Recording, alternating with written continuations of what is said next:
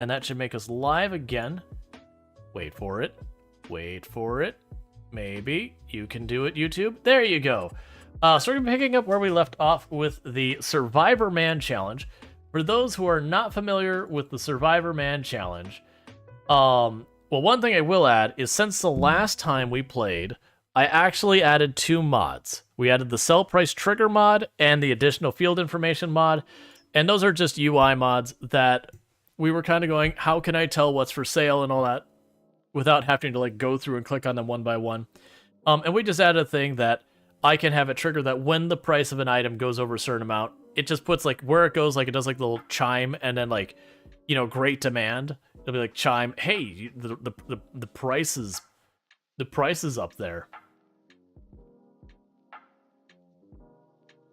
But with all that said, so we did add those, but the idea about the Survivor Man Challenge is it is a challenge run.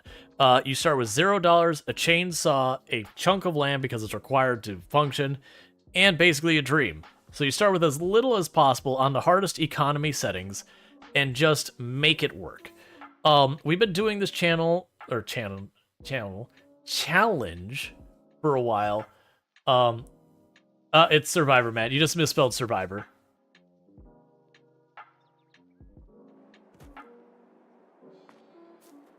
I think the command is ! Survivor Man Challenge. Or Survivor Man, not Challenge. But Survivor Man. But to give you an idea, when we started this, as, okay, high frame rate, we basically started with this tile of land. It had some trees up here. We started with this burnt out bus, which just lets us fast forward time when it's time to go sleep. It's Survivor, not Survival. There you go.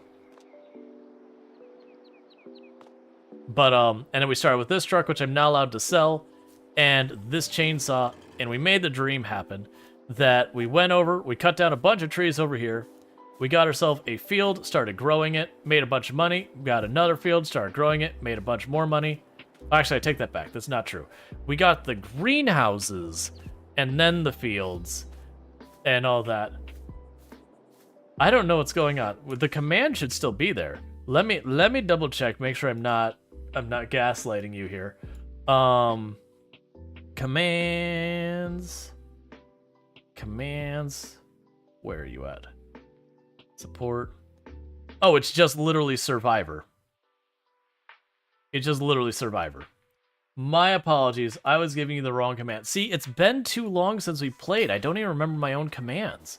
But, so we use that money to get ourselves some fields. We use that to get even more fields. We use that to get a grain mill, and then a bakery, and then more fields. And then sheep, and even more fields. So, there's a whole bunch. It's been going great. I don't remember what our situation was. But right now, what we're trying to save up for is we have the crap little teeny tiny harvester. Almost all the rest of our equipment is in great shape. And we're hoping to get up to about this ballpark of a better harvester as our next investment. We do have a decent amount of money towards that end, but we aren't actually there. And I don't remember what I was working on. Let's actually check real fast. The animals are doing fine. The production lines are doing fine. So I believe I need to plant the words. What is plant the sorghum? That's the one. Plant the sorghum is one thing I need to do.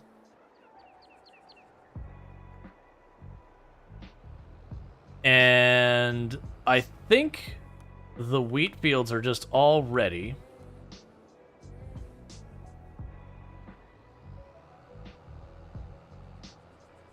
All right.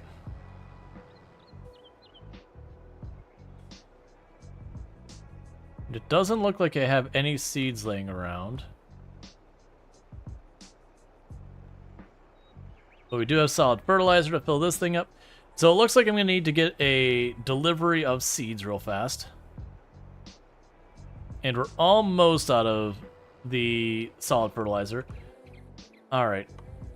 So let's grab you, go get ourselves a bunch of seeds, and we'll get all that going. But the thing we're going to do here is I've got 2 fields of sorghum to plant. We do have our wheat is already growing. And the good news is, once I plant the sorghum, we basically fast forward to harvest time, and we harvest it all. This should be the last time I have to harvest it using the slow harvester. And then next time we should have a good harvester. And with that, everything picks up speed. But I do very much enjoy Farm Sim. It is a nice, kind of relaxing game that you kind of do at your own pace. Sorry, I'm adjusting temperatures because exactly, I knew that's what was happening. Just adjusting temperatures because it is getting really hot in this room.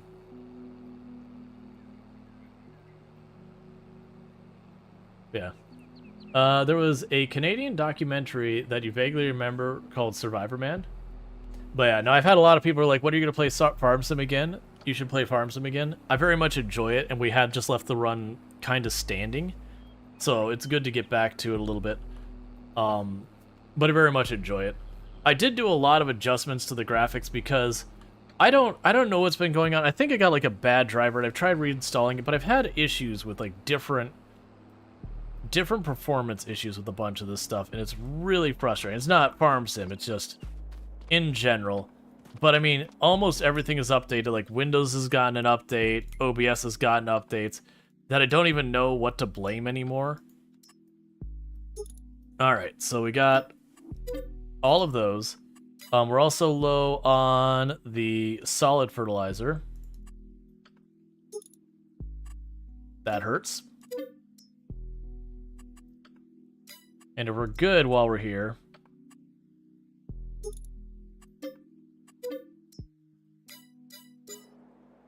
I was enjoying Kenshi, which you're enjoying too. Yeah, and Kenshi's not going anywhere. We're going to be playing more Kenshi, so don't worry about that. Alright, so we're resupplying, so that did set us back a bit, but I have to do that every couple in-game years. I got to go and do a mass resupply. That's fine. Alright.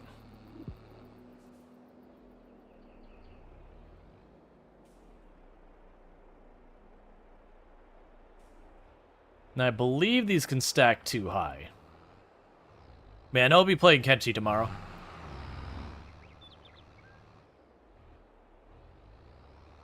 That's my thoughts. Kenshi tomorrow. I might start with RimWorld, then go to Kenshi. I might start with Kenshi and then go to RimWorld. It's always tricky to make that decision, just because if I start streaming them at different times, the people who get invested might not be able to make it to stream because it's the other time. At the same time, if I'm playing, like, RimWorld at the start of almost every stream, even if I am switching up the games in the second half of the stream, for the people who could only catch the first half, it just means effectively the channel became a RimWorld channel, which is nothing wrong with that. But I am a variety streamer. There's no individual game. Hi, game freezing.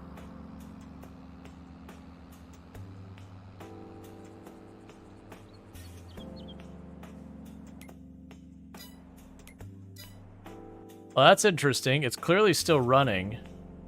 It's just the graphics are frozen.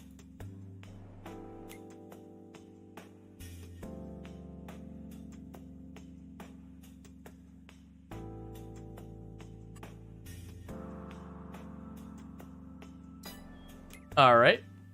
Well, I don't think it's recovering. So we're going to make the game go away. And reopen it. I need to figure out what's going on. It's so frustrating as a creator, because it's one thing when you're just playing games where like you have to fight with the okay, the game had an update, okay, the driver had an update. Fair enough, and or like whatever. But there's this like whole extra layer you deal with as a creator of like all of the other things to, you know, to sort through. That ends up being a pain point. Where, like, OBS has an update, and your game's running like crap because OBS is running like crap. Or, you know, we're streaming to YouTube, TikTok, and Twitch, and because TikTok has to be difficult, it has its own player and all that. So where did it... Okay. So it did backtrack us to before we bought the things. That's fine. The game does save like every 15 minutes, so usually you don't lose much time. But I did lose that. Hopefully that isn't a problem. If we do end up having a bunch of times where it has issues, we'll deal with it. And by that I mean, if the game's not running, I'll do something else. Because I have been fighting with, like, it's not even the same issue, but it does feel like I've got a bad video driver. I've already tried purging and reinstalling, and then things go great for a while, and then there'll be like a video driver update, and I'll be right back to everything running like crap, so they'll purge it, I'll reinstall, and everything will be good. And when I say purge, I'm talking about the video driver, not Windows or whatever. And it's a very frustrating thing. There was an entire article that's talking about, I guess, where they're doing the new GPU stuff on a chip, like, built into Intel and AMD processors and all that, that they've been having a really bad time from a stability standpoint with those things. And most of it's being kind of attributed to bad drivers. And it was kind of one of those things that, you know, a lot of the devs were like, oh, well, video drivers are so hard to like get right and all that kind of stuff. And it's kind of one of those things like, all right, I hear you, I do, but hear me out. The answer is you don't change them as often, that you take the time to like really flesh them out and leave them the way they are. And it's just one of those things. It means you got to slow down the development cycle to get it right versus get it fast. And that does mean you'll run into problems where like new hardware comes out and the new hardware is just not in as good of a position. I understand. But that means you slow down the rate of releasing new hardware. Which I get, there's a monetary motivation to constantly bring out new hardware. That way, you know, people could buy like the latest, greatest thing at price. But it's just one of those things like this is a side effect of the fast iteration cycle.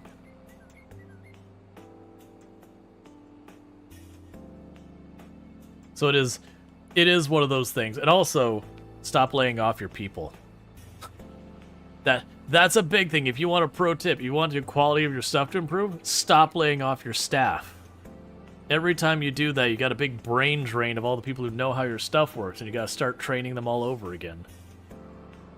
Which means they're going to make mistakes that have already been made many times before from people who learned it.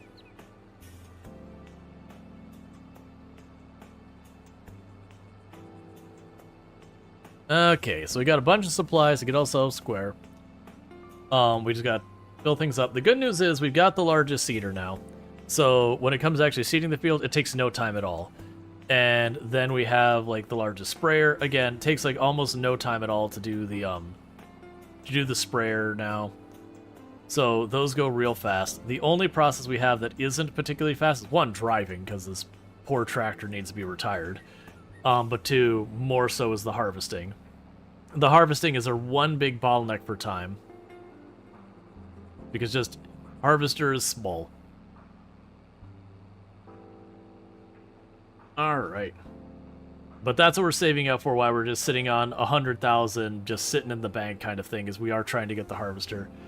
So where like people bring up, is like, you haven't bought the warehouse yet? No, I haven't bought the warehouse yet. The harvesters are bottleneck. The warehouse, while it's getting pretty close to a must-have, it's not quite there. The other thing in regards to laying off your staff is if you want to increase your profits through sales, reducing your customer base by making more people unemployed is unable to afford the product counterproductive. Yeah, well there's so many short-sighted business decisions nowadays, just broadly in general, that it's very much, I need to get money right now, and so they do these decisions that it's like, okay, legitimately, yeah, cutting all those staff did get you money right now by reducing your expenses, but you kind of screwed your ability to make your product well. So your right now money comes at the expense of your tomorrow money. And I feel like, especially here in the US, we're really bad about not looking more than 2 seconds in the future. Alright, I don't know why you're being this way, I just want to spit all of these things off.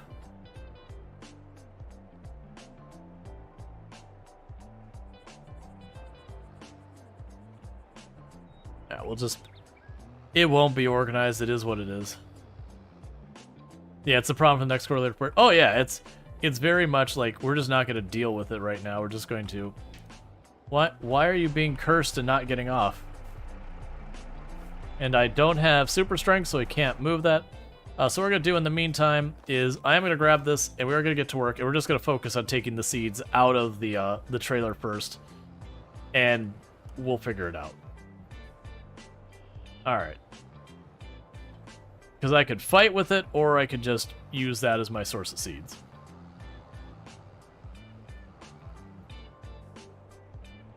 Now, granted, I parked in a very difficult to...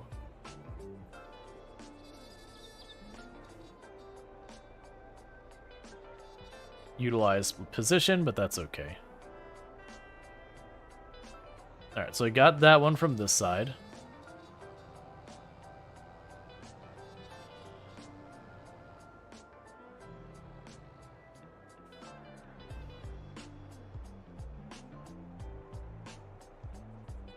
This is the fertilizer.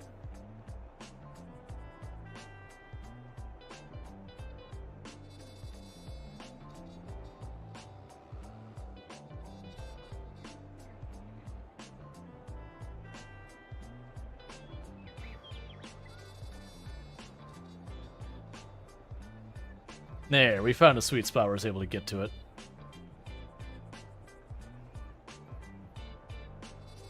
Alright.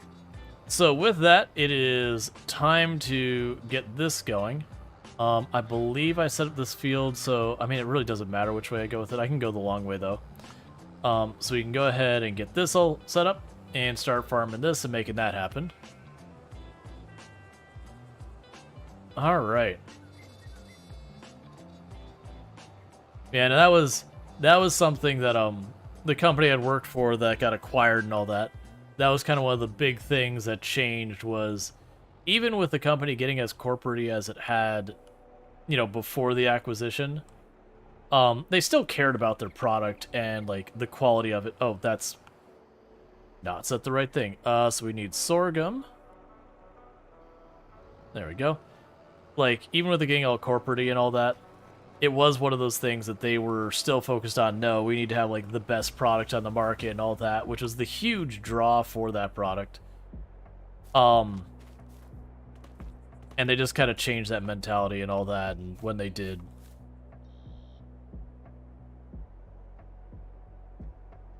I don't know why you won't get this thing kicked off of here.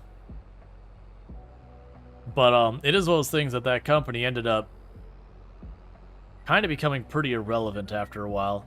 That they had gone from the big name in their industry to they still exist and they are profitable, but also nowhere near as big as they used to be.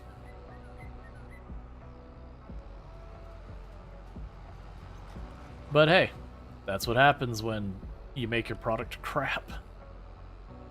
Company used to work for back in 2008 decided to save money by not paying the bill for the steel and brass bars they were importing from overseas. The next business decided to put their bars on back order. 6 weeks later, to find out the stock was on back order. Customers were happy. Yeah. It's just one of those things. So I do have a problem with this one container. And I don't have any of these that are light enough to pick up. If I have a container that's light enough that I can pick it up, so under 200 kilograms, as in I've already pulled a bunch from it, I can use that container to shove the other one off. But at the moment, I don't seem to be able to do that.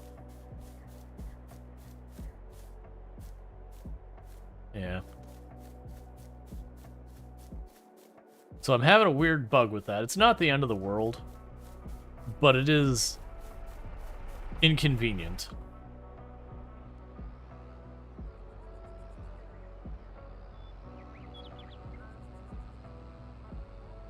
Let's try to see if we can't get to reset by doing this. So try to kick it off,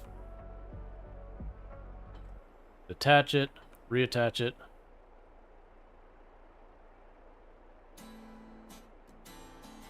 Alright, so it's no longer attached.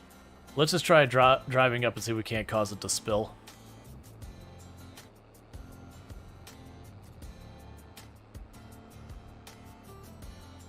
That is, like, rigidly part of this thing now.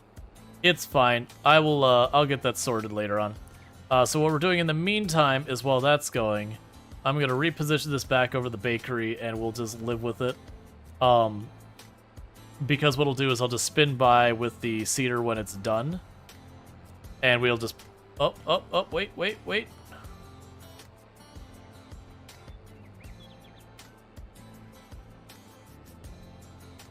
I'm not going to fight it. Like I said, we'll just spin by later with the cedar, and I'll just have it pull from that container and it'll work. But while that's doing its thing... I mean, honestly, I was going to say I could have this grab the sprayer and work, but it's like, oh, there's only 2 fields. They goes really fast. We'll just use the blue tractor for the in-game day-to-day. Yeah, that's for just more bale maker. I've already got a bale maker. Oh, that's fine. I can actually sit there for right now.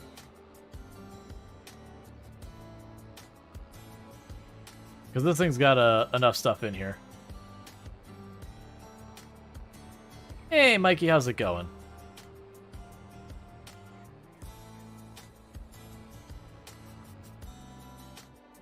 Alright, so sit that there. Alright, and what I'm going to do is, because I still haven't eaten my dinner, while the cedar is doing cedar things, I'm going to quickly mute my microphone, eat some of my dinner, and I will get right back to it in a couple of minutes. So thank you again for tuning in.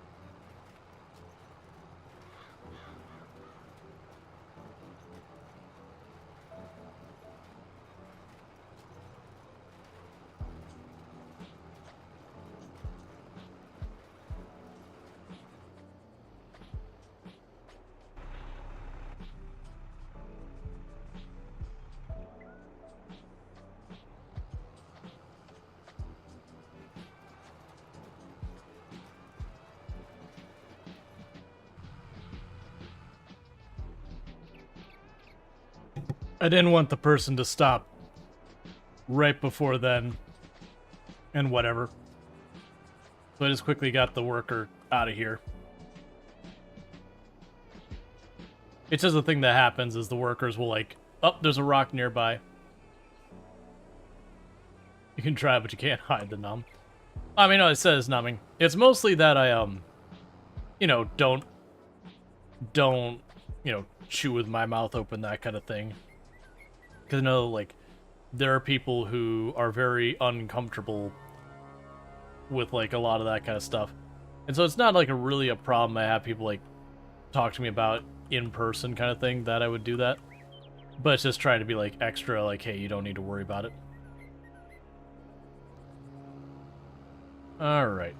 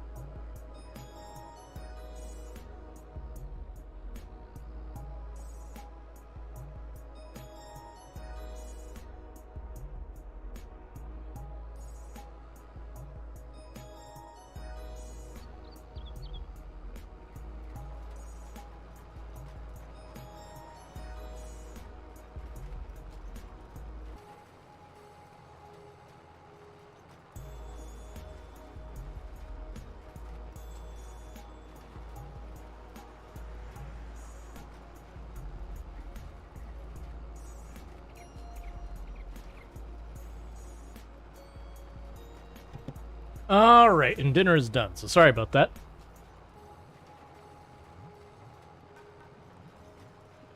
Because I'm really bad about, like, getting dinner, being distracted, and then just having it sit here the whole time. Like, I do eventually eat it, but it ends up being, like, after stream when it's cold. Which is fine.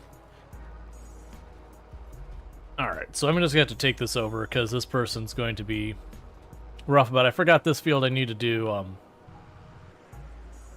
horizontally, not the other way. And what the heck was the button to close this thing again? Close cover. There you go.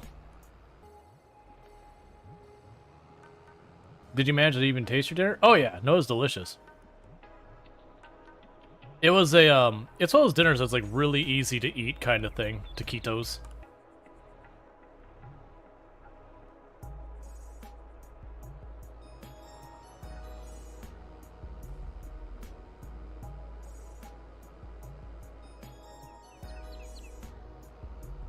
Alright.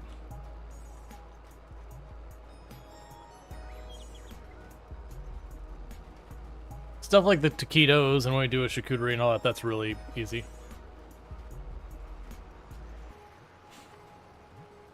I guess you'd set up a still image instead of the cam, eat my dinner in peace. Stream. So that's actually, I probably even still have it on here. No, I don't. I actually used to have a thing where I'd hit a button and it would actually get rid of this, and it would just be the emote that's like Rual eating like whatever. I used to always put that up. I probably still should, because that makes these. Because I used to have that, and it would have like a little text thing under it says like Rual is eating or something like that. Yeah, it'd be that emote. It'd just have that in the corner, it'd be like Rual is eating, something like that. I probably should go back to doing that. I think that only went away was like way back. I had OBS like lose all its settings and all that. And I lost that when I did. I didn't reset it up. Because I used to do that one. I used to, like, for a little while there was fighting getting the webcams to work consistently because they had software problems.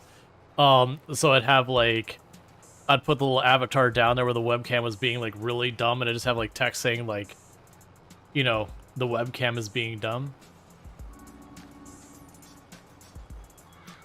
Or like the 1 or 2 times in the last 3 years that I've been sick that I streamed when I wasn't feeling great is just kind of like, you know, just like not feeling amazing, you know, doing my stream, just kind of chilling.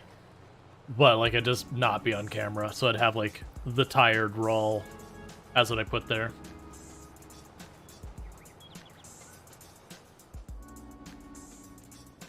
Which, to be clear, that wasn't when, like, oh, you know, I'm feeling absolutely miserable, you know, stream. I don't do that. If I'm feeling, like, proper awful, I wouldn't stream. But in those cases, like, alright, you know, not feeling 100%, feeling low energy, but also, you know,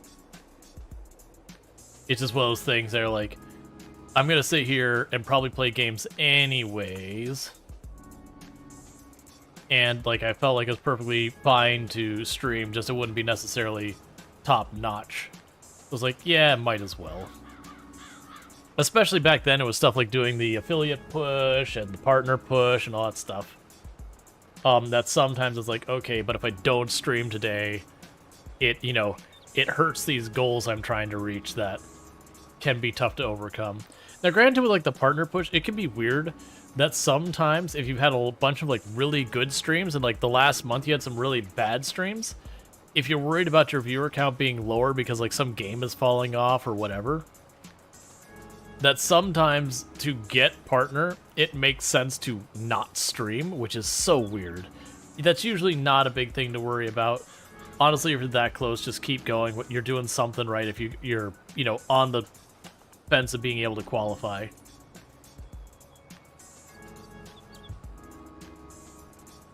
Alright, that's fine. I almost rolled the tractor, but that's okay. I need to remember to do this field horizontally and not lengthwise. That's the reason I took over, is the AI was struggling with the ends of the fields because this field's not particularly well set up for going lengthwise. I got forests on either side of it.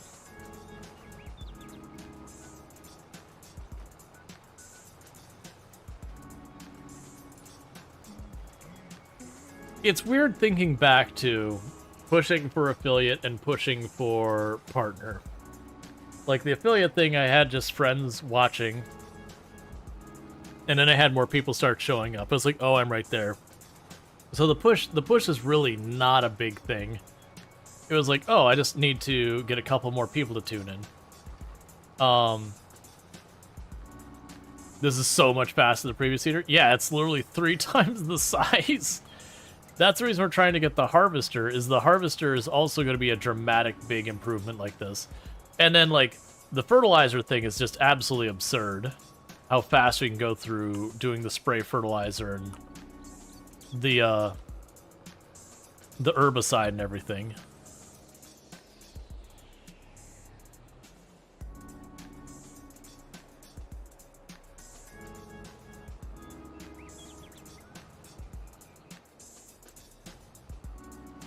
But that's just kind of it, is as you get the bigger equipment and all that, you can just blast through this so quickly.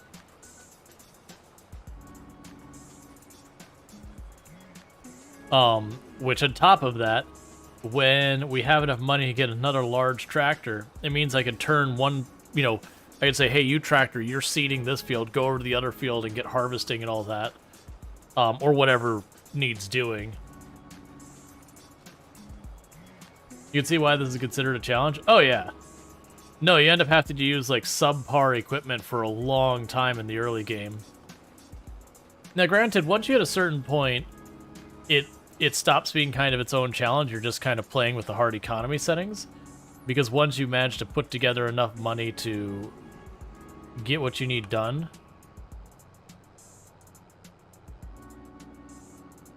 You're going to be not turning nearly this tight.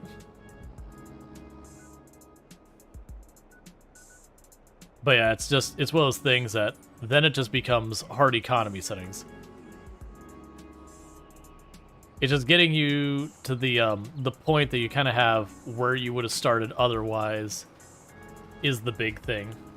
Because if you start with like the regular difficulty stuff, especially if you're allowing yourself to do leases and loans, you can short circuit some things.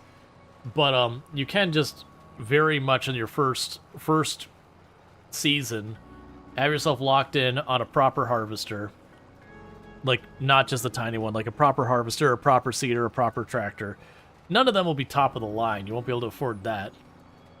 But it bypasses that early slow startup.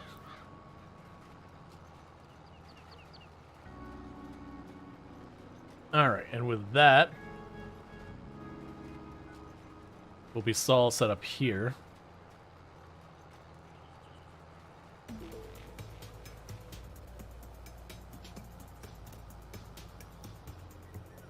So I'll fold that up.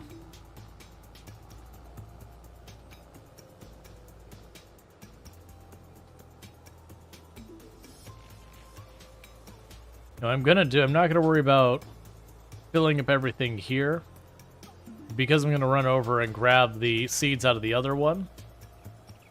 The seed container that weirdly doesn't want to get off the trailer over there. And we'll do the other field real fast. Once we get that free, I can probably take the littler tractor and have it run the sprayer. It's not good at it because it's not really powerful enough, but it works.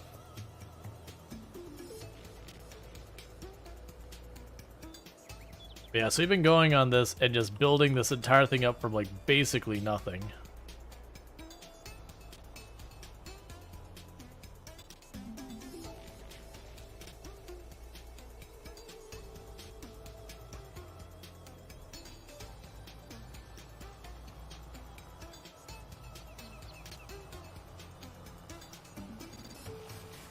Alright, I believe this one I do lengthwise.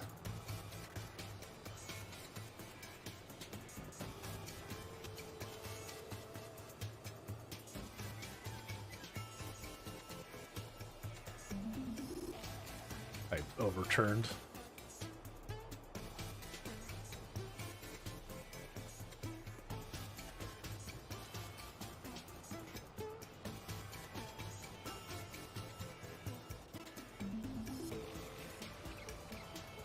Alright, and you take over that. Can I take that off now? Come on. It is light enough I can take it off here. Okay. So honestly, for right now, I'm just going to plunk this over here. We'll be able to empty that out on the other side. Okay, so we can drop that. I have to start my engine first. We can drop that, go grab the sprayer. And with the sprayer, we can go and do the herbicide and the fertilizer on the first field. Once we get that done, we go to the second field, do that, and then we're ready to advance the day until it's time to start harvesting. And then all we do is like check in on the sheep, make sure they're fine. Check in on the greenhouses, make sure they're fine. And all that. I am pretty excited about being able to move forward and get the bigger harvester. Which it won't be the big harvester, that's probably not for a while. But even just getting the harvester to be considerably larger. Because I wanted the biggest harvester, it would mean I'd probably need to go like 2 or so more full seasons with the current setup we've got, which is fine, and it might even be what I would do if I was playing this off stream. It's just beeline straight to the big one. But doing the exact same operation for that many streams in a row, it's like, let's get the ball rolling.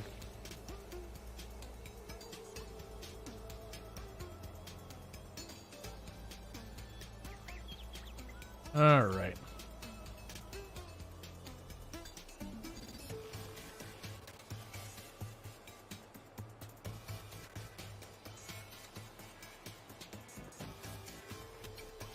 Okay, Corey says, hope you're having an awesome night. Leaving here, Lord, while I finish up work. You rock, friend. Well, thank you, and I am having a good night. Alright, so you have fertilizer in here.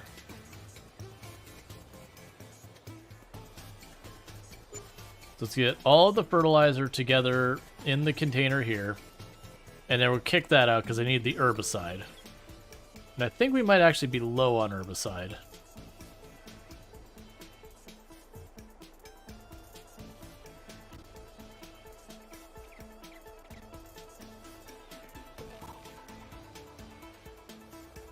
Yeah, because I got those ones, I got 3 containers over there, and I'm not sure which is which.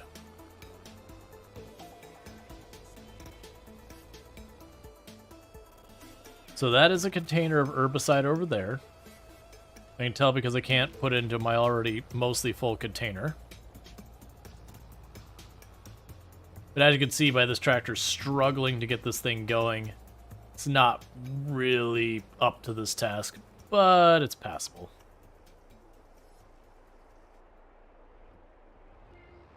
What about these 3 containers over here? What are you? Because if these 3 are herbicide, we probably have enough herbicide to do all the work I need. If not, I'll have to go buy herbicide, which is fine.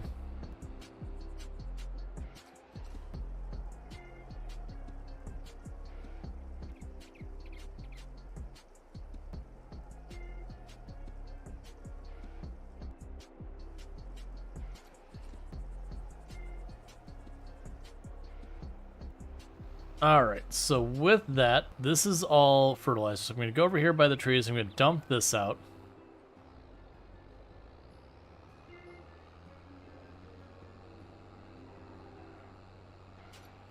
Alright.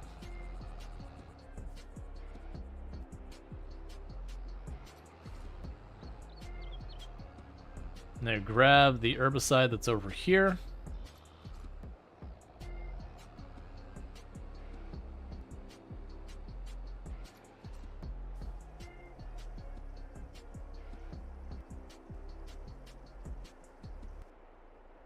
Alright. That's not making me super happy. I'm gonna try. I've been scared to do this for a while. There's like the refill spigot, whatever you want to call it, at the place at the start. That you can just fill up on these things. But the kind of the danger is you push the button and your money just starts vanishing. And it's supposed to be 1-to-1 with the cost of buying the pallets. But I've had it feel like it's way more. But we'll see.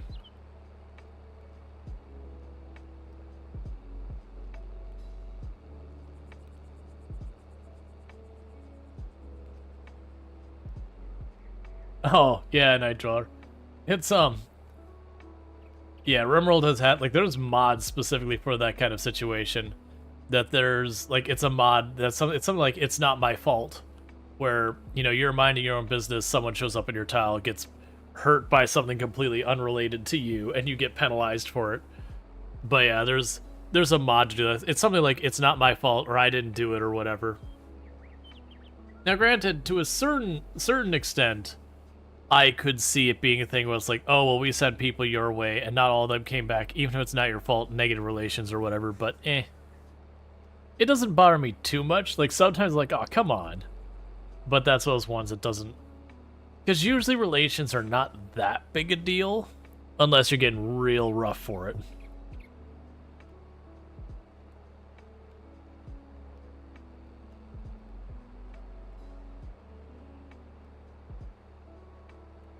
Alright.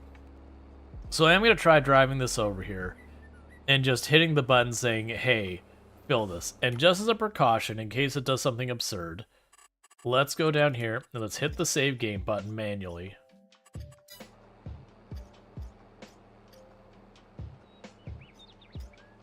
And we'll just try. I suspect Rainstorm should solve it.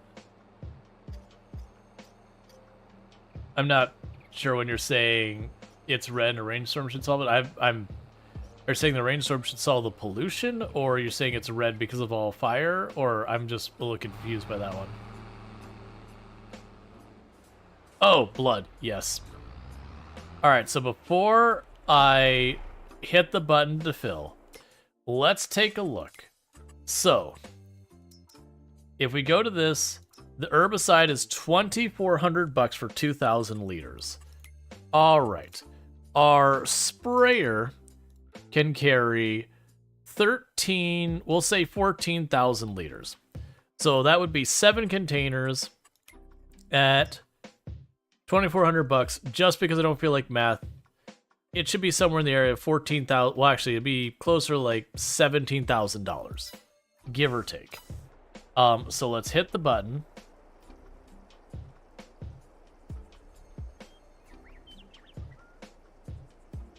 That is definitely not right. We're definitely reloading. 36,000. That does not feel right. Did I fail at the maths? Did I fail at the maths? Because 24 times 7, you know, it's 24 and a half. We'll say 3 times 7 would be 21. Even that would come up short. Okay, so we're gonna actually exit out of this real fast and reload that.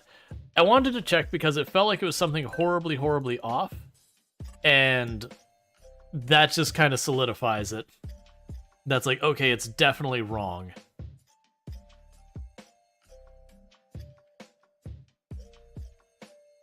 Yeah, so don't trust the spigot is what I'm learning.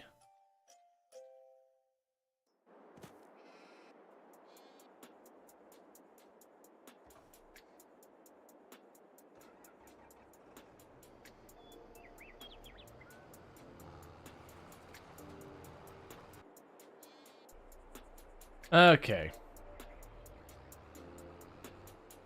I was hoping you saved... Oh, yeah, I did. That was the thing, because like we did that before with, I think it was fertilizer. I'm like, this feels like it's way too expensive. And it felt like it was. 2, 3, 4, 5. The game crashed. Apparently mashing enter as fast as you can makes the game mad.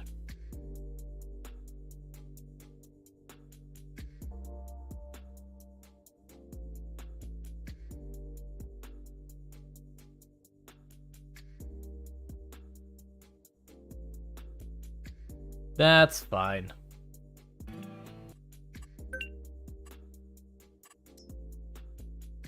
Alright, and I haven't even shown you the sell price mod. Basically what'll happen is as we play the game, it'll like monitor the price and be like, here's the highest I saw it, here's the lowest I saw it. And what I could do is I can say, okay, of those prices, what I'm gonna say is when you are over this price, let me know. That way, when it's like, okay, great deal, did that lower the price of the thing I care about? Yes, no. I can make those decisions without having to guess. All right. So we're just gonna click. So 1, 2, 3, 4, 5, 6. So that should not quite fill up the vehicle. But that way, like, one, when it's the right season, I can't just forget. But as an added bonus on top of that, when you have, like, the great sales or whatever, great demand, that kind of thing, that there's no guesswork. It's like, was the price on this? Now, I'm trying to remember, was it this button? I'm trying to remember what the button was for it.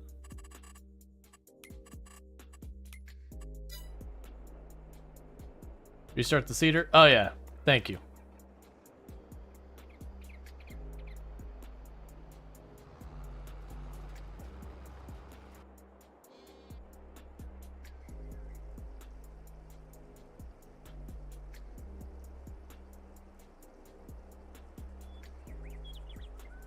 Now, I was hoping that the other thing was cheaper, or either cheaper or the same price, because if it was, that would make my life easier.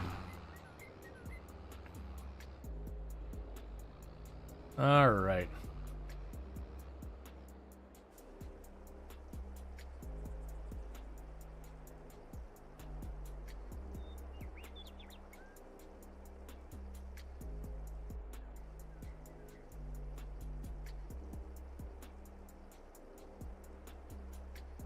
Yeah, because when we filled it up, it cost us well over $30,000. Versus this one, we spent, I think it was around 14 or something like that. No, not quite, because it was 2,400 times 6. So it would have been, yeah, it'd been about 14,000. And I think we might actually fill up with this.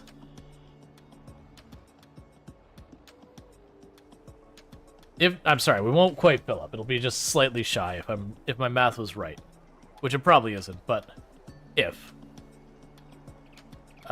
Yep. Yeah, so literally, it cost me more than twice as much to use the spigot over here than it cost me to do this one.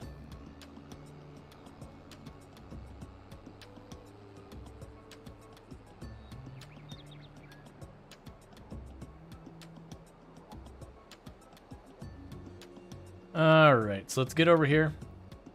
We'll get the herbicide down the first field. Second field should be about ready by then. Herbicide down the second field. Go back to the first field, do the fertilizer, get it all done, knock it out. We'll be good to go. Alright, and we are eating into the money we had setting aside. Now granted, we were at a point where I had to restock most of my supplies. Fertilizer, seeds, lime, all of that stuff. So, did bite into our profit quite a bit, which is a bummer. I'm hoping it doesn't end up being big enough that... Well, no, because we make almost 200,000 a year now. And I shouldn't have to dip into selling anything early on this one because I'm sitting on 100,000 still in the bank and I just restocked. And I even have flour just sitting there waiting for its turn. I wonder if maybe I have to be not in a vehicle to do the price thing. Because remember, there's a shortcut key for it. Universal autoloader. Sell price, it's Alt-R. That's why I was trying Control R. But yeah, so that I can go through once we see like the max price kind of thing and set that for some of the stuff to get the alerts.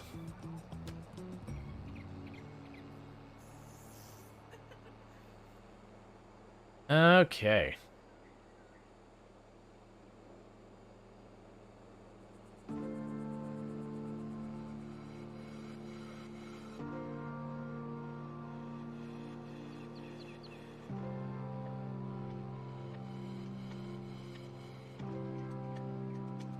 And I always manually do the sprayer because the AI is really bad at it. I've debated getting coursework, which is a mod that lets you say, like, here is the exact pattern I want the AI to take the field. I haven't thus far, like, with how bad the AI can be about some of the stuff, it certainly is one I understand people grabbing. But there's like a whole setup time to it of like drawing the field, drawing the, like, having it follow your path of the field, tweaking it, that kind of stuff. It looks good though. It does look like you can get to the point where you get that set up, you push the button, say, hey AI, this is your job, get it done. And it'll actually do it. And you won't have to like constantly go back in after you're done to touch up all the spots they miss. I haven't gotten it yet. Oh, Courseplay can auto-detect the field so you don't have to draw it? Nice. Because I debated that. The other one I want to do is be able to draw the field so you get more information and all that. Because, like, the weird things that happens in this one is it does show me the field when I mouse over it, but where you can have all the mods that say, like, hey, here's how big this field is, here's a bunch of information on it. A lot of those mods I found seem to be spotty on how well they work.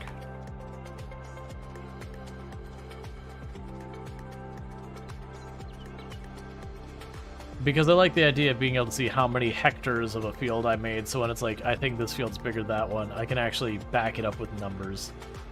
Because that's the additional field information supposed to do, and it is supposed to work on custom fields, but I did notice it didn't populate the information on this one. And I'm wondering if it's just because I hadn't gone through and used the fields yet or anything like that.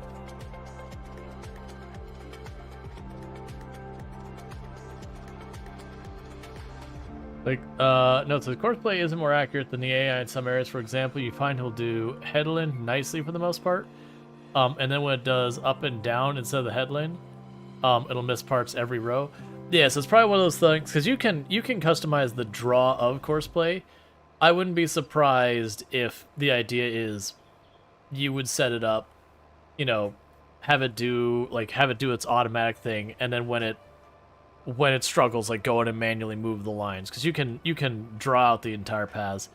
To me, it just feels like that wouldn't be as entertaining to watch of like me drawing the automation. Like it'd be fun for a one-off thing, but then there'd be that.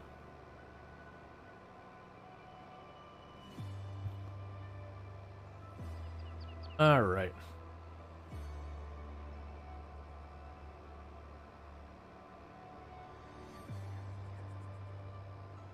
So this tractor finished this field. And then I will grab the blue tractor and have it take over. Because it's got way more horsepower, so it handles this much better.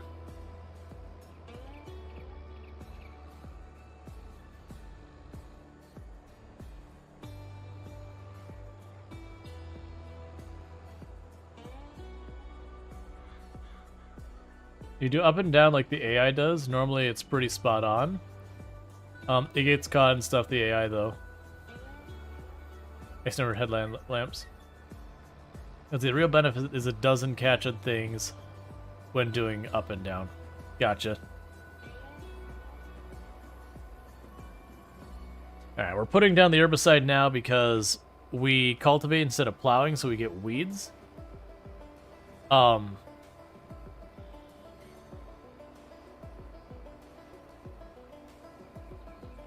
RPs could be so emotionally taxing. Role-playing, are you saying? Or, yeah. Because, yeah, role-playing can be really, really exhausting. They're fun, but they can be really exhausting. Use courseplay and well over here. Preferring the use of GPS to drive yourself. Gotcha. You finish your Monday Star Wars RP session. Gotcha.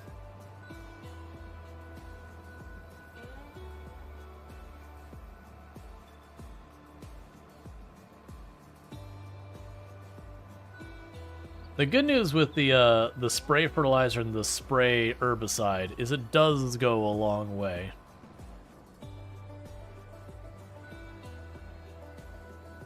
Don't have to buy it a lot.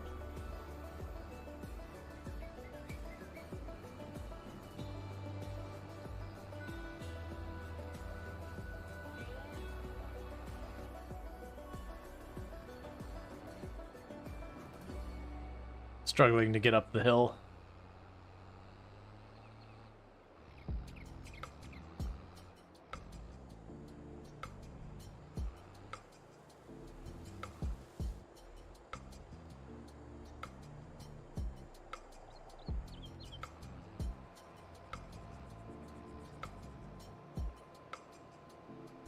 Okay. And the seeder's already done with its job. It's just waiting on me to finish with this one.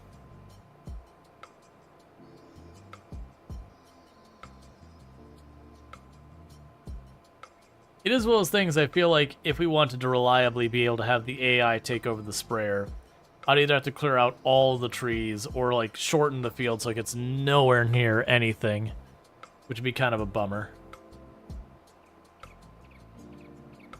And even then, sometimes the sprayer goes halfway down a row and it's like, nah, I feel like we're done with this row. And then it goes on to the next row and you're like, thanks, man.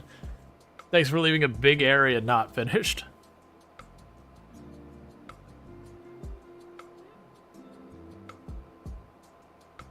Okay.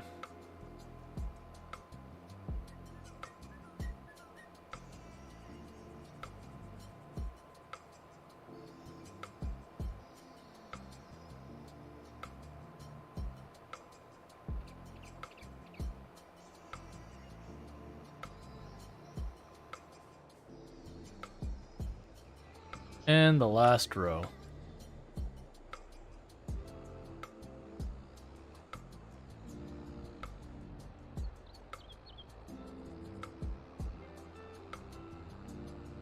No, actually, we might have one more pass after this one. Yeah, that's bigger. Even if I lined it up perfectly, it'll be another pass after this one. That's fine.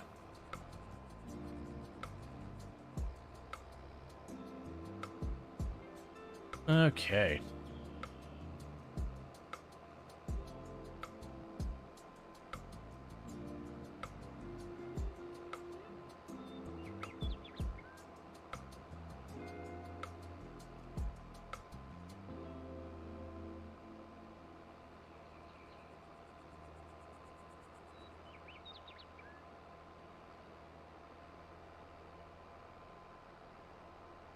But yeah, so the purchase agenda we've got going on, save up, get the bigger harvester. That's our biggest bottleneck. After that, probably get another tile of land to start growing some new things. And after that, we're probably going to try and get ourselves a second big tractor. This yellow tractor will take over the job of the little 25 horsepower over there. The 25 horsepower will probably go away. Or it'll just sit there to look pretty, whatever. But, because we're definitely reaching the point where we're getting a bottleneck on our tractors as well, but it's not as bad as the harvester bottleneck. The harvester bottleneck is, like, really kind of a roadblock.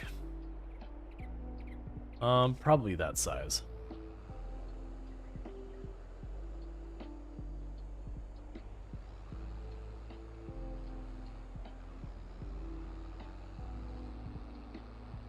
Okay.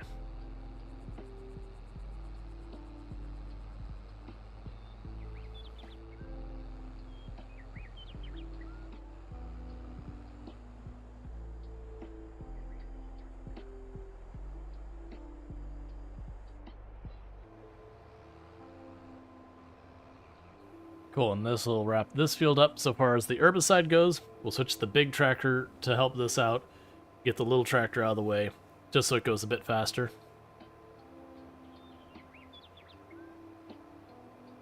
Yeah, so the really big field looks like it took here about 10... Well, it's going to take about 10% of the load.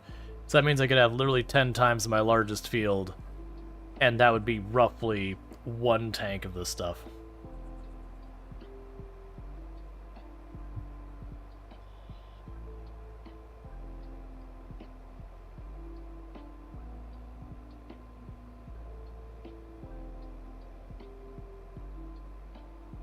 Which, honestly, I can bring the herbicide over to the blue tractor since it's sitting there. And then have the little tractors go and stage by the bread. Because that's what it's going to be doing anyways, is just flipping bread out of the bakery and doing all that stuff.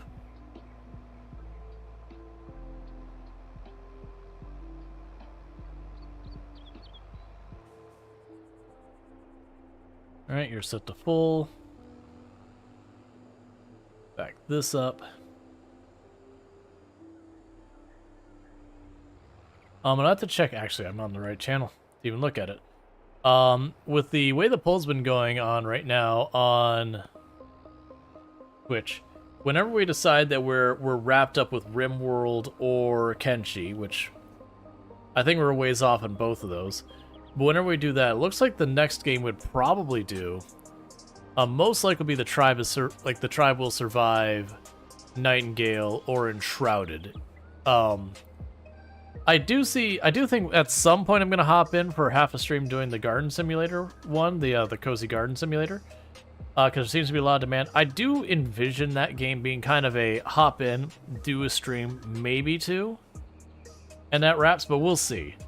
Because I have a feeling it's going to be partially on the simulator thing, partially, like, if people remember the renovation-style games they've done, like House Flipper, Hotel Renovator, Arena Renovator, it feels like it'll be like those, but less on construction and more on gardening and fixing up, like, dilapidated bridges and stuff like that.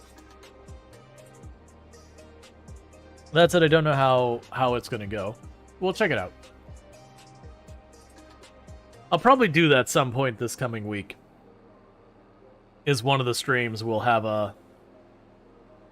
that either like the first or second half of the stream. We'll pop into that game, check it out, see what we think. And if the game ends up being kind of then it just means what we'd do is like if it's one that we play, like it just doesn't run or it's like underwhelming, people aren't enjoying it, whatever, then we can just, you know, flip to something else. Otherwise, I'll do like half a stream and then go from there. I did try to include some of the games that got keys for that haven't really been things that I've had to worry about. Alright. So let's get the cedar out of the way real fast. It's done its job.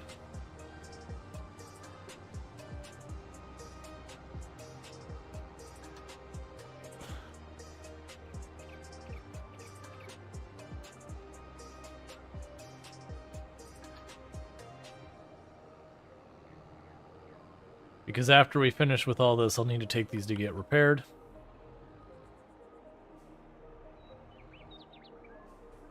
So now the sprayer should go a bit easier. Then we can get going a bit faster with it. Well, it's actually spraying. I don't think it goes any faster, but at least this part.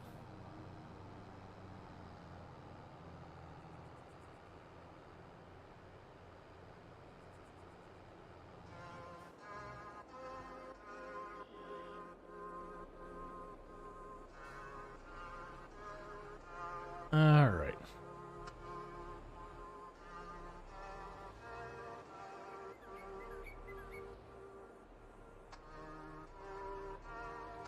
Not quite over as far as I'd like to be.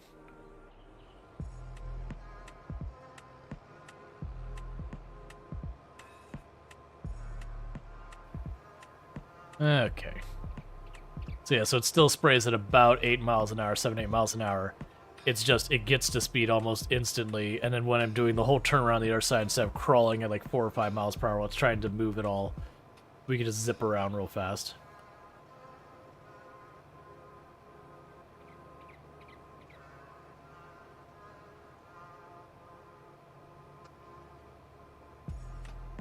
But after we finish the herbicide, I gotta do another round of fertilizer, and then we'll be good. Honestly, if I remember correctly, the AI does do a good job with the solid fertilizer. Which might be a thing to consider when it gets to having to handle way more fields. Switching off to having them doing the solid fertilizer since I already have the machine for it.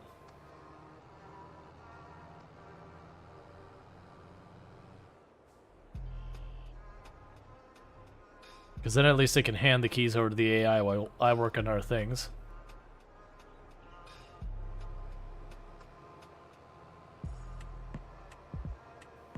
Okay, a little more to the right. So I don't miss any.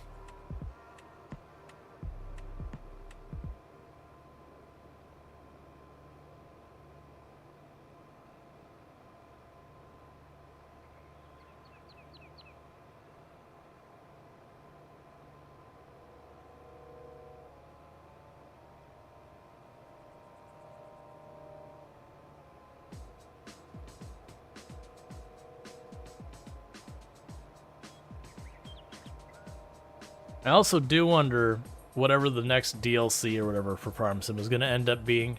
Because generally every DLC is introduced to new crops and all that. And we have talked about the possibility of having a Farming Simulator 2025 would line up with their release cycle. If I remember correctly. So that all puts that in question. Alright, and we can turn around here.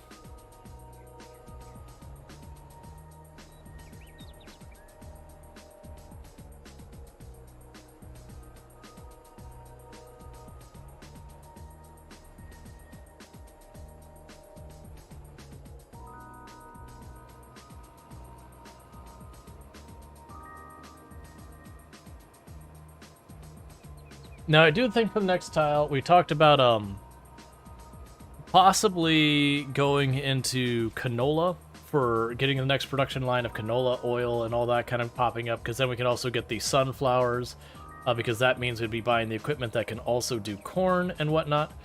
I know we want to do animals. The big thing we have as a hurdle with the animals would be getting like all the different animals and then the supporting things.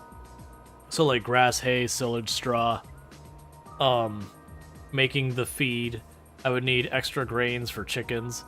So I do definitely want to get into all the animals. But I feel like we want to get the next step along the way in the production lines. Because we did talk about wanting to make it a big thing that ultimately we would make cake. Just, not because it necessarily makes the most sense or not, but just to be like, hey, look. We're now taking full advantage of the bakery. It can make cake and bread. But it requires so many different production lines to make cake. Because we got to make sugar, we got to have eggs, we got to have milk, we got to have the flour. Not quite lined up, but we can do this in one pass.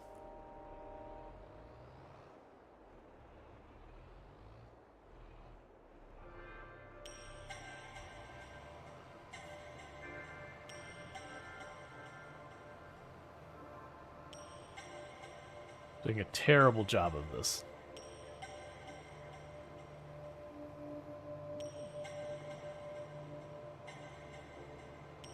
That's fine.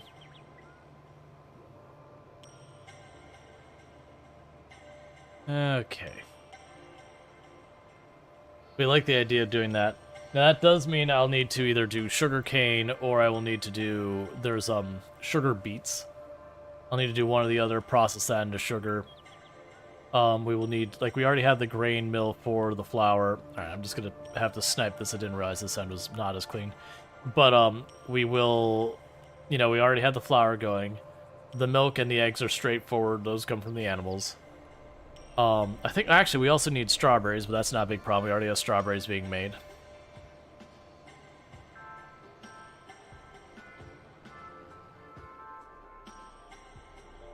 And I do understand as well that, sugarcane's supposed to be a huge pain.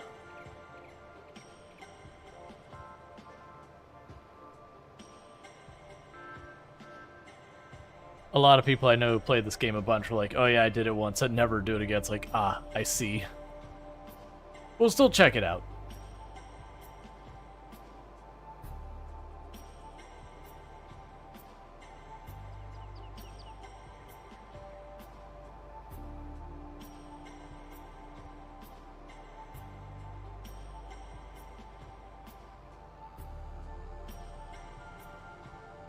Alright, and we've got that done, so all the herbicides down.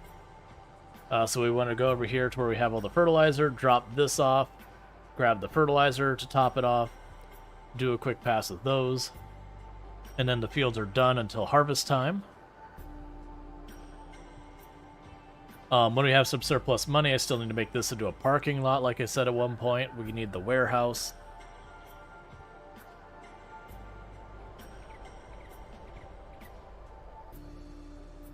Like, right now I got tons and tons of opportunity for, profit. It's just the efficiency of which I get it is not quite where it needs to be to keep it convenient and quick.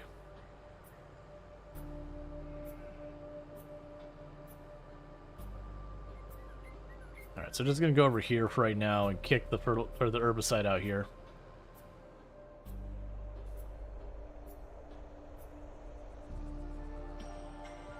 We'll have dedicated places for all this someday. I say wishfully thinking.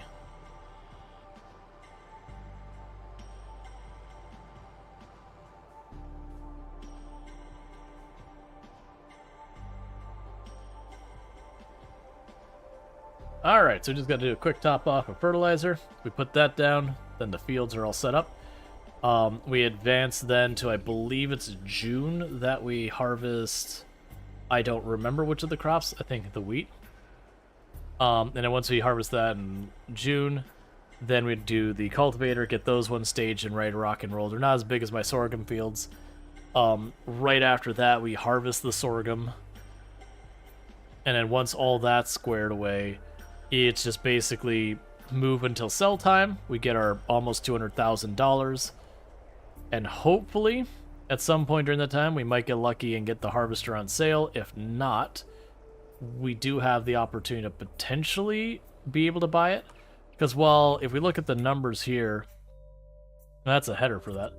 Well, if we look at the numbers here, you'd be like, okay, but if you want the harvester that costs almost $400,000, how are you going to make that work if you're not going to make that much? Because we'll sell our old harvester and a few of the other things we got laying around.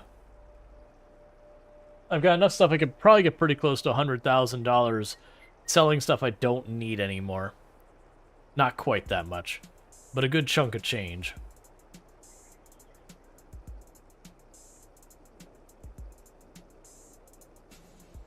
All right.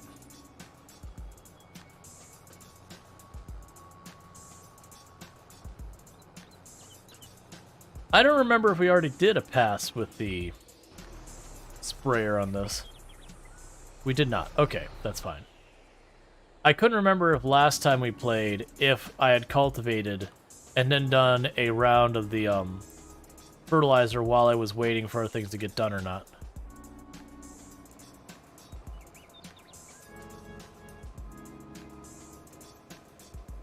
Alright, AI, let's see you do your best, okay, buddy? I have very low confidence in you, but we're gonna go ahead and give you a shot anyways. Prove me wrong. I fully anticipate it gets somewhere in the area of like 2/3 to 4/5 down the field, and then just stops and starts backing up to do the turnaround.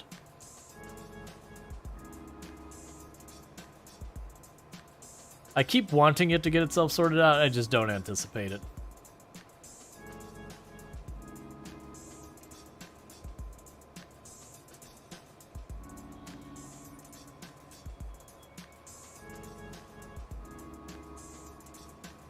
Yeah, expect any time now it'll stop and turn around. Well, back up to turn around.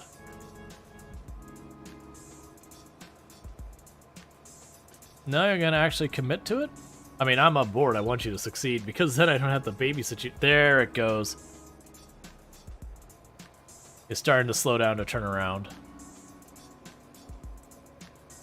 That's fine.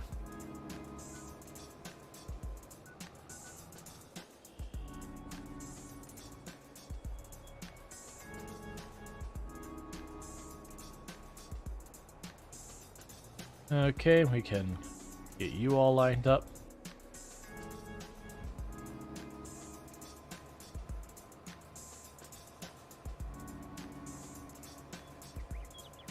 Alright, so what we ended up doing in this in-game day is we took our cultivated fields, we did a full pass with the seeds that put down the first round of fertilizer, we followed up with the herbicide to make sure the weeds didn't grow in, and then we were able to do a second pass of fertilizer to max out our yield we'll get out of the crops. So that's kind of what we've been doing with this process, but we're getting pretty good with that.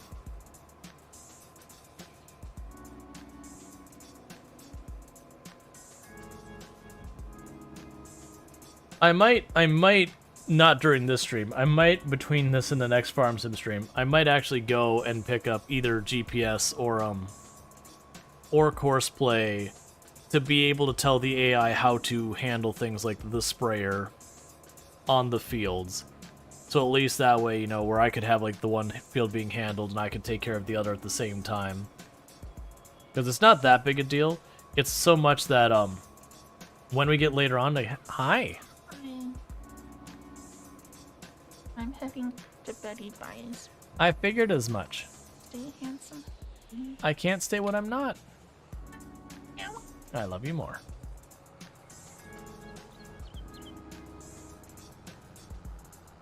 All right.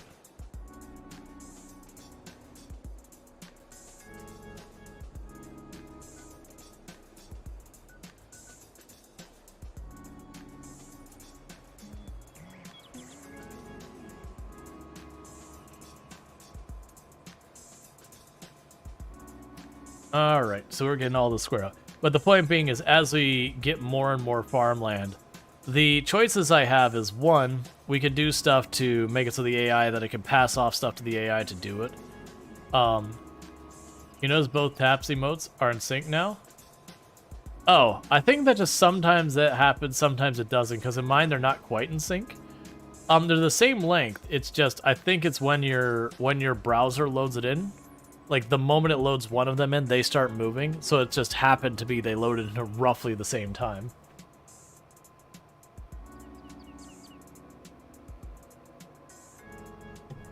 Alright, sorry about that. But yeah, now it's basically that I could, you know, go, alright, AI handle this one, here's, go seed this field, go to the next field. Get those lined up as it grows, because the alternative to that is I make the days longer, which has the weird effect of we're getting more money per in-game day, but less, you know, not as much money per real-life hour is the alternative. Now we're gonna get like a massive increase when we get the bigger harvester. My comment is more just, unless we get to the point that what I do in the in-game day is I drive around just doing the spraying all the time and have the AI do everything else, that'll become an issue. But that's the whole thing. We do definitely need to pretty up that main road. I just keep putting it off because there's always the next and piece of equipment I need. And the thing that looks pretty that doesn't make us any money keeps just getting pushed down the road.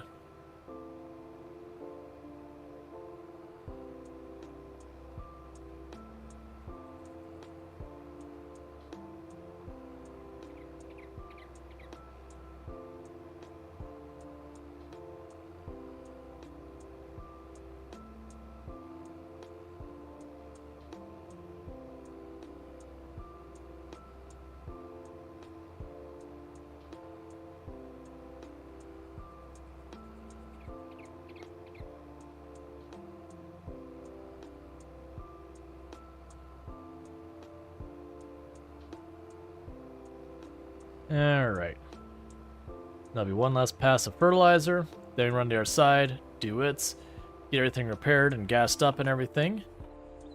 And then it'll be a bit of fast forwarding. But this is kind of indicative of some things you deal with real farm work as well.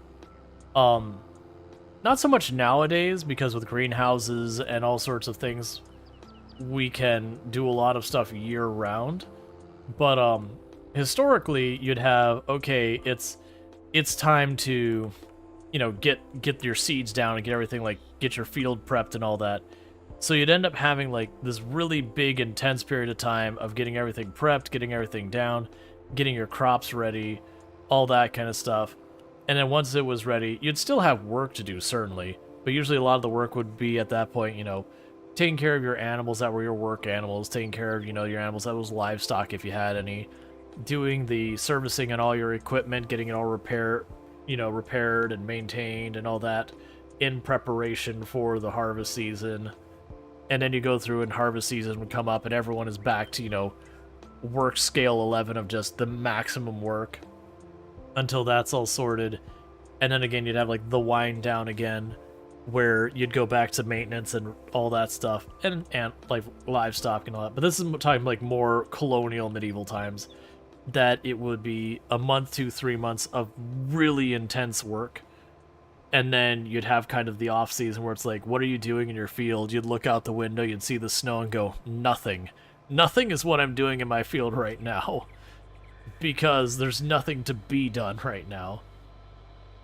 But with modern farming, where they have places they can farm year round, as well as like, again, greenhouses, like livestock with like the warm lamps and all that, and heaters and all that. It's a very different animal that there's pretty constantly a lot of work to do. It's just the nature of the work might shift as the year goes on.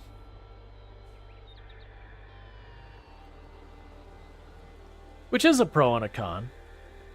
I mean, the pro is by being able to have places that can farm year-round and all that, that means they're producing food year-round, which certainly is a lot easier than if we go back to, you know, colonial times and medieval times and all that. You'd have part of your year, you'd have certain plants available, and then they're just not available anymore.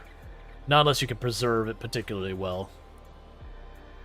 So you kind of had to have that abundance of food and then just ride through the winter, or, you know, supplement it with stuff like hunting, if that was something that was viable in your area. Which in a lot of places it's not.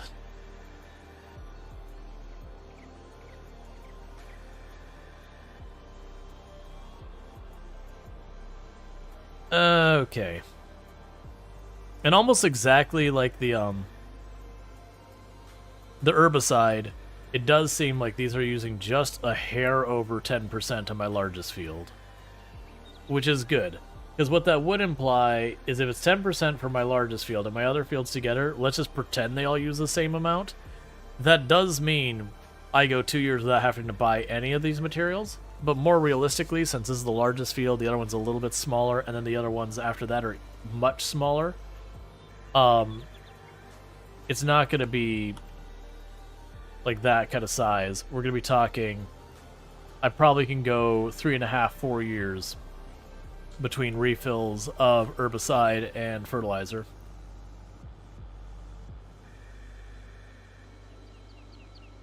Alright, so that field is done. Nothing left for that one. Now it's gonna spray the other field. I also want to see. There's been a number of other simulation games. I wish there was other simulation games out there that, or I shouldn't say wish there are others. There are others. I want there to be more really well-made simulation games. Because, like, for example, I actually enjoyed the Ship Graveyard Salvager 2 or whatever it was called. But it is real clunky. That there are a lot of games kind of in that quality where it's like, okay, the core you're doing with the job is kind of works well, but the rest is kind of not so great. I would love someone to make that, but like to the quality bar of like Hard Space Shipbreaker. Because that would be a lot of fun to like take apart, you know, old ships where you got to bust out all the rivets and take it apart. I'm even down to the being the more laborious thing that Ship Graveyard Simulator has, but just, you know, where the physics wouldn't get super duper janky and stuff would catapult in the air, and then you had like the thing where you're supposed to take the scrap and like sort it, and it's like this weird like conveyor belt mini game kind of thing. I'd just like to go around and just disassemble the ships, that kind of thing. That's not the disassembly, but that's actually one of the things I hope for Star Trucker. We played the Star Trucker demo for Next Fest, and I had a lot of fun with it. It definitely had a lot of pain points in it still. But it is the demo, it's not out yet. But I really liked that you kind of serviced your truck in the air. It wasn't just you pull up to a thing, you push a button, it says, oh, your truck took 10% damage. That's going to cost you this amount of money. That should actually, in the middle of flight, be like, oh, you know, you blew this fuse because you slapped into a bunch of asteroids, so you have to get out of your driver's seat, run to the back, grab a fuse, find the corresponding system, shut off the breaker, you know, replace the fuse, turn back on the breaker, and then go back to what you're doing, all while you're supposed to be delivering stuff. So it wasn't like super arcadey or whatever, but it did have this kind of, okay, maintenance is more interesting. Now, they still do have, you take hull damage, it builds up, and then you have to pay to repair it. And that's fine. Or, you know, you'd take some hits out of your truck and you'd start losing oxygen because you're in space. So you'd go out and just, like, weld a plate onto the puncture hole and everything. Weirdly enough, every system had its own, like, battery to it. So as the systems got low, you'd have to pull out the battery, put the new battery. That was the thing I didn't figure out with the demo, and maybe it's not available, or I could just be dumb. Is I didn't figure out how to like get more parts. Like, as my batteries drained, I tried going to the station, and I didn't see a place where I could buy new ones. I didn't see like a fabricator on my ship that, you know, I could take the materials and effectively recycle them, or some other thing along those lines. It's got to be in there somewhere. I just couldn't find it.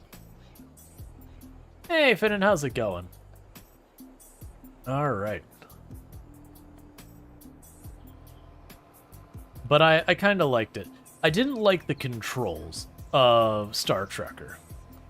I do hope, even if they keep the controls they have, I do hope that they offer alternatives. Because, like, the hold the button to go, that got pretty annoying to hold the button all the time. Versus, you know, being able to be like, hey, cruise control. Because I'm honestly fine with that as well, because you could have, like, I mean, actually, so you can turn off the flight assist, which probably just needed to do. I didn't notice that in the controls until you finished, so never mind, that's probably fine. Because then you can say, hey, don't slow down automatically, just go for it, so you get it moving, and then you just, as long as you're not on a collision path, you can just let it cruise. Just woke up? Know how that feels.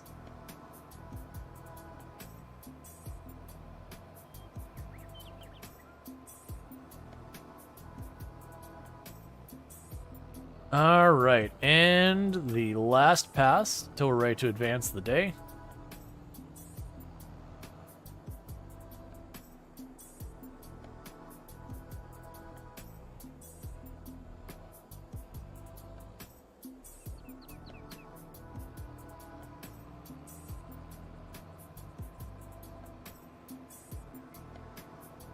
Maybe not actually a last pass. Maybe do one skinny pass in the far end. We'll see.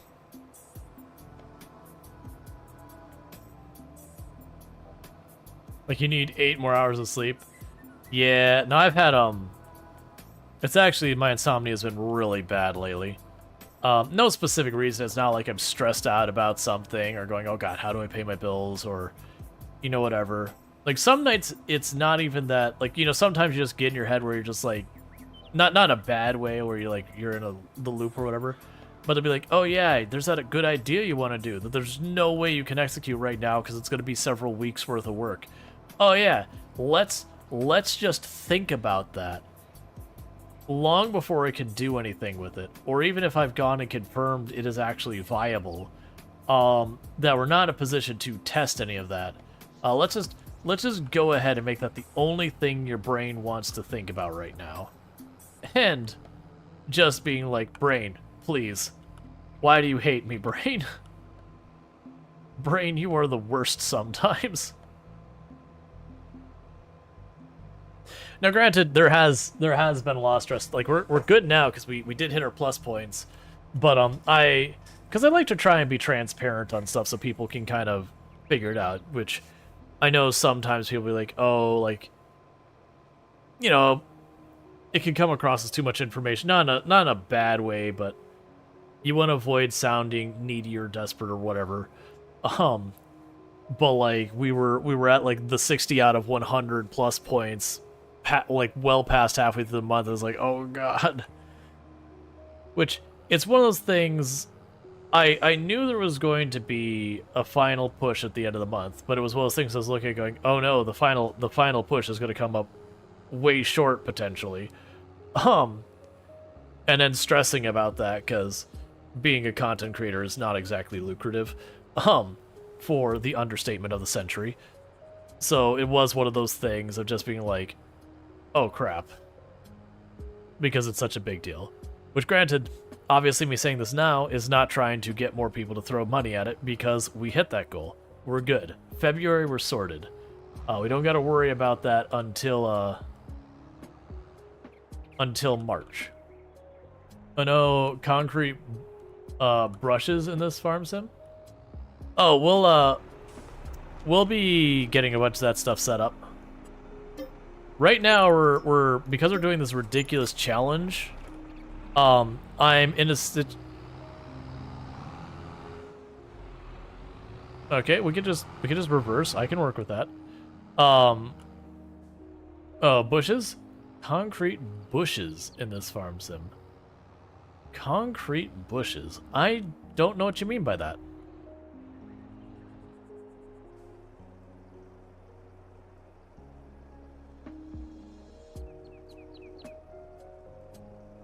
Like, what is a concrete bush?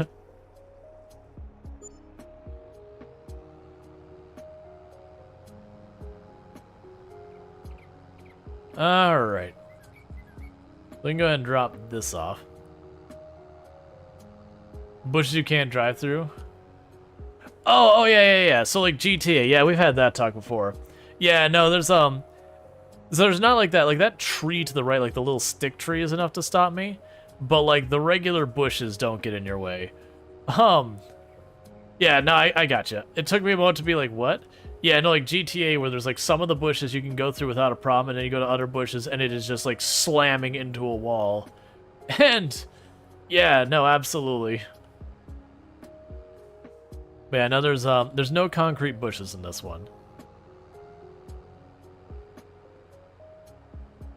Alright, so our tractor is repaired, our sprayer is repaired. We're gonna go grab that planter, top it off, and repair it. And then we move on to harvest time. And the good news of the harvester is at least the harvester, I can just genuinely just cut it loose and be like, yep, do it.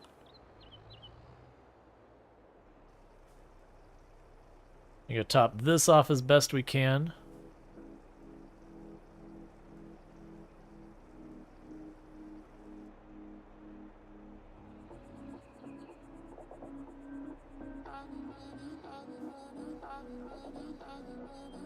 I was hoping it'd come in just below. That's fine.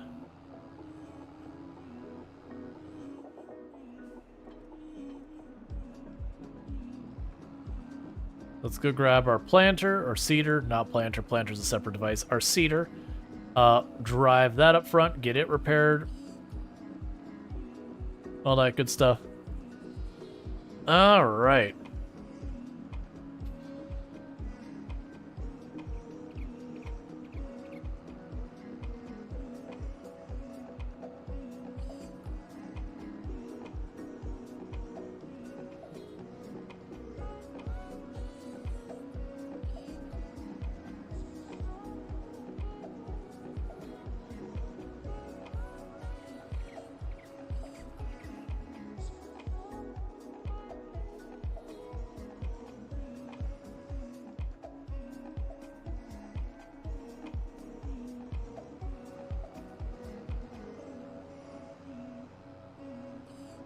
Actually, you're almost in mint condition. We're not going to worry about repairing you.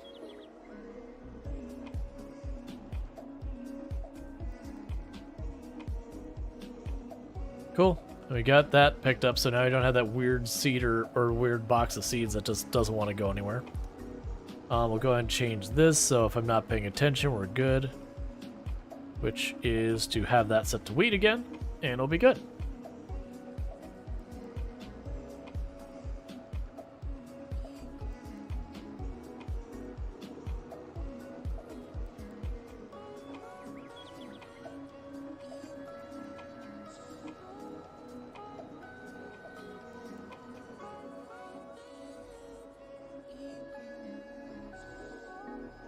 Okay.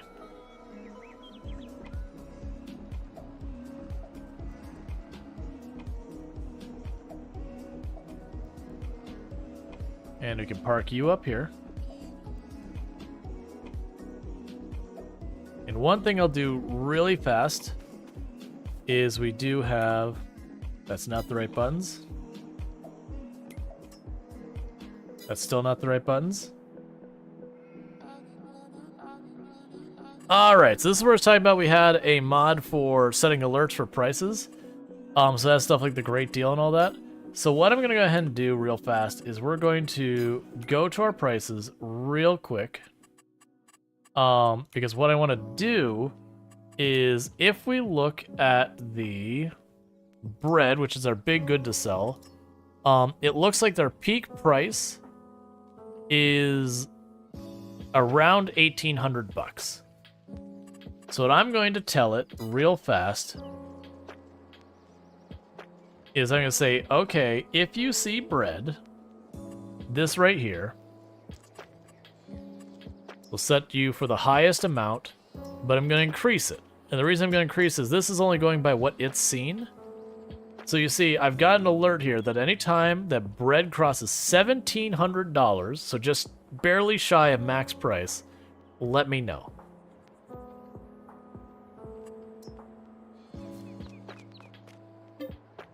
All right.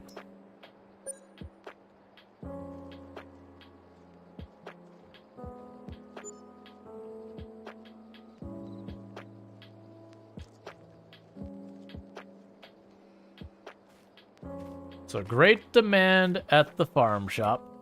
What is in great demand at the farm shop? Because that was always the problem, is I had to switch to this. And then I had to go, okay, let's just click on the things till we see a blue icon. Let's not go through the whole list. Let's only go through stuff that we actually have. None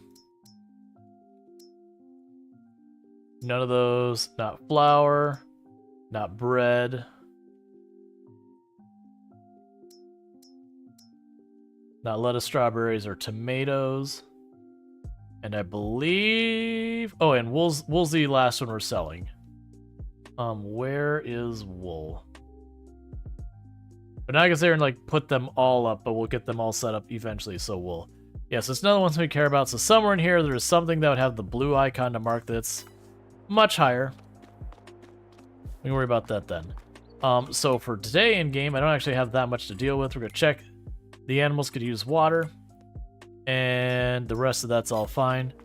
So let's drive over here, give the sheep some water.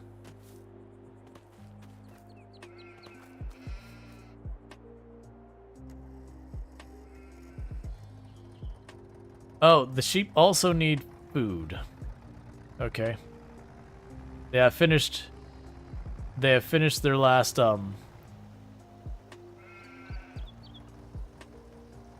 big bale of grass has been consumed. It's in there, like they're still eating what came out of it, but now they don't have a spare bale just waiting for refill.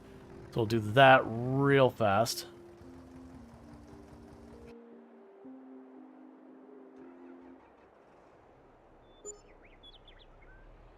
Which doesn't take much.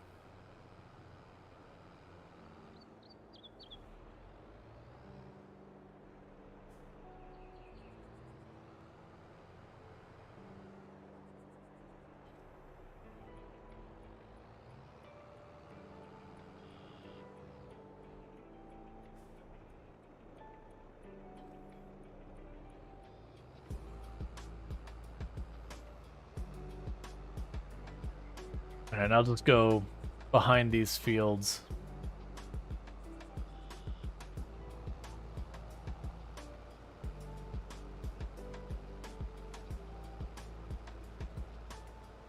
It is interesting, even though this thing is like 80-90% straw, it's just like, nope, it's grass now. We don't want to deal with figuring this out.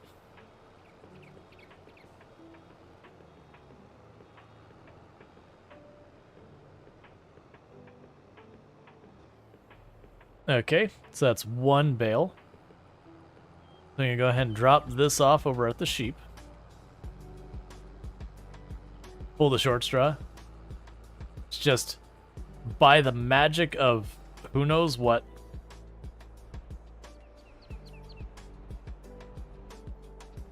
It becomes, you know, whatever the last thing you were putting in there was. Now, granted, I don't think you'd actually, like, abuse that too badly. So let's see, so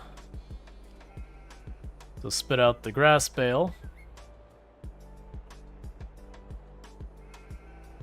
You can just shove that back a little ways. Make sure it's in position.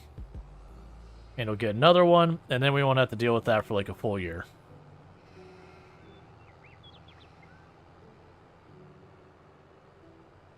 But eventually we'll have like a dedicated spot that... Oh, that's not the buttons I want.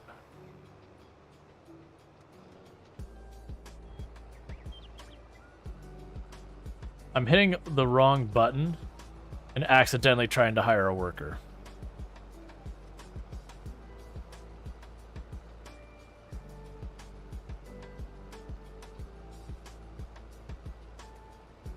But yeah, so since the grass just regrows, I don't worry about this too much. I just cruise until I get 2 bales.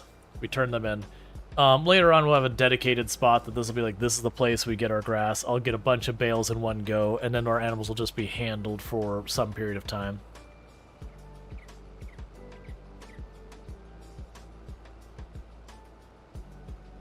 Alright. We can also get a much, much larger mower in the future. So that way when we go to do extremely large amounts, it's nice and easy.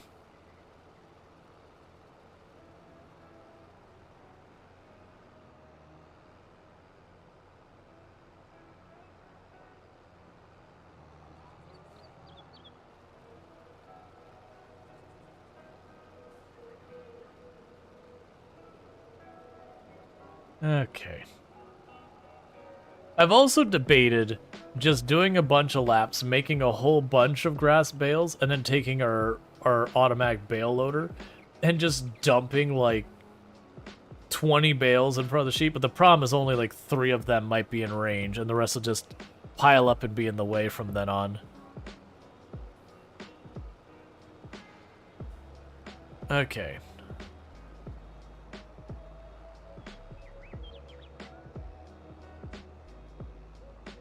Then there's the tiniest little speck of grassy mist over here. I'm hoping we'll top it off. If not, we can just go to a different spot.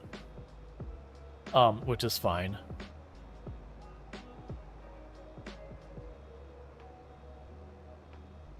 Yep, perfect. And with that, we can drop off this at the sheep, and the sheep are handled.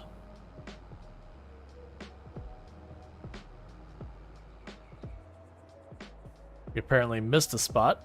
Too late to deal with that now.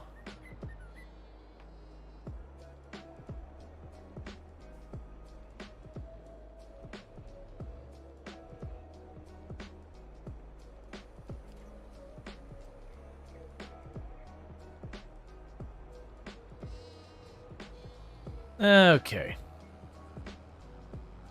That gives them more than enough grass for a very long time.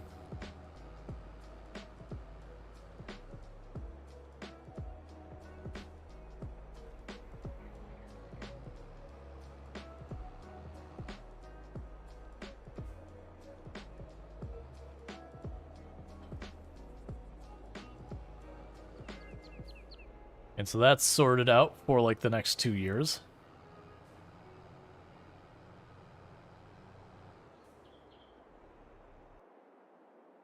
And then I just need to do this. Is there any more in there? Bread's 1,000 liters per box, right? Yeah, so we're good. I didn't turn it on, right? Nope. Alright, well with that, we are ready to advance the day. Let's check the sales. Don't want to forget that. Sales-wise, so we got a windrower. It's not a big one, so that doesn't help us. There are things we don't care about. Cool. Moving on to the next day.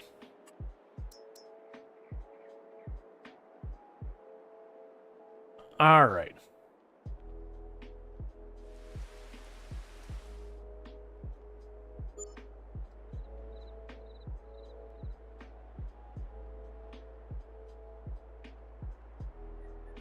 Got our maintenance costs, all that. Check the sales. I mean, it's a planter that's really big, but no. So we're good there. Animals are fine. Production lines will be all fine. So we just pop over here. Cycle the bread through.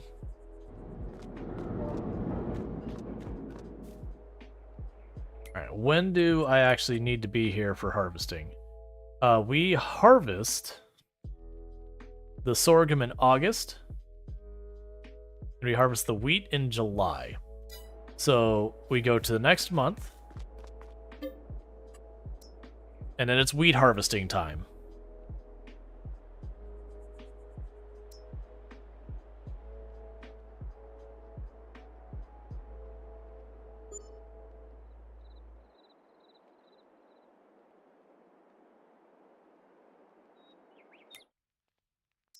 Yeah, so we've got a foraging wagon. That's fine. We don't need that. But with this, I skipped over it. All right, so we did not gas up or repair the harvester the last time. That's right, I was short on money. We're in good shape now. Let's repair it. Let's get it going. I need to turn on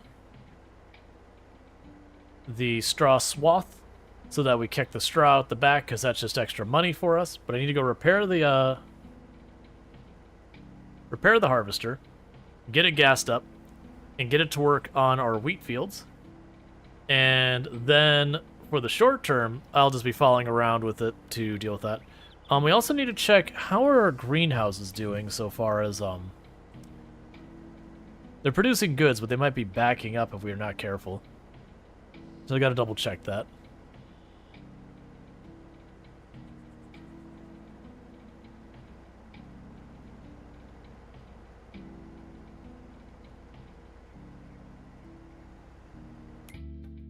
Okay, let's check our production lines. Yes, they're not too bad a shape, but they are starting to back up a little. Not enough that they're going to stop producing, but enough that's like, oh, I need to get ahead of that. All right, so once I get this thing repaired and gassed up, I'm going to put it on the field to start harvesting. I'm going to take a quick restroom break, but then it'll be time to get the trailer to follow along with it to pick up whatever we produce out of it. And we put all that in the grain mill, which makes flour. The flour goes in the bakery, which makes bread, and then we sell the bread as well as our surplus of flour.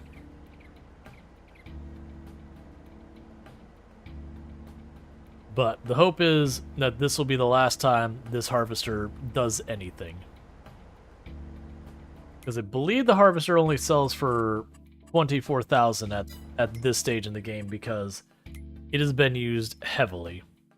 So you're 14,000 for that, 5,000 for that. So we're about 20,000 for the harvester. We would get rid of the tiny mower, which would be a couple thousand. We'd get rid of the tiny plow, which would be a couple thousand. But we can get ourselves easily like 50, 60,000 or more extra funds from selling stuff. So as soon as we get our sale, we could potentially make the bigger harvester happen. Now, it is possible if I come up a little short, that might be a pain point. But hopefully, I should be making somewhere near 200,000 when we cash out. And that should put us over should put us around 300,000. That's not quite enough to buy it, but if we get lucky, we'll catch it on sale or something. That would be very helpful if that happened. Get it for half off-ish. Thank you, Taker of the Hill, for subscribing for 1 month. Thank you, Taker of the Hill, for the Prime Gaming sub. You only get one of those a month, and you used it here. So I really do appreciate that. It does mean a whole heck of a lot. I do hope you're enjoying your advertisement-free viewing as well as access to the emotes. So thank you again for the support. Alright, so repair that. Repair this.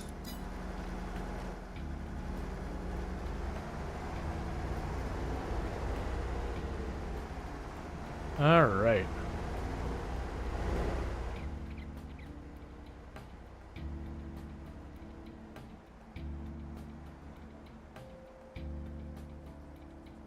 And then the harvest will be all ready, rock and roll. Yeah, that is the downside, is all the repairs and gas and all that I didn't do last year.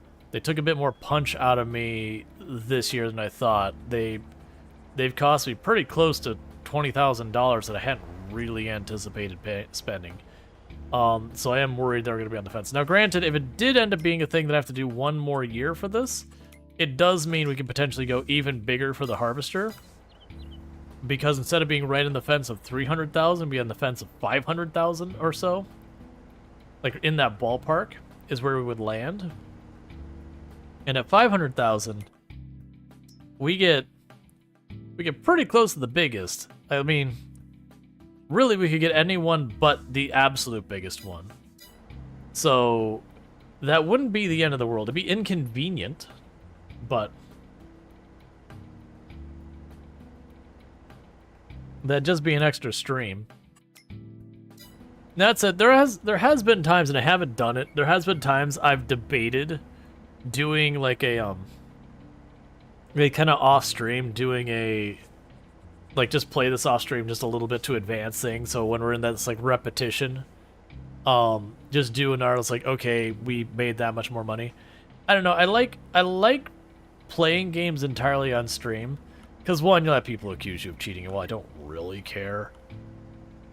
It's just one of those things. It's easier to not deal with that. Could be like, nah, it's all streamed. Like, if you think I'm cheating, go ahead and pull up the VODs. That's on you to do the homework. You know, versus when you do it off stream, it's like, the only evidence I have that I haven't cheating is, like, my word.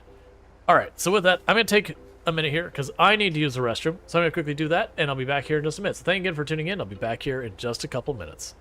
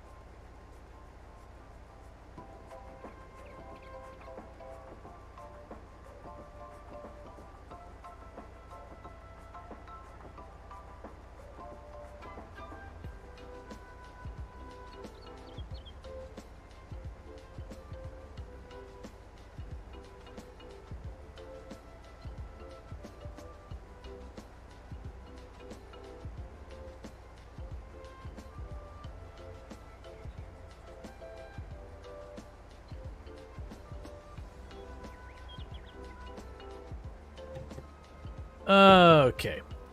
And with that, we will go ahead and get this ready, because it's the one that's going to get the trailer to pick stuff up. So what's going to end up happening here is I'm going to have the harvester running around doing its thing pretty well, but I am going to be on the little tractor, and I'll be using the trailer to pick up the wheat it spits out. I'll circle in behind that with the baler to pick up the straw to make bales, and then behind that I will then have the other vehicle to pick up the bales, and then behind that I'll have the cultivator and the blue tractor. It ends up being a lot, but the good news is it all kind of can happen somewhat concurrently, so that ultimately that harvester is the bottleneck. Everything waits on the harvester. And also, we got a pretty canola over here. It's not ready for harvesting yet, but it's getting there.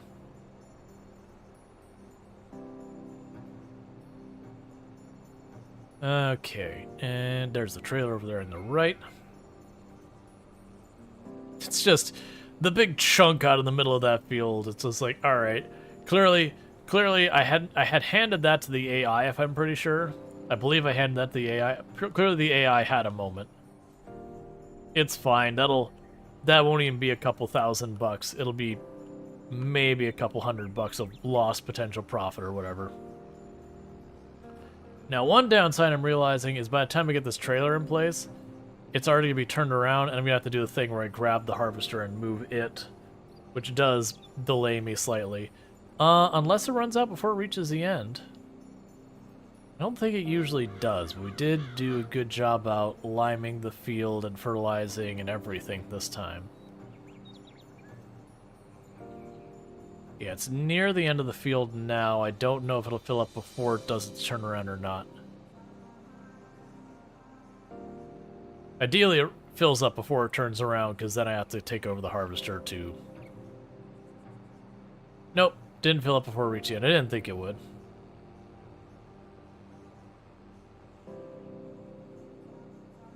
All right.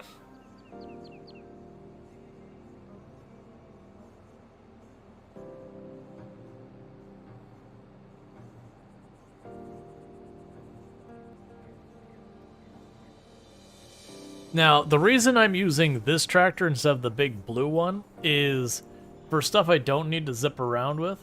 The big blue one, while it's way faster, the downside is it's way more expensive to maintain and operate. Versus this one is way cheaper. So I can actually save myself, you know, a number of $1,000s a year by doing this kind of stuff in the yellow-green tractor versus the blue one. Now, stuff that I need the blue one, I need the blue one. So, like, cultivating, plowing, that kind of stuff. I just got to use the big one for that. But as much as I can make this not an issue, the better.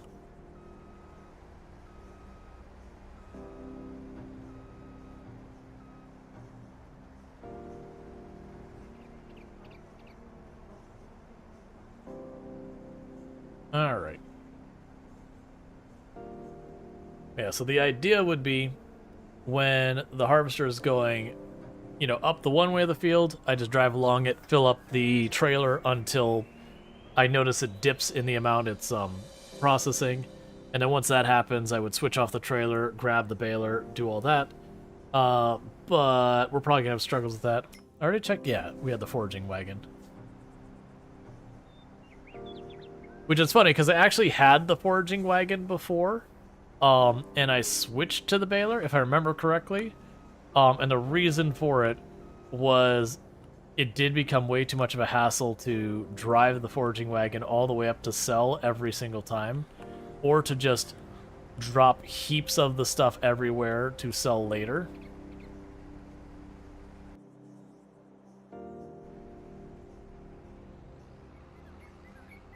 All right.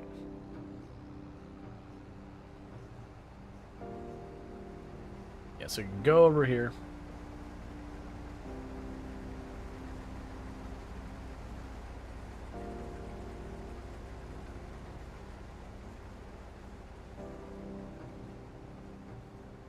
I'm gonna try and get the baler in time.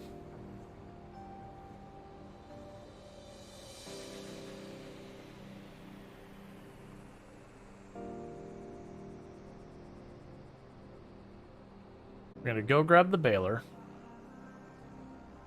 And I'm hoping I'll be back in time to do the next pass of the trailer, because it's getting close, but it takes a little bit to turn around. Then we can just do a back and forth kind of thing. The good news is when we get to the point of doing the cultivator and all that, that's really fast. It's just all the stuff related to the harvester ends up being a little bit laborious right now. Eventually, I will probably need way less straw. And I'll more than likely just buy a big windrower so I can go through a field, do 2 or 3 passes, have all the straw piled up so it goes nice and quick. But that is another spend. The good news is the windrowers don't get quite as expensive as a lot of the other equipment I'm trying to get my hands on.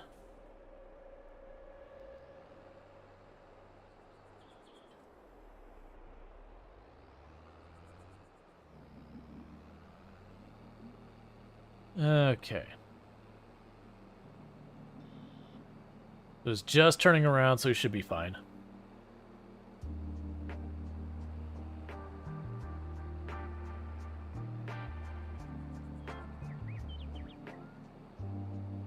With the windrower, we can push all those straw piles into... Like, instead of having 5 piles, we can put into 1 pile. And then it just makes everything else faster. Because the windrower, you can drive through almost at speed. Not have to slow down like you do with the balers and the foraging wagon. I might be overestimating how fast I can get there.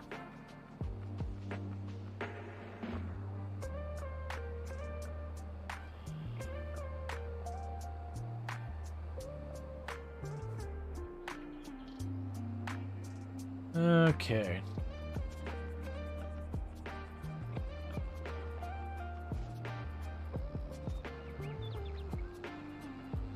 That's fine. It just means I'll already have a bunch of tracks when we get there. It'd also probably be something that I might just take the blue tractor, have it operate the baler. It's those things that I just take this tractor, I loop to one side, grab it, you know, go back, grab the other tractor, do 2 lines, flip back and forth. I think that's what I've done years past, just because it ends up being too much for this tractor considering how slow it is.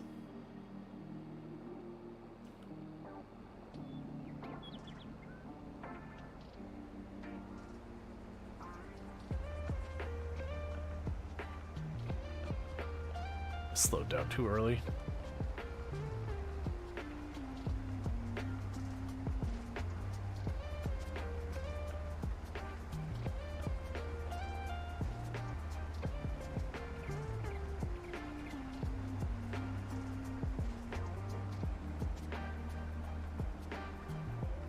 Alright, so good news is it stopped for me.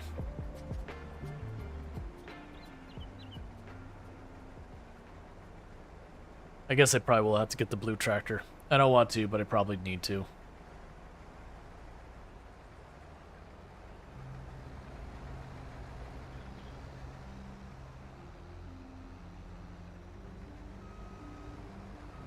Okay.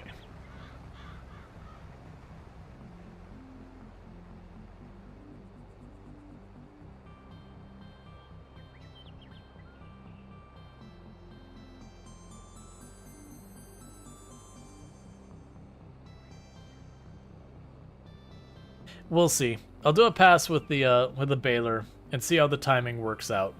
If the timing works out well, we keep doing it. If it doesn't, we'll go grab the blue tractor.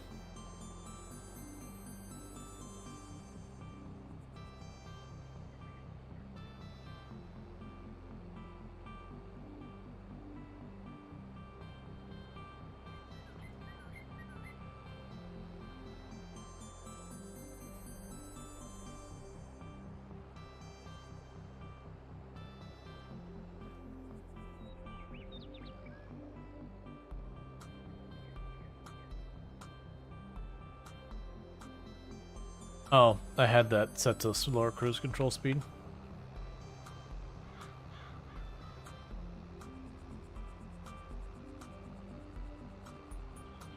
Alright.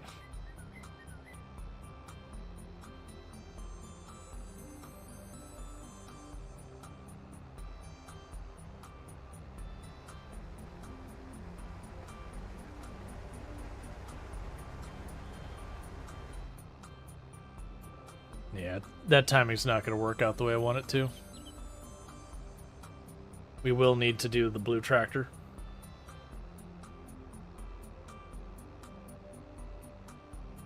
Because unfortunately in this field it's only 2 passes to fill it up. Versus some of the other fields it's like 3-4 passes, or like it's better timed.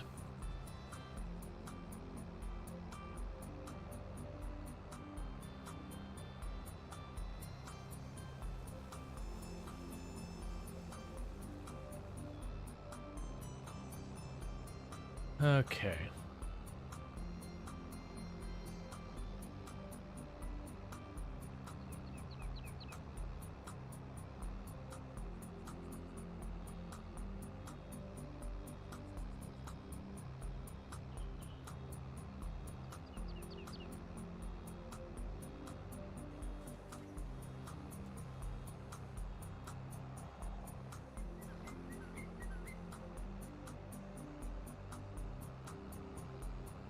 Yeah, 180 centimeter is, I believe, the size I want.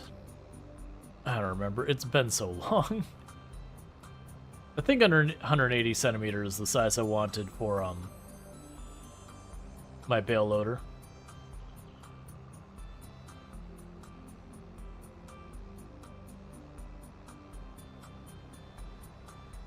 Yeah, even if I can make it in time, this is too tight.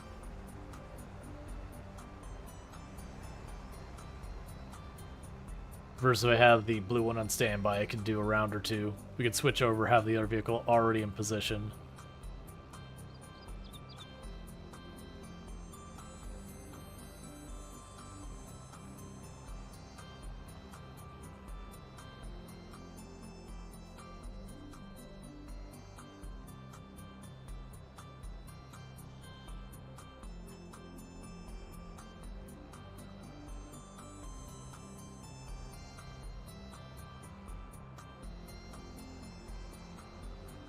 Okay.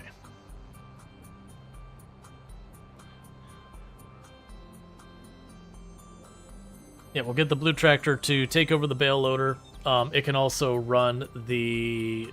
the baler as well as run the bale loader. And then when we get to the point with the field being cleared, then I can pass it off to do the cultivator and all that kind of stuff.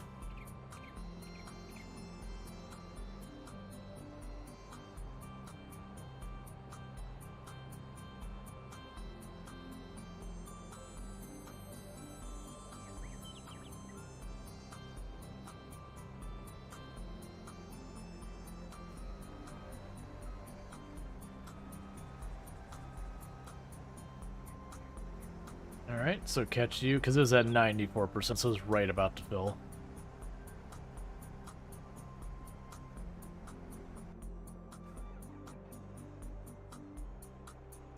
You have the bale loader right here, so let's go ahead and grab that in the drive-by.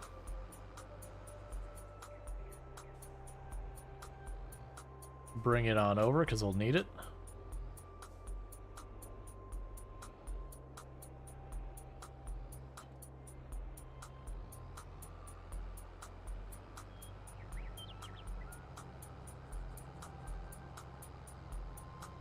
Okay.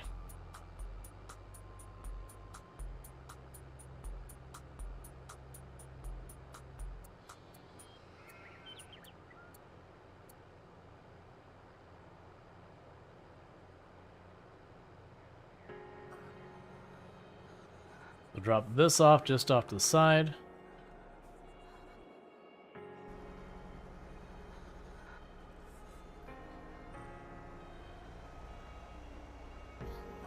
Get you back to harvesting.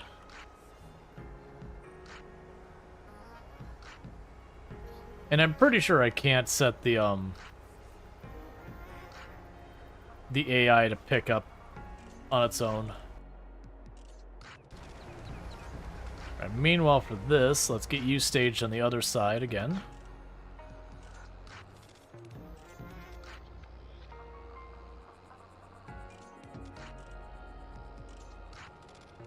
Alright.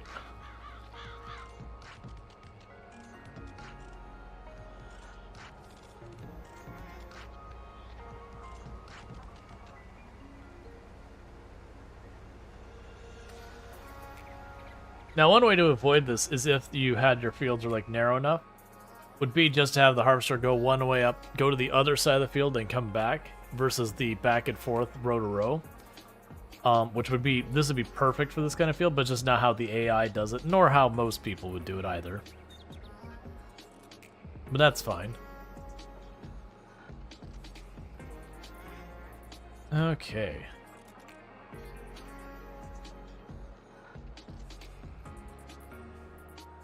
Get you in position.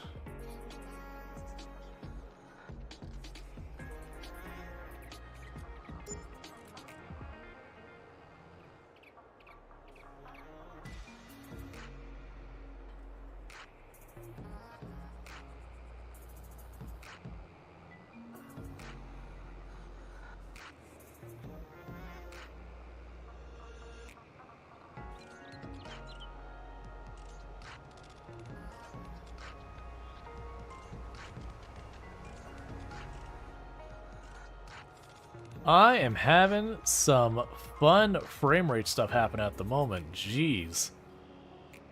Everything was fine a second ago, but man, is that choking.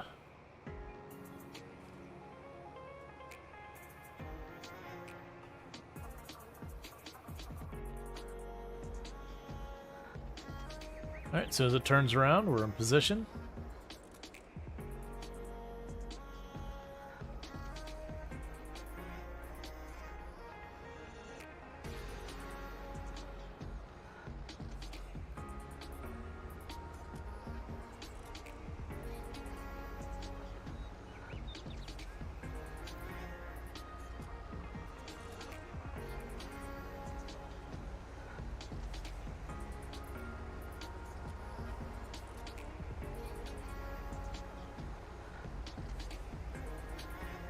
Okay.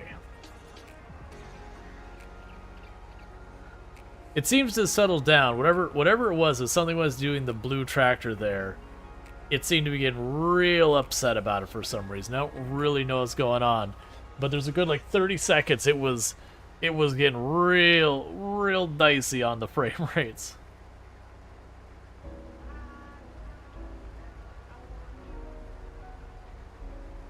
All right. And then with this load, we'll drop by the grain mill. Get this dropped in there. Get back into position. Another thing that'll happen with some of these shorter fields that are right by the grain mill, it ends up being not worth it for me to even bother with the trailer because the harvester is just right there. In the time it'd take me to like line this up with that, it's like, oh, I can just drive the harvester and dump it off.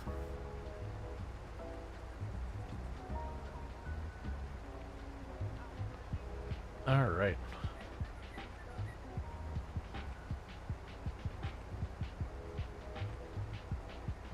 And eventually, I do plan on... Thank you for the follow. Welcome to the stream. I do plan on getting like a proper like semi-truck style thing with the trailers behind it. Because being able to haul all of that extra stuff will help.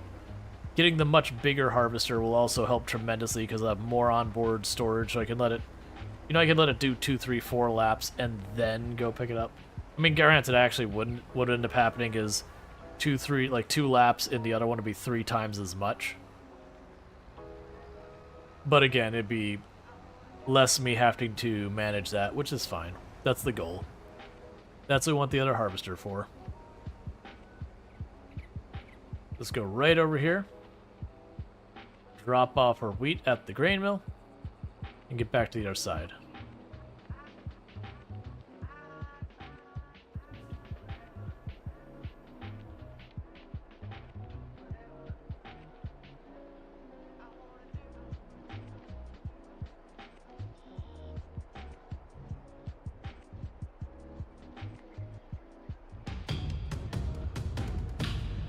Hey, Sui! Thank you so much for the raid. I do hope you had yourself a good stream. Didn't get a chance to check what you're playing, but I'm gonna guess it was probably some of my time at Sandrock. But for those who don't know Sui, an absolutely fantastic content creator, friend of the channel, and fellow member of the Halcyon Frequency stream team. So definitely someone you should be checking out. Plays a whole range of game, has played like Project Zomboid, has played my time at Sandrock, so Slice of Life, Survival, a whole bunch of things. One later than you should have. Gotta go to bed. All right, so you get your sleep and all that. But I do very much appreciate the raid. But welcome in, raiders. So go ahead and position this here. But welcome in, everyone. I am Rual Storge, and I am playing Farming Simulator 22, but I do play a wide range of games. So, for example, we started with RimWorld. Yesterday we were playing some Kenshi, did some Heartspace Shipbreaker recently. A whole bunch of good stuff. So while it sounds good, don't forget to drop your file. Yeah, no, that's no problem. Absolutely. Get your sleep. 100% get your sleep. Like, by all means, you are always welcome here, and you know that. But also, I totally understand the went long, gotta go sleep. Or even just wanna away from computer. All of it's totally valid. But yeah, so we are doing a challenge run in Farm Sim. It's one we've been working on for a long time now. It is called the Survivor Man Challenge. That basically, when we started this run, I started with $0, a chainsaw, and a dream. I'm not allowed to take loans or leases, and we were on the hardest economy settings. So pretty much made it about as terrible as we could, and we've been building up from there, and it's been going really well. It has been slow going, but at this point, I've got like the best seeder in the game, the second best cultivator in the game, the best sprayer in the game. I've got a grain mill, a bakery. I've got this tractor that's relatively pretty good. It's kind of a low-end large tractor. We got some other stuff going on. The only big pain point I have right now is just my my harvester there is a bad time. That's on the next to purchase list, is to retire this tiny little harvester that takes forever to do everything, to get myself something a bit more proper. But it's been going pretty good. We also gave ourselves a truck, so a little brown 1988 or 84, whatever truck it is, you know, which comes in that horrible bronzy brown that was so popular in the 80s. Do you have a warehouse yet? No, because honestly, it's been a little while since I've had a chance to play. But I am going for the harvester first, is the plan. But the warehouse comes next after that. Or if I hit a point that I get the warning saying, hey, you can't have more pallets, you know, you've got enough. If I hit that, then I'll buy the warehouse as well. Either or, whichever comes first. But I am trying really hard to make the harvester happen, just because this harvester is definitely a major pain point right now. Let's see, Andy's saying, yes, the horrible beige brown of the 70s and 80s, aka the New Zealand cricket team of the time. My first vehicle I owned was legitimately one of the many colors that vehicle was that really popular and really unpleasant bronzy brown color that was popular in the 70s, 80s for cars. Which, for those who don't know what it is, it's designed to look kind of bronze, but it just kind of looks dirty. And the entire reason they did it was because supposedly, in theory, dirt would get on it and it wouldn't show. And that was, depending on where you were, that could be true. Like if you were someplace that had like lots of clay, yeah, it would absolutely. Clay is like brown red, absolutely. But there's a lot of places where, you know, the dust in that is more of like almost a white that still makes it stand out pretty bad. But it was just this popular thing. It was like a phenomenon in the 70s and 80s entirely, because at the same time we had what not so lovingly people would refer to as baby barf colored carpet, which is just like this carpet that was a whole range of colors. And then the idea is, you know, if someone spilled a drink or something on it, it would hide it. But then the counter argument is, okay, but right, your car looks dirty when it's clean, or your baby barf carpet looks bad when you start.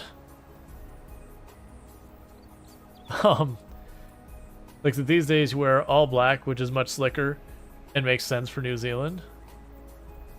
Yeah, because I remember New Zealand was relatively cool when I was there. Like it wasn't downright cold, but it was definitely not hot. Now granted, that was fall. If I remember correctly, it was fall. But it didn't seem like a particularly hot place. I could be wrong and just have been in the wrong season, and maybe your summers are blistering. But I mean, it's way the heck down there. Like you are much closer to the Arctic than I had anticipated.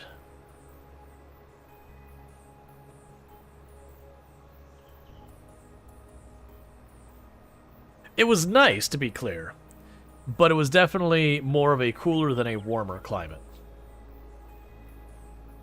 which I prefer. But yeah, no, my first car, as I alluded, was many colors. It was primarily that ugly bronze. And this is what I say, this is my first car. We're talking high school student, I spent a couple $100 on it. It was an absolute piece of junk. Like, it isn't me being like hoity-toity, like, oh, I have, no, it's what it costs now, because actually my car right now is very budget economy as well. But it was legitimately a piece of junk. It was 3 different colors due to the previous owner rear-ending a school bus, which to this day I am curious how incredibly awful that ticket must have been. But they rear-ended a school bus, so the main body of the car was like this bronze, that ugly bronze that was popular at that time frame. And then you had the hood of the car was like spray paint gold. The trim that went in front of the hood, but like above like the venting for your radiator, that was kind of a matte black. And then what was the blue part? There was a blue part. It wasn't the fender. Oh man, I'm trying to remember. There was another part on the front there that was like sky blue. It may have been the fender. But either way, it was a whole range of things. And also, to give the how appreciated the person was who I got the car from, it also had the word for a female dog keyed over the driver's side roof. Which was there the entire time I owned it. I fixed it so the car was at least one color. Because all the other pieces needed to be replaced because the person drove like a maniac. But yeah, it also had the interior, the seat in the back, the fabric was coming off of it. Not the front part, but the back, so it was like falling back into the hatchback part. So they put a blanket over the back seat to, you know, make it not look bad. But it was like a Jesus Last Supper blanket, which made for a whole lot of interesting conversation of like, why do you have a Jesus Last Supper blanket in here? Man, and I eventually did throw that out. Because it's all like torn up and everything. Man, that car is a piece of junk. That said, getting new tires for that car was really cheap. Compared to every other car I've ever owned. Because the tires in that car were basically donuts. I mean, it felt like the spare tire was more substantial than the actual tires. But hey, it was $300, which we're not talking inflation changed all the numbers. It was $300 was absurdly cheap at that time.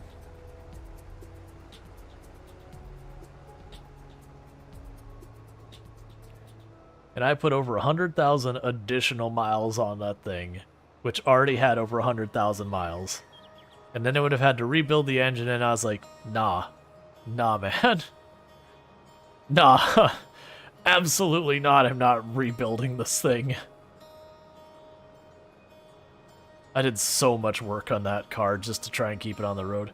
Which, to its credit, I think in the entire time I owned it, I only had one time going from point A to B, I had to include point C of somewhere that wasn't planned to get it serviced.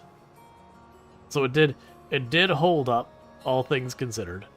Nice blanket choice. I know, right? I'm like, where did you find this blanket? Why is this the blanket you chose?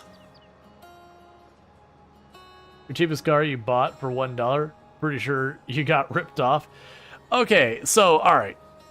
technically there is a car I got cheaper. Technically. That never ran. Technically I got, was it a Ford Taurus? Whoever made Taurus. It was a Taurus. I just don't remember who the crap made Taurus. And the car looked fine, but it had major transmission problems. And I had done a major project to help out someone. And I didn't ask for money, but they weren't comfortable not compensating me for it.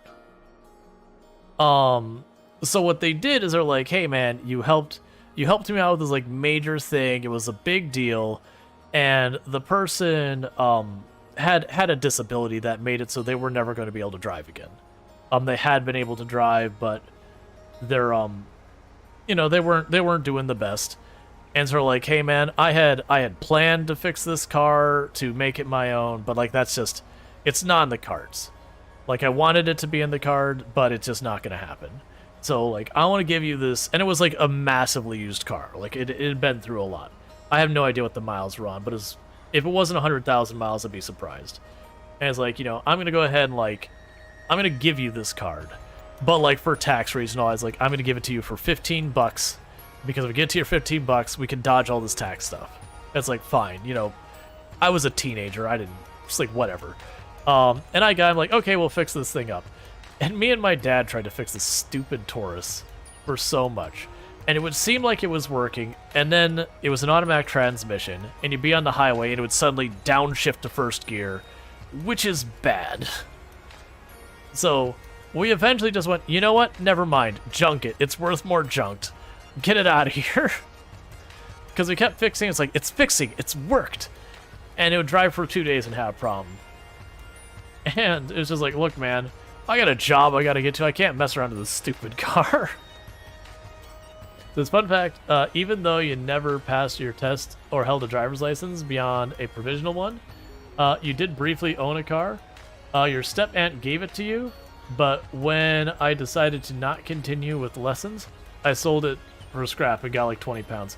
I got way more than like, I don't remember how much I got.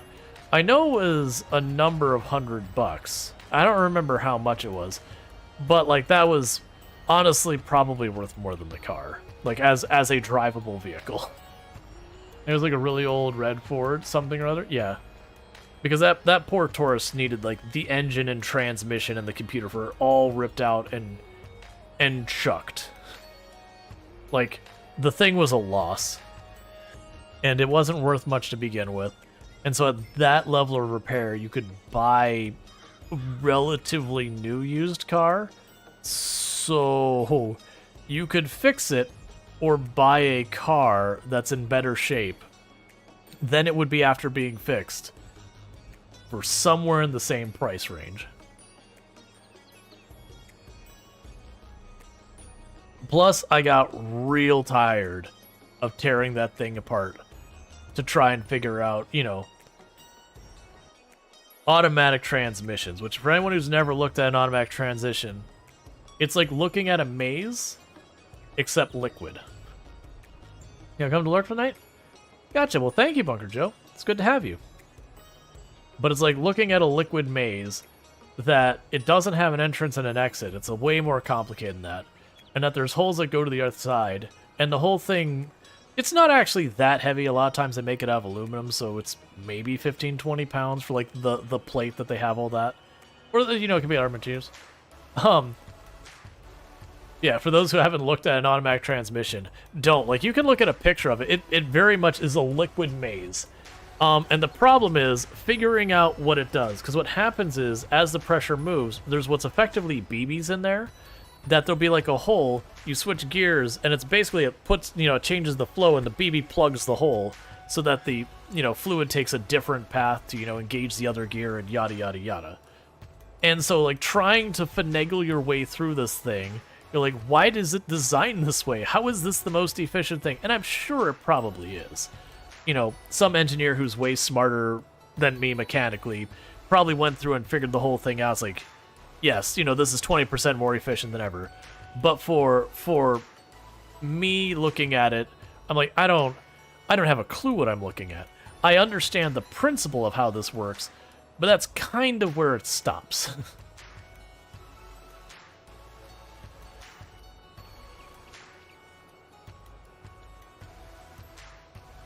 Alright, so you just need to just barely dip there. They are wild.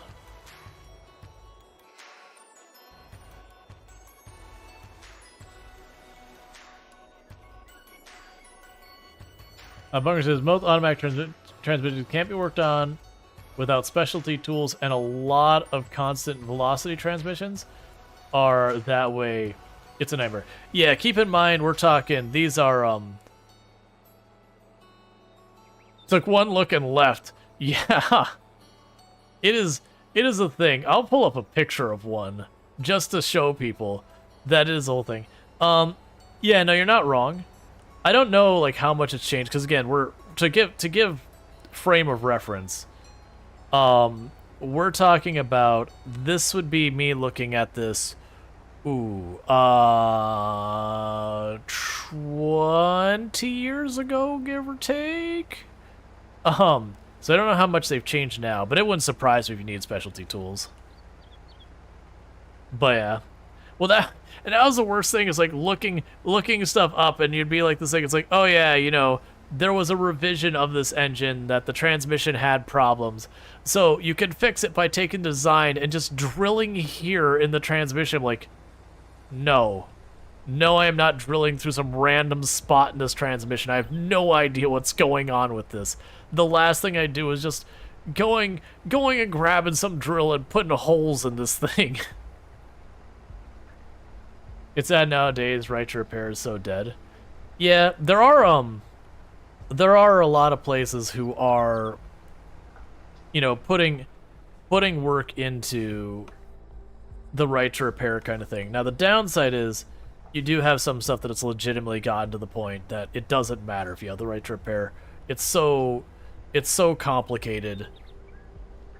You can want to repair it all you want. It's just not really a thing you can do. Not from like lack of knowledge certainly being one thing, but just how small things are getting.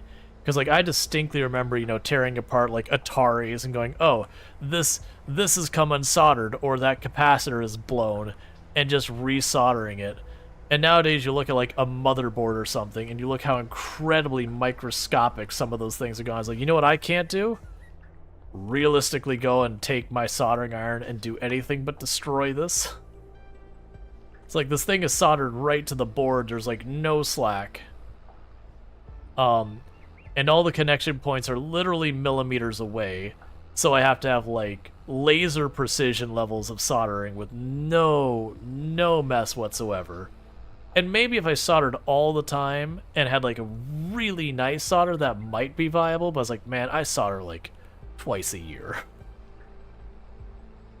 I do not have that much practice, nor do I have some, you know, like $200-300 soldering iron that's like designed for doing precision electrical work. I got one, I think it was like supposed to be $60 that I got for $20. And void the warranty? Oh yeah, no, you 100% void the warranty. But I mean, this is talking like, you say you have the motherboard for like 2-3 years, it's still good, everything else is still good, it just has one blown capacitor. No problem. You just replace the capacitor. But that's not really a doable thing. It's not even just motherboards, it's just so much has been going smaller and smaller and smaller, and that is the unfortunate side effect, is the smaller it gets, the less workable it gets. And then you get into stuff like phones, where their quest to get smaller and smaller and smaller, they stop using screws and they start using glue and tape and stuff like that. Or what was it that, was it a, I could have sworn it was a phone that someone wanted me to, I think it was they wanted me to replace, yeah, no, it was a phone. I think they wanted me to replace their screen. They're like, oh yeah, I have it. I'm like, all right, I can take a look at it. Like, I literally have a degree that involves electrical engineering and have done lots of electrical work. And this thing is like, all right, well, first you need to unfuse the battery. So you just need to take a heat gun to this lithium-ion battery. I'm like, are you kidding me? the type of battery that when they get heated, they start to separate, and explode is over exaggerating, but they tend to catch fire and rupture. Yeah, no, it was a heat gun to the lithium-ion battery to warm up the glue so you could pry it off from the screen, because they were like not epoxied, but yeah, it's like explode. It's not technically exploding most of the time, but if you saw it and you said explode, no one's going to fault you for it because it's close enough. Yeah. Yep, heat it up, but not too much. And the window between a little bit and not too much is not that big a window. And so I looked at it as like, yeah, I'm not comfortable doing this. Like, I'm sure I can separate it without destroying the battery, but I won't be able to know if I've damaged the interior of the battery until you go to use your phone and then suddenly your case pops apart and your phone catches fire because your battery's expanded. Yeah, but it will set fire to your property. Yeah, I was like, yeah, I'm sorry. Like, it's not worth it. You should take this piece of equipment you bought back. It's in like the screen. It's like you've got it from a retail store nearby. You know, just take this back, get your money back, and just buy a new phone, or it's probably under warranty. I know a lot of people, they won't even call in for the warranty because it's inconvenient.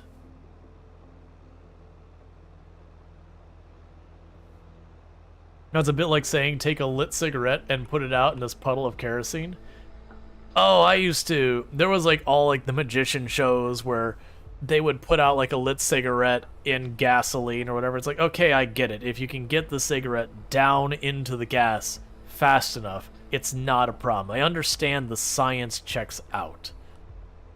But then you've got all that vapor, which is the part you actually burn. And people are going to correct me. It's probably cigarettes can't do it. But the idea was like take like matches and you could put out a match or whatever in gasoline. And it's like, okay, I get that the science checks out. Also, I hate it. And that's going to be facing the wrong way, and it's just fine. Because it's with gasoline, liquid gasoline is not flammable. It's the vapor that's flammable. The problem is gas evaporates very quickly and at a low temperature. So when a person says my car's running on vapors, it's like, yeah, that's what they do. They run on vapor. They don't run on the liquid stuff. Like liquid stuff gets in there and then it heats up and becomes vapor, and then you combust it. But you're running on the vapor. That's what flooding an engine can be. Really, we went from Ford Taurus to strange ways to blow yourself up. No, I mean, that seems perfectly relatable. I feel like those two go together. Actually, I have no opinions on the Taurus, really. If we were talking about a Ford Fiesta, or no, Pontiac. No, not Ford Fiesta, I'm sorry, Pontiac, what is the one? Little sports car, mid-engine. Ooh, I know I've referred to it. I mentioned it. Little teeny tiny mid-engine car. They made them for a while. People started putting V8s in it because, of course, people did. Sunfire? Not the Sunfire. Fiero, that's the one. The Fiero. That is a vehicle that blowing yourself up and that car belong in the same sentence. Because that's what happens. It's more fireball than explosion, but also that is an accurate description of what that car does. And the reason it was so terrible for that is it was a mid-engine car. So the engine isn't like way up in the front or the back, but it had the gas tank like right up against the engine with no heat shield in between until like the last year they made it. So literally what happened is your engine would start to overheat and it would heat up your gas tank, and you can do the math of how this works out.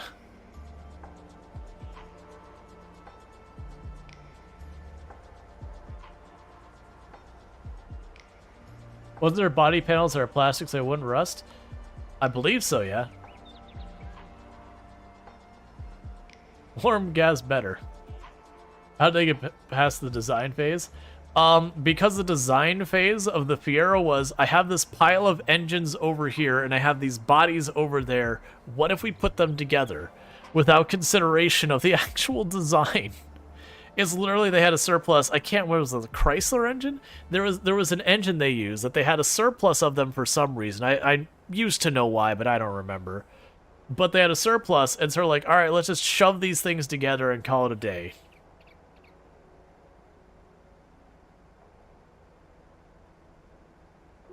Which what they did ultimately was they basically just got was a glorified heat shim to put between the engine and the gas tank, which still made it a fairly flammable car, but it went from an outrageously flammable car to, you know, kind of in par with, you know, other sports cars and that could be particularly flammable.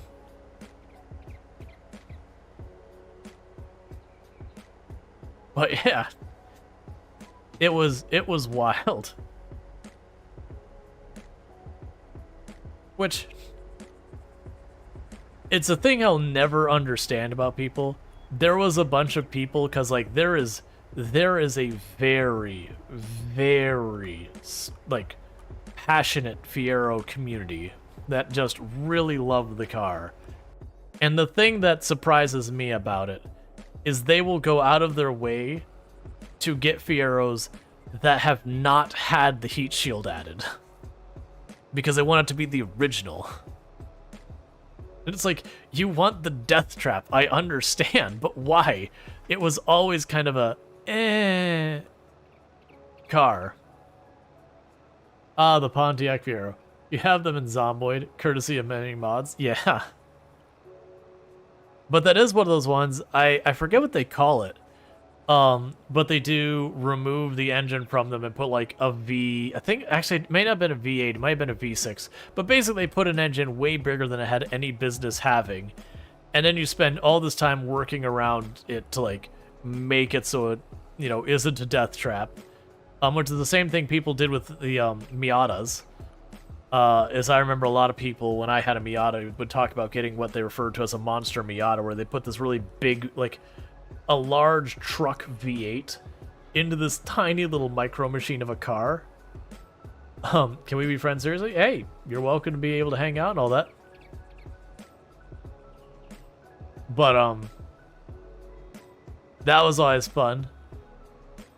People would destroy their cars doing that because the rest of the car wasn't built for it. And so you'd have some people who, like, went through, you know, changed a bunch of parts, did it all right, got all figured out. And then the other one who would just tear out their engine, slap in this V8, and call it a day. I think you just had to cut like two panels for the wheel wells to make it fit. Well, not panels, but you cut the wheel well, the rubbery plastic part about around your tires. Then just do that and call it a day, and then to do stuff like their axle would separate from their car, or like, you know, the trash parts of their transmission and all that, because it just bolted up and thinking it'd be perfectly fine. And it was just way more horsepower than the entire rest of the car was designed to consider. So stuff would wear out really fast and break catastrophically.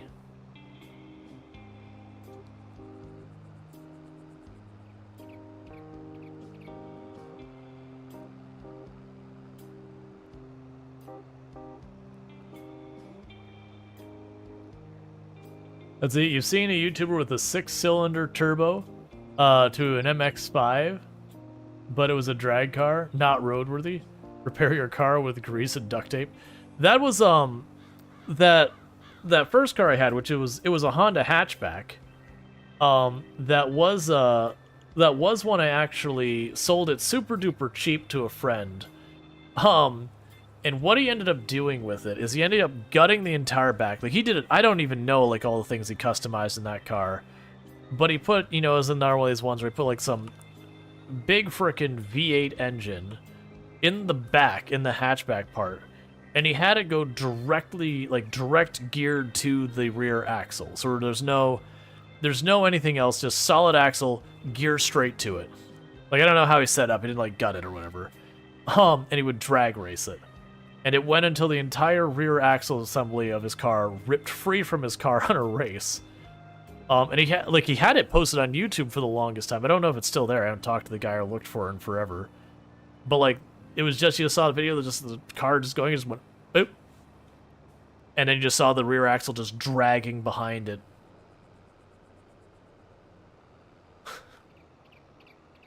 And after that, you know, he bought another one and did it again. I don't know what happened to him after that point, but he did it twice.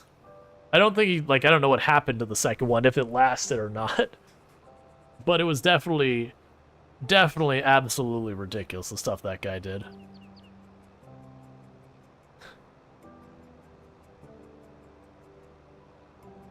Like those Looney Tunes cartoons where they put on the accelerator and the engine speeds off of the wheels and leaves the rest of the car behind.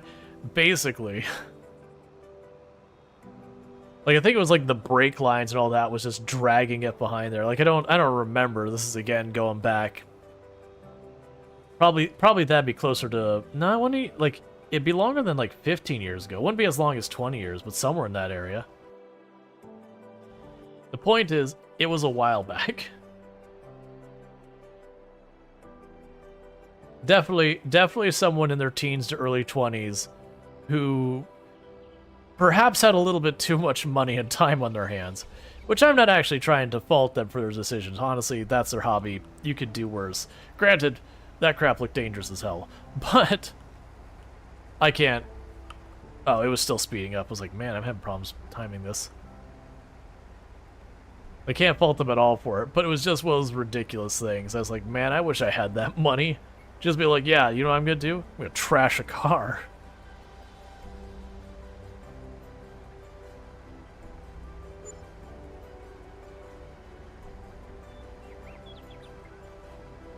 Like, the worst I did with cars was that Miata I had, the MX-5, is I went and got a hold of a sound kit for next to nothing. I can't remember, they were clearancing it or something. Or no, I remember. I had a buddy who had it, and he was getting rid of it because he wanted trunk space. And so I was like, yeah, I'll take it, because he was giving it to me like for way less because he couldn't get anything worthwhile from it if he tried to sell it otherwise. So I was like, sure, I'll take it. You know, I like bass. Bass is fun. That's a very different life. Nowadays, you know, people have their bass cranked all the way up, annoy me. But, you know, whatever. So I had this Miata, and if you ever seen the trunk of Miata, it's basically a glorified bucket. It's not as small as that Fiero I mentioned. That is a bucket. But it's not a big trunk. It is a very small trunk. And the bass plus the amp to run it pretty much conformed to the entire trunk. Like, it almost pressed down on the, not the speaker, but like the cover for the speaker. It almost, the trunk lid pressed down on it. So I had like these two little grooves along the sides of the subs. And that was probably the biggest waste of time I probably should have done it thing. It was fun for a while, but I ended up, even before I switched cars, taking that out because I'm like, no, really, I don't have a trunk. Like, and I also don't have a back seat because it's a Miata. So like, my storage is, I can pull like a backpack along one side or the other of the sub, and then I'm full. You had a friend who had a Miata? I liked the car. Like, don't get me wrong, like, there's a lot of people at times like, oh, you got a little sissy Miata. It's like, look, man, I get really good gas mileage. It's super peppy. I can get up to speeds a lot faster than a lot of people. And sure, it only has, like, I think it was a V4 or 4-cylinder or whatever. I don't know what the crap is. I think it was like a nice 4-cylinder or whatever. Like, it's not a big engine, but I'm like, yeah, but it's not moving anything. This whole car weighs like nothing. It's like I can practically pick up half this car. It's so light. And it's a convertible, and it was inexpensive. They're like, yo, but I got this Dodge whatever, V6 or V8 or, you know, whatever liter engine. I'm like, okay, cool, what's your gas mileage like?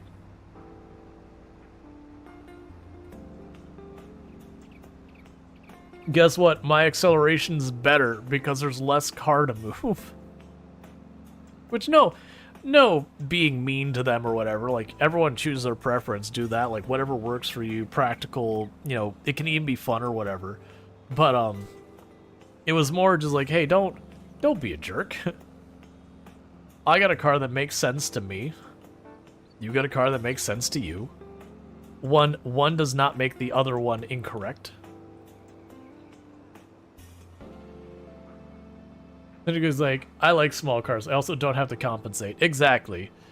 I like small cars because of the number of times I've been in like friends' vehicles where they got like the big Ford F-150 truck and then just driving around the lot trying to find someplace they can park. Because they got the extended bed where you have like the 2 tires wide on each side on the back. So your truck is like 1.5 times as wide as a normal truck and 1.5 times as long. So you go to some places and you can't fit in one spot. You have to like bridge the gap between multiple. And they're trying to find those 2 or 3 parking spaces that they can, you know, work together to park their truck. And I'm just like, oh, here's a parking space. Someone's half parked over the line. Guess what? Still fit. Oh man, I can't remember if that was, there was either an event going on in downtown Orlando I was visiting, or there was a thing at my university. I don't remember which, but it was in a parking garage. And it was just full. And I ran into a situation where there was the situation where, you know, someone had parked like over halfway over the line to where I could like barely squeeze the Miata in between them. And I ended up like climbing out the top of it, going alongside the door, and then like popping the latch to, you know, attach the top to it again. I don't know how the person in the van, I don't remember if their van was still there. I think it may have been.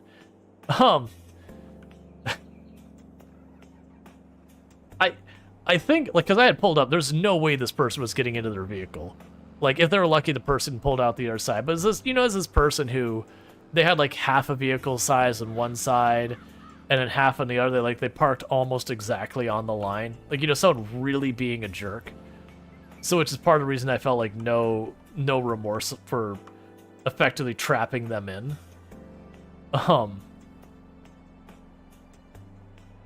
Because, like, look, man, you're the one who parked like an absolute jerk here. If you weren't taking up 2 spots, we could talk.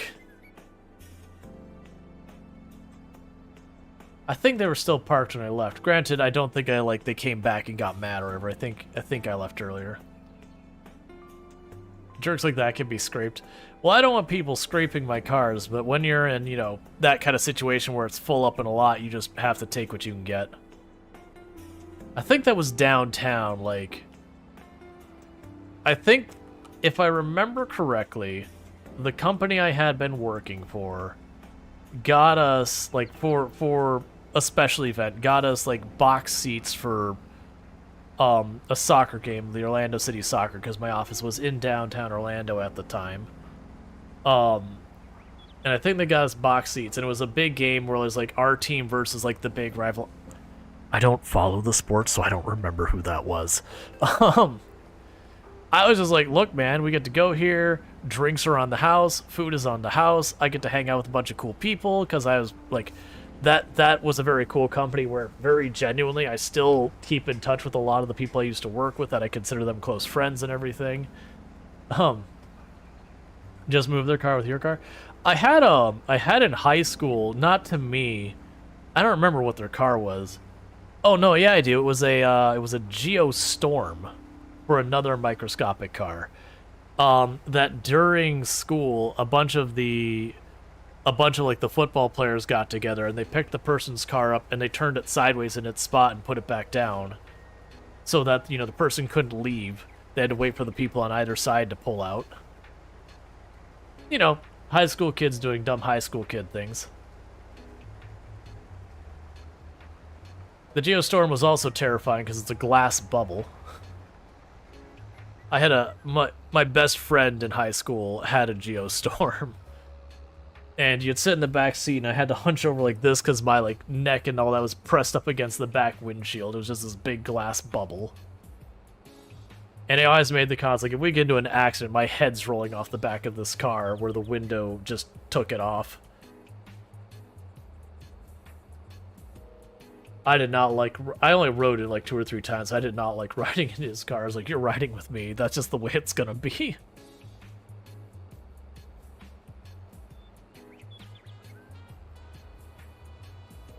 Like, he was a good driver and everything. Like, nothing about that. It was just the big glass bubble. There was, like, if you took the windows away, it'd be a convertible.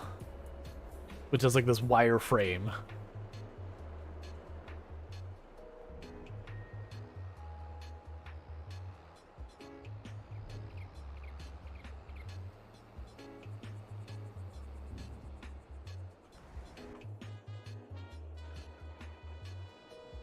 Alright.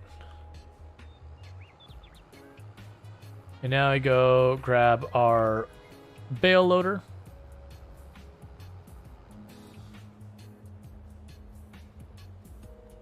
Your friends had to almost full double in your Corolla. I don't think I ever rode in a Corolla.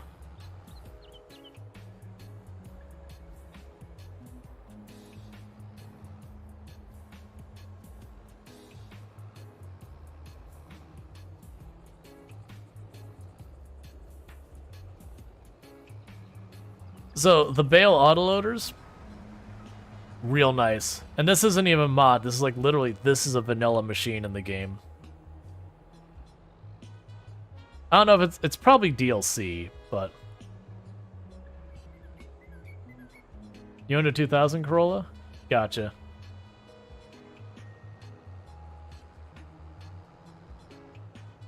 Yeah, no, I do worry, like, it's not that I'm having an urgent issue or whatever. I do worry my car is not long for the road. I got a car that has, for the company, like, it's not an experimental transmission, like, people haven't made it before, but for the company that, you know, made it, had kind of an experimental transmission, and on the plus side, it gave me real good gas mileage. For something that's not technically a hybrid or whatever, it gave me real good gas mileage. But it was them kind of figuring it out. And so while things seemed really good, it's got like a really bad transmission defect that most of the cars don't get to 100,000 miles before having to have their transmission replaced. And so I've hit the window where they extended the warranty, and I'm no longer covered in their extended warranties. But I am kind of in that zone where most of the transmissions had failed and mine hasn't. So I'm kind of just looking at this thing as like a ticking time bomb. Because the worst part is they didn't like make a new version of the transmission. What they do is when your transmission fails, they just replace it with the same transmission that has the defect. Because they just, you know, they made ones that are better, but it's the next year's car, which isn't compatible. So far, I haven't had any of the warning signs, and I'm hoping, knock on wood, that it stays that way. But I keep kind of expecting to, you know, start having the transmission. My understanding is when it starts going, that at first it'll hesitate a little. So you'll go to light and you'll go to gas, will go, okay. Kind of thing. And then eventually it'll just completely fail. It'll go from that to like, you'll hear like the engine revving, but no one's home. Just like it doesn't engage. Hopefully, I got lucky. But it is one of those things that I worry that that's going to be a thing coming up not super long. Now, the good news is I don't drive that much anymore. So at least I'm not putting on miles on it real quick and getting it to that point even faster. I used to have to drive tons for work, but that's fine. These days, like, honestly, since I started being a lot better about eating at home more and all that kind of good stuff, like, you know, with all that it's been one of those things that I only have to drive places like once or twice a week now, which is really nice. I found the less I have to drive, the less I want to drive. Just, you know, traffic, all that stuff.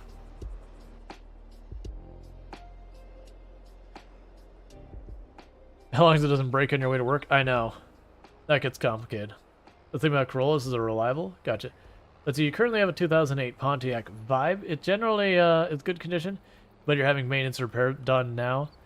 You have to have a head gasket replaced. Yeah. Now that was like when I had that first car I mentioned, I did the head gasket twice. I had to pull the transaxle.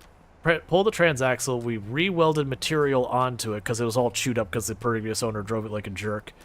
So we re-welded material onto it and then returned it on a metal lathe, the actual cylinder part, not the gears. I think we welded and fixed up 2 of the teeth in the gears, which none of these are really good long-term repairs. It was, this car is not worth replacing this. I'm gonna be fair, that repair held up for, you know, basically 100,000 miles kind of deal. So I can't really complain. But it was definitely not this is a long-term fix. This is a band-aid because it's not worth doing it right.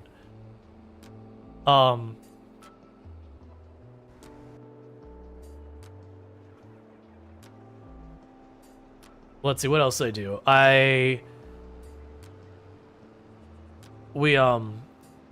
We went to the front part of the car, and we chopped off at, like, parts of the frame. We chopped off a bunch of the front of the car that had been badly damaged from the car accident, and went to a junkyard, got the front, and welded that up and cleaned it up. That actually, I paid someone to weld it up, because I knew someone who was, like, a really good welder who knew what they were doing, versus I did not. You know, teenager things. So I did all that. I replaced the hood, the trim over the grill on the front, and the fenders, because those were all crunched up from where the person had gone into an accident. I replaced the radiator. And I mean, I had like the regular stuff like starters and oil changes, and I did the serpentine belt.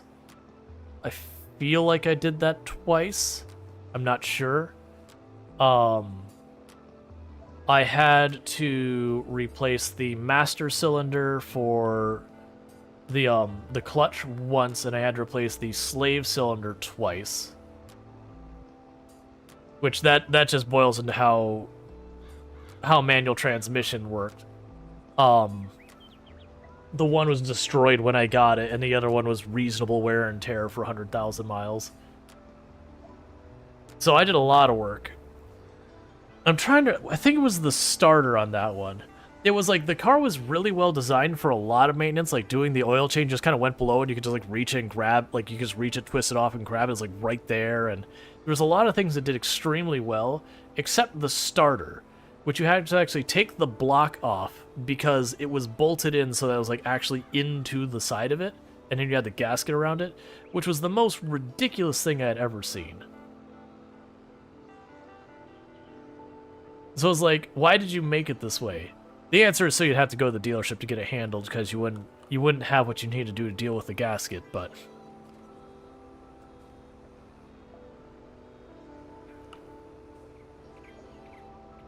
that was the deal breakers. I think it was just the starter again. That's like, I had to tear open the engine block and be like, nah man, I've been in there 2-3 times. I'm done. I'm out. I don't want it. Like, at that point, I was working full-time. I actually had a little bit of money to set aside, so I bought the Miata at that point. I was like, nah, I'm buying a new car. It's like, I've got a good job now. I need to be able to reliably get to work, and this car is not going to do it. Plus, it's kind of embarrassing when you're, like, in an actually really decent role, and you show up with this car that you're just waiting for it to just stop running at any moment's notice. People notice that, and it can actually reflect negatively on your career, because people, you know, they'll be judgy about it or whatever. But it's like, why are you driving this piece of garbage? That very, like, why do you have a curse word keyed in the top of your car? Like, look, man, it was like that when I got it. And I'd probably believe you, but yeah, failed transmission cars before. You learned a few tricks on how to disengage it while driving and restarting the engine while moving to re-engage it to kickstart the transmission. Yeah, I learned the whole thing with the starter. Don't do this as a consistent thing, but if you're out and about and your car won't start and it seems like the starter, you can actually sit there and grab, like, I would use an umbrella, but, you know, anything you can get at. You can give it a couple of whacks, which, you know, percussion engineering. You can give it a good whack so that it can sometimes free it up to then start. But when you get to that point, it means your starter's failing. So that's kind of the limp home one last time kind of thing. You don't want to do that much because you run the risk of having it short, and then you've got a real problem. Because short is, your electrical going where electrical's not meant to go. And we're talking some of the decent amperage electrical in your car. A good way to cause more significant damage. But when it's just like a little weakened, sometimes you give it a little knock some crud loose or whatever, or get it unseized enough to get you home one last time. Because you only need the starter when you start your car, hence the name. After your car started, it just gets out of the way. It's just a glorified electric motor. Because the classic electrical motors, do you know when they have the most torque? Yes. Just right from the go, yes. Versus gas motors, they have to get up to a certain RPM before they start, getting the power behind them. There's like a whole equation on how it goes up and down in its power.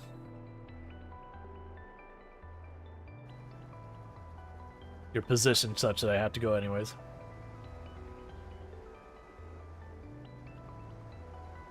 Alternators, you can give them a whack and it'll get them going.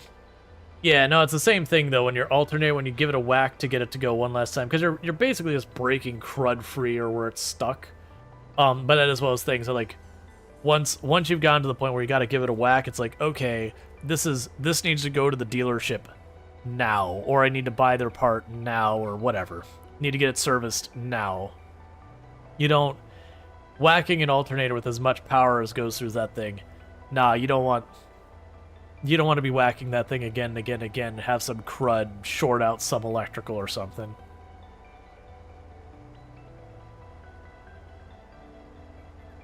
When you start having stuff in cars that just isn't acting right, it's time to, either replace, rebuild, fix, whatever that. You did rebuild it after, but it was hecking annoying those thousands of miles. Oh man, you're right, because a starter you only need to start an so when it comes to the electrical systems of your car, you put power to starter, it winds your motor, then your engine takes over your power. Now what happens is you have your battery and your alternator. Your battery is just to kick things off, is its main thing. Like, they'll do more than that while the car's running. Like, you can have problems where your car will run rough if its battery's bad. But, like, at that phase, your alternator takes more over. Because all the alternator is, it has what's referred to as the serpentine belt. It snakes around your alternator and other things, like your AC and power steering or whatever. But you basically, you turn a gear that has, I believe, and I could be wrong about this, I believe it has magnets inside of a coil to move electricity to generate power for your car. So at that point, your car's engine is kind of working as a generator as well as powering your wheels and all that. And that's how your radio and everything else runs and doesn't just, doesn't like a reverse electric motor, basically. That phenomena works both ways. If you use magnets and you spin them using mechanical power, you make electricity. If you put electricity into a coil with magnets inside, you make mechanical power.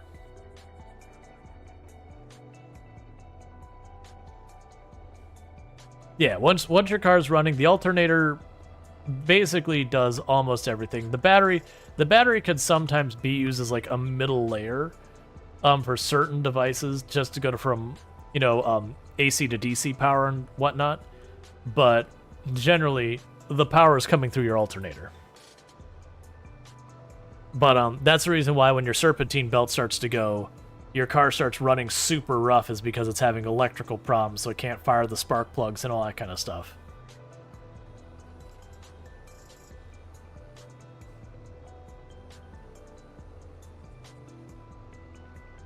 The factory work it makes electrical motors? Nice. I understand there's more than just that style. That's the only style I've personally worked with, is the magnet style. We're talking, I wasn't working with anything of substance. I was talking like little hobby kind of electrical motors. I understand there's far more sophisticated ones, but it is a matter of electrical current making magnets, yada yada yada. Or electrical electricity to turn magnets or similar phenomena.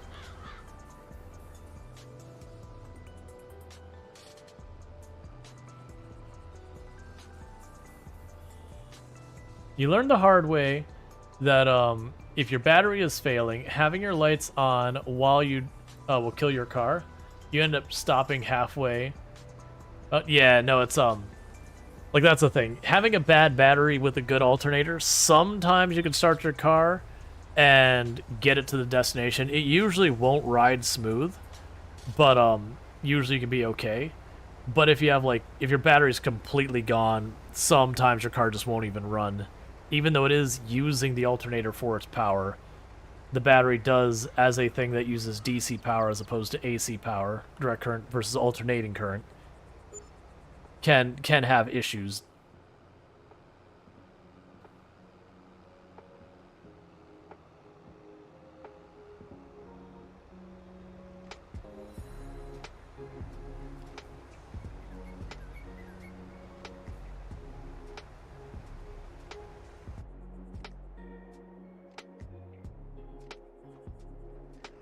Alright, so we'll drop this off.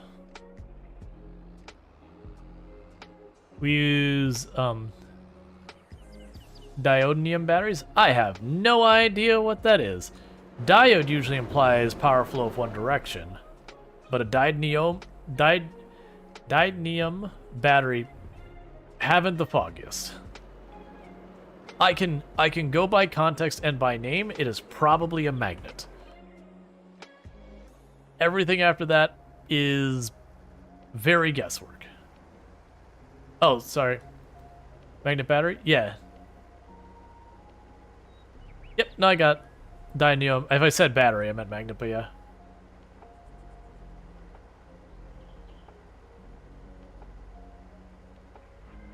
Dionysus batteries, wine power card, excellent.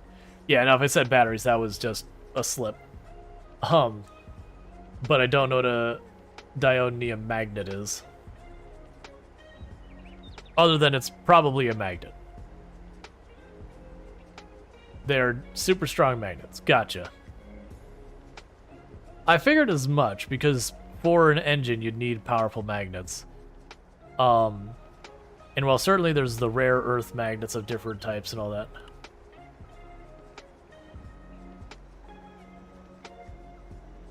But those are not the easiest to get a hold of. It's actually one of the things that makes us here in the US dependent on China for imports.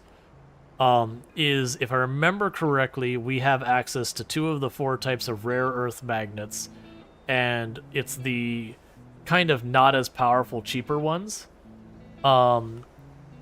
Because the place you find them is where, I believe it's where you have the tectonic plates are separating versus going together, is where you find them, because it causes the stuff to bubble up from down below. And then, because temperatures, it hardens and yada yada yada. But one of the only places that's available is the Indian Ocean. If I'm remembering correctly, I could have details wrong. And that was always a big thing, was just... we'll start here, that's fine. That because it's at the Indian Ocean, that generally speaking, China basically has complete control of it from all intents and purposes. And so that ends up being a thing that if you want the good stuff, you got to deal with them. And if you want an alternative source, too bad. It is just one of those resources that can only be sourced in kind of one place in the world right now. Now, there are ideas for ways we might be able to get the rare earth magnets other places, mostly involving going to incredibly deep spots in the ocean and drilling new places. But yeah. So, says yes, like cobalt from the DR Congo. There are, that's the reasons you'll have people who are very isolationist, like, oh, we should just be, self-sufficient with ourselves. It's like, yeah, I'm sorry. That reality's gone. With all the new resources and stuff we figured out, there's just too many materials you can't get in very many places. So that means you are going to be playing ball with other people who have those materials. You may not like it, but it is the unfortunate reality. We just can't source them locally. And for the record, the US is actually in a good spot where we could source a lot more materials than most people because of how many different areas we have here. But even we don't have everything. There are just some materials that there's only 1 or 2 places to find on Earth. For now. And maybe later we find out new mining processes where that can change.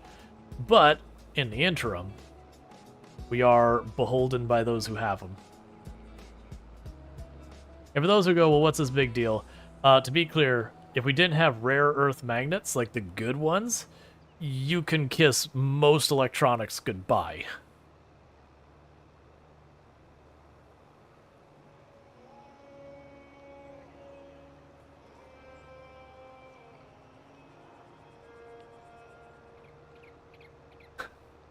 Yeah, that's usually the cars like, well, we'll just conquer them. Like, yeah, that people might not be on board with that one. But yeah, like cell phones as we have them, without the good rare earth magnets, are just not viable. You just can't make them. A lot of small electronics don't work. A lot of our space exploration stuff depends on rare earth magnets for the electronics in them. Most of your modern computers, like modern graphics cards and motherboards and all that, depend on rare earth magnets. Like, and they don't use a lot of them. Like, to get it clear, like, these devices, they usually have just, like, 1 or 2 tiny little rare earth magnets in them. So it's not a lot of volume, but they need some, which means you gotta source them.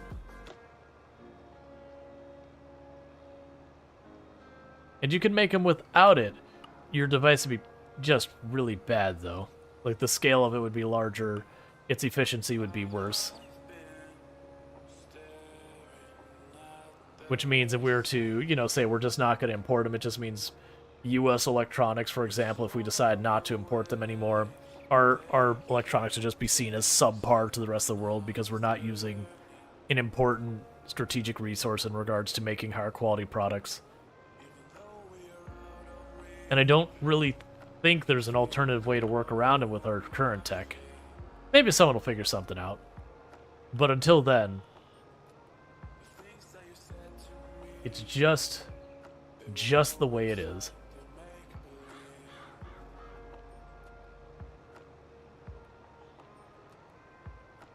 The one fascinating thing with so much of that, though, that was why I figured something out, but it takes time. Yeah, it takes time. And the time it takes can be real bad. That is one of the promises of if we ever get to the point of being able to, like, I don't see us being able to travel to other solar systems in any meaningful capacity because faster than light travel and yada yada yada.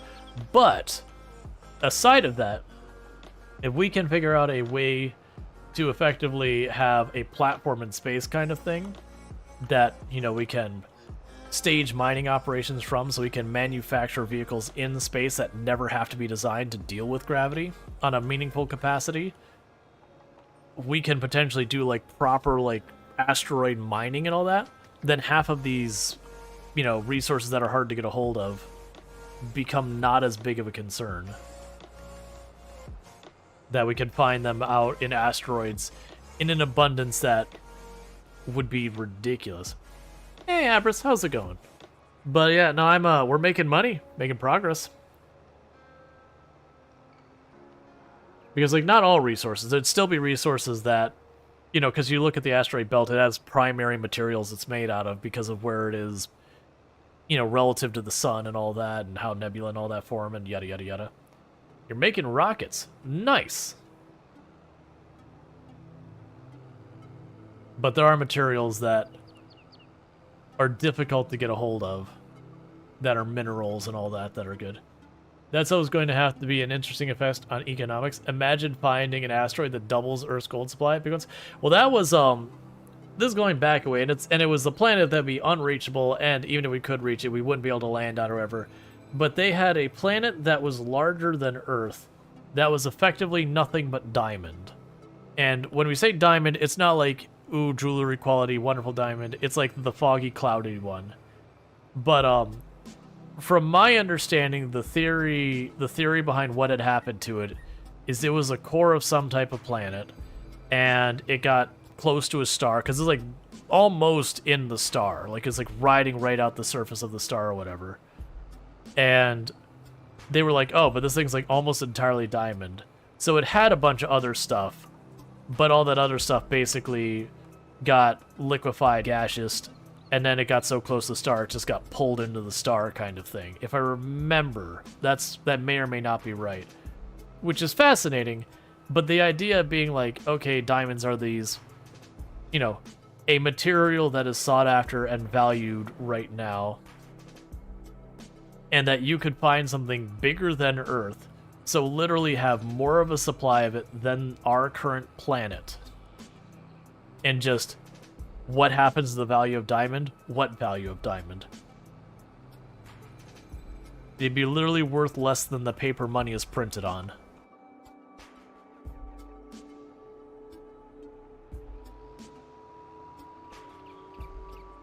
You remember seeing a YouTube video with this guy saying he could see in our lifetime, and this guy must be 50 years old?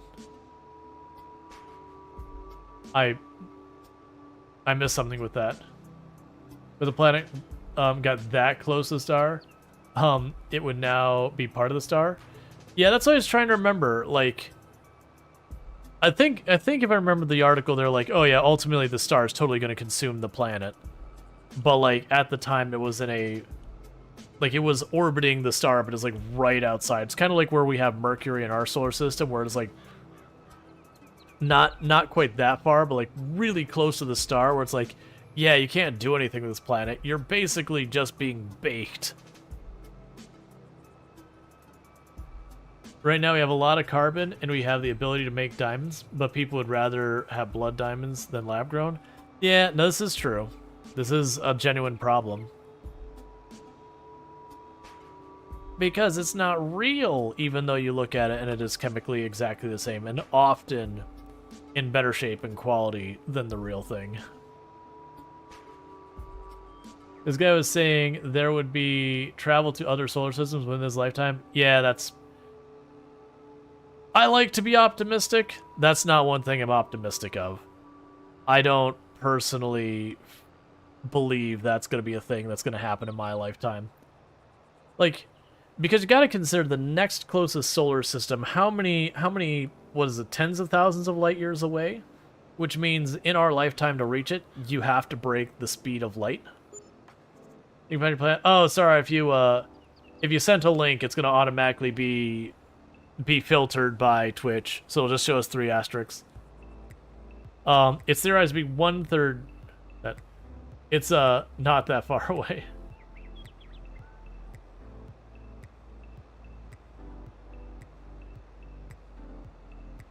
Yep, we're bailing. Yeah, and I don't remember the exact distance. It's far though, or maybe it was not light years. Maybe it's different. The point is still, we would need to achieve near light speed travel. Yeah, okay, so 4.24 light years away, which means if we could achieve light speed travel, it would take 4.24 years. The thing is, we don't even think we can get close to it. For someone close to the tech to be able to send microscopic stuff to the next solar system, but it would cost a significant portion of the world's GDP, and might be sent in your lifetime, but won't arrive during it. Okay, we're talking about sending like literally anything. I could be more tending to believe, just effectively doing the equivalent of like a bullet, but you know, it'd be microscopic. So you just make a giant, you know, super powered, you know, particle accelerator to catapult a particle at the destination. Of course, we'd never know if it arrived, but you know, we could theorize it arrived. We could strongly believe that it arrived, but we couldn't be able to confirm it.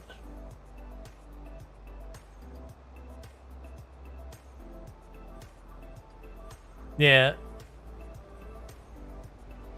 It's so close to the star, its years are 18 hours long. Oh, nice, for the 1/3 diamond planet. Yeah. That was Which actually, for another fun bit of news, do you know what happened very recently? We have 3 new moons in our solar system. We found more of them. Not even joke, like prank kind of thing. Like legitimately, they found. I think it was it 2 new moon? It was either, I think it was 1 new moon at Uranus, and I think it was 2 new moons at. Ooh, was it Saturn? I'm less confident in that one, but it was 3 moons. And it's those things you stop there and you go, wait, we're finding more of them? And it seems to happen like once every 5 or 10 years, like, oh, we found another moon. And you're like, wait, really?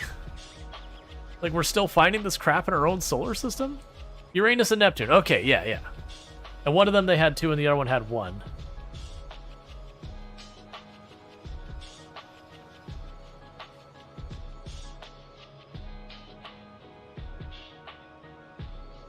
You believe the Voyager spacecraft would take 75,000 years to reach the close solar system. Yep. And unfortunately, it does appear one of the Voyager probes is done. It's had some type of failure that instead of giving a meaningful signal, it's just putting out gibberish. And they've tried everything they can to recover it, and they're almost at the point of basically saying it's like, all right, you know, it's lived way past it was ever anticipated doing.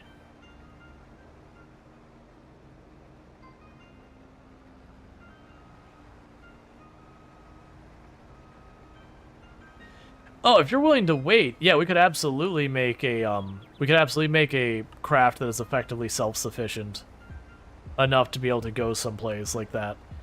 But you know, the occupant inside of it would not make it because of old age.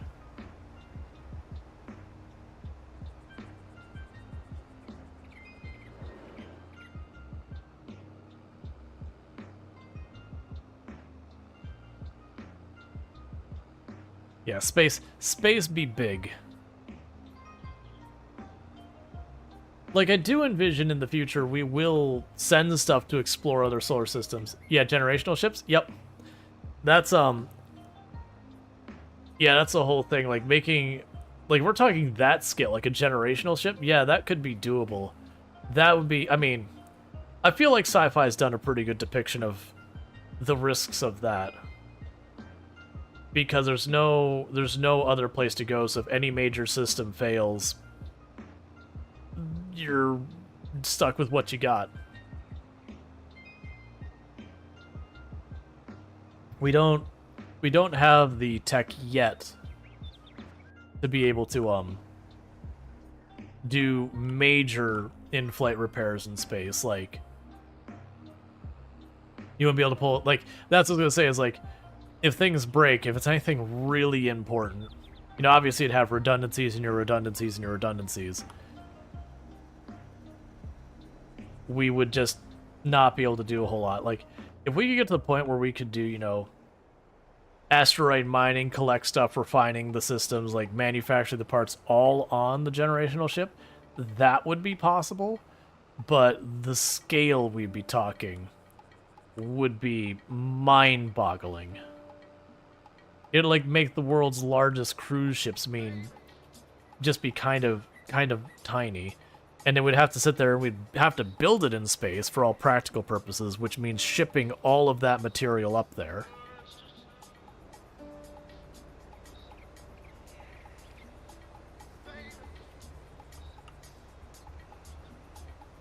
Yeah, no, not the risk. It would be one of those things that, like, yeah, they'd build a colony, and even communication could take years. That's one of the things that they did in the Bobaverse books, which they eventually hand wave away. That I really do appreciate in the earlier book, is they did the whole thing where it's like, oh, you know, sent a signal back to, you know, the other person 8 years later. So, like, they've been independently doing their things for, like, 8 years. And yes, I know I just drove over some wheat. I'm not gonna worry about that little spot in the end.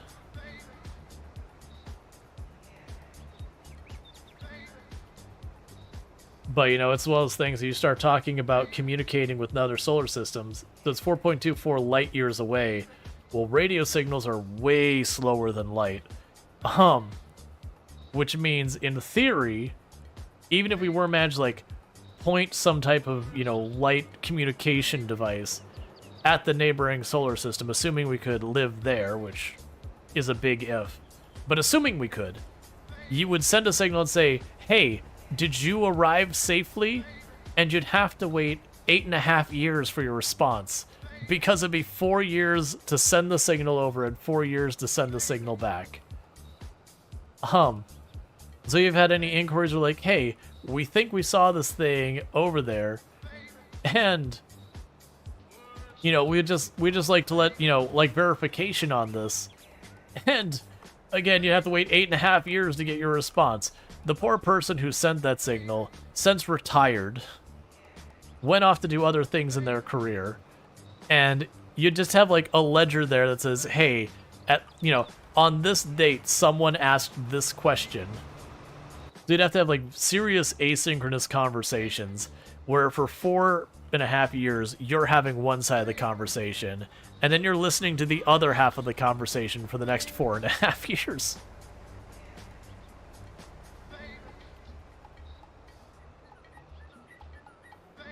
And that's assuming light speed communication, which is far more practical than a lot of things, because as people are pointing, it wouldn't be fiber optics, because you need a material for fiber optic to work that way, but you could just literally have different ways of handling light. Imagine doing TCP/IP ping with 8 years. Well, it's just you wouldn't do TCP/IP. You'd do UDP. For those who don't know the differences, TCP/IP, when you're talking network communications, is a communication where it verifies the signal was sent and received. UDP is kind of just yelling it out into the void. If anyone hears it, great, but you're not going to verify. That would suck for getting the latest Netflix series. To be fair, though, it would be the latest Netflix series to your perspective, because your entire planet would be getting that signal for the first time. So it would be new for all you know.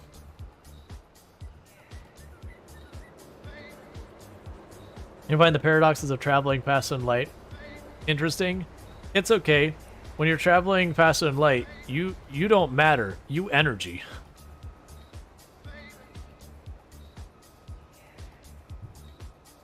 You stop being mass and you start being just energy kind of stuff.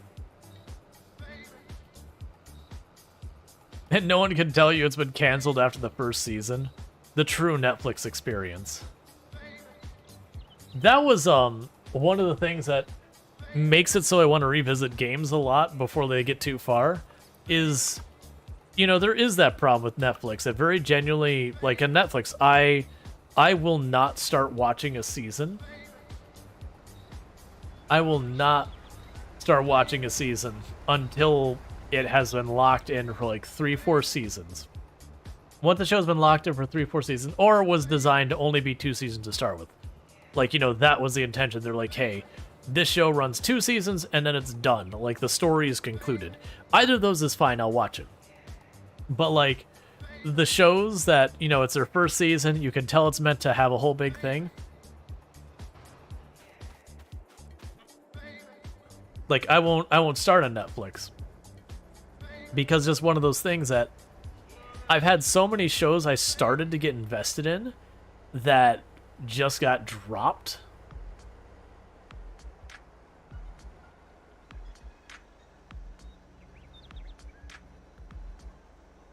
And it's just kind of one of those things, you know, it gets dropped and you're just like, well, now I spent all this time getting attached to these characters, and you get a completely unsatisfactory conclusion where the show just abruptly ends at, like, the plot point was left wide open.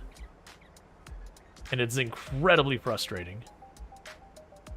Let's see, imagine if the homeworld declared war on your colony, you would be at war for a decade before you're even aware. Yeah, like, it's one of those things that's like, I feel like in those situations, there'd be no point in declaring war. Because of how long, because again, we're talking about like with generational ships that, you know, we were not expecting to be able to travel at near light speed. Just travel, compared to nowadays tech, extremely fast. You know, so you're taking probably to get the people over there 10 plus years, if not longer. You know, 10, 15, 20, 30, whatever years. Probably more than that. But either way, you take all that time. So they could declare war on you, and you wouldn't know about it for 10 years, but that's okay, because they also wouldn't arrive for another 40 years. And the worst thing is, half the time with something that long, you'd have more than enough time that the powers that be have changed multiple iterations since the war declaration happened, and you'd have sympathetic people who would have arguments about it and all that, that the war could get declared, the war would be then canceled, and then the, like, invasion force would arrive. And it's just like, yeah, the war is already over, but, like, you had to get up to speed, and the whole catch with space travel of getting up to incredibly fast speeds is it takes just about as long to slow back down. It technically takes less because you weigh less mass because you burn fuel, but not substantially so. Let's see. Netflix has managed to create a pretty nasty loop with that. That they want immediate success on things, and they're being very effective at training people to wait see if it gets canceled. Oh yeah. Well, that was my comment I was making there a moment ago. Was very genuinely I get very nervous about switching off games too fast, because I worry about creating effectively the streamer equivalent of the Netflix problem, where I hop into a game, it goes 2 or 3 streams, and then viewership declines, so then I stop playing the game. And if that happens way too much, I worry that people wouldn't let themselves get invested in a game out of fear that, like, I'm just gonna bail on it when the numbers start dropping. Because, you know, as a creator, I kind of have to do that, but it's like, okay, where's the line there? Which has been pretty fine. Like, I haven't been super worried about it lately, but it's fine. Dracoic says, I think another problem would be we develop faster ships that could arrive at the target before the first ships were sent out. Right? Well, that's always the sci-fi thing. That's been done in every sci-fi thing that has generational ships. Is that they would send out the generation ships with conventional rocketry, and then after that happens, they would end up coming with whatever that specific sci-fi uses for their faster than light travel, whether it's folding space or warp drives, or, you know, if you joke around with Elite Dangerous, the friendship drive. Definitely friendship, not frame shift. You'll never convince me otherwise, even if the text says it. Because friendship drive is amusing as all get out.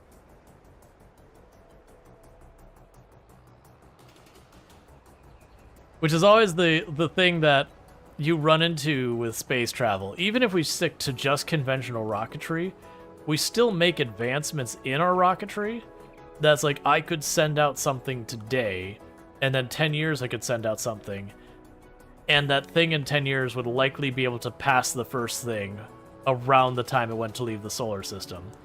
And so there's this whole weird thing where at some point you actually have to push the go button to get the mission started, but at the same time you keep wanting to delay it because the tech will be a little bit farther along to make it a lot faster.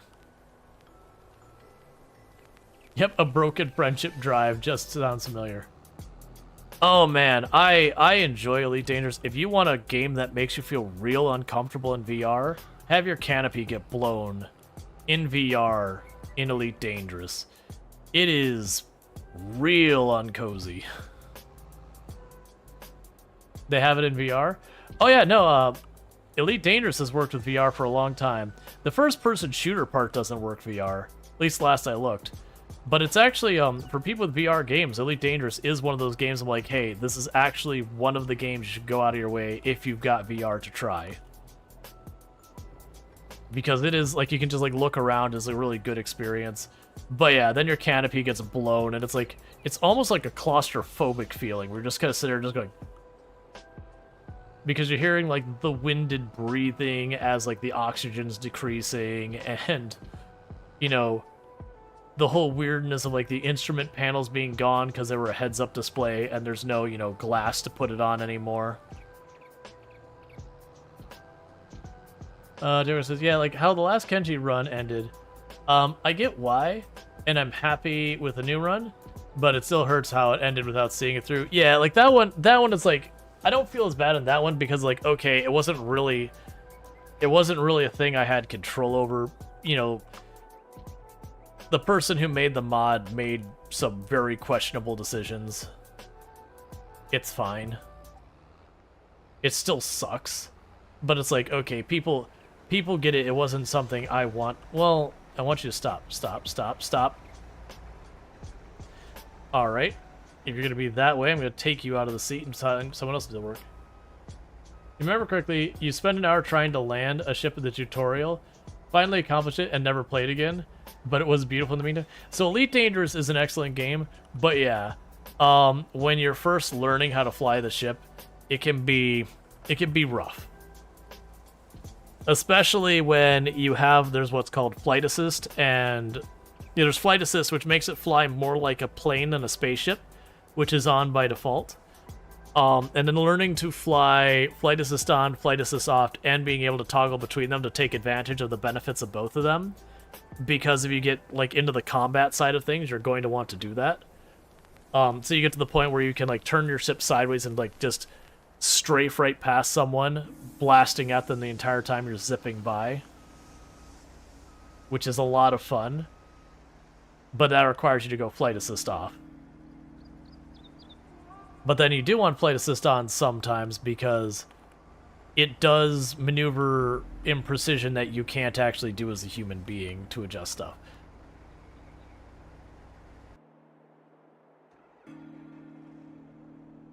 Which the downside is, I debated streaming it a couple times, but the problem is when I'm playing the game, because I have the toggles and all that, you'll hear flight assist on, flight assist off, flight assist on, flight assist off, flight assist on, flight assist off. Because of them, like, you know, I'll do a bank turn, kill the flight assist, shoot at them, like turn the flight assist back on to like slow down to like change my arc and change my position and a lot. But it's just, I literally have it on the joystick. There's like a lever on the bottom that I'm constantly flipping that lever on and off as I go to, you know, do different maneuvers that take advantage of it. But you can turn that off, the toggle, like the sound. But, you know, it's good to know it actually did what you thought it was supposed to do. Like, the only thing you game in VR that you think isn't like a must is a Rick and Morty game. Mainly you have for cardio.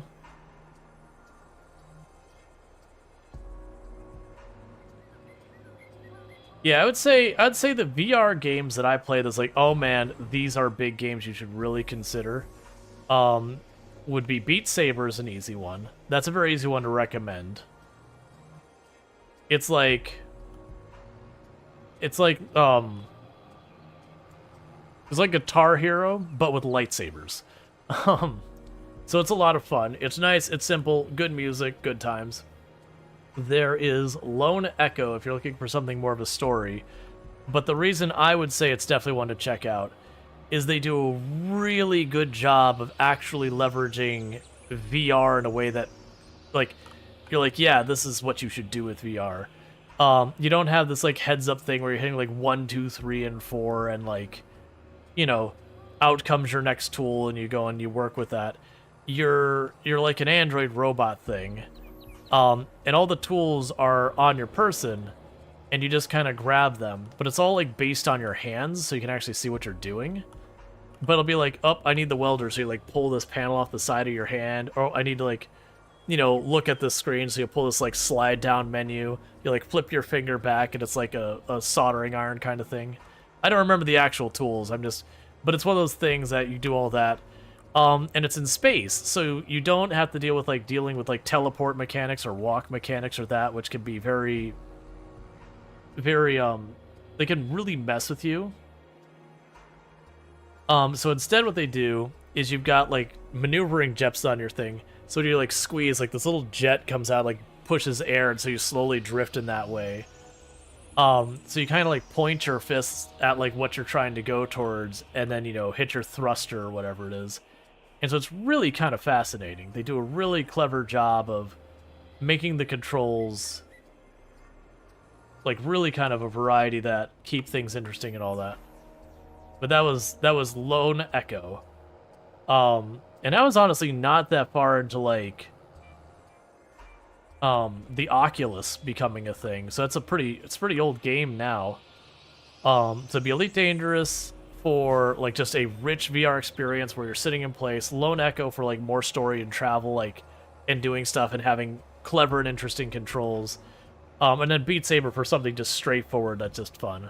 Those are ones I haven't done much in VR in a while. I just don't have the room to set it up here. Then I'm using the developer kit Oculus from way back, so these days I would have to replace it to do anything. Like it was getting a little punchy even back then. And he only had it because I had to do development in VR, so I got it, you know, basically covered for me. Your VR is 3,500 miles away. So you miss it? Gotcha. I'm assuming a relocation kind of thing.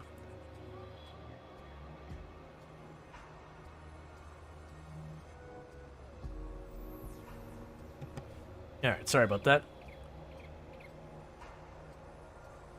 Okay.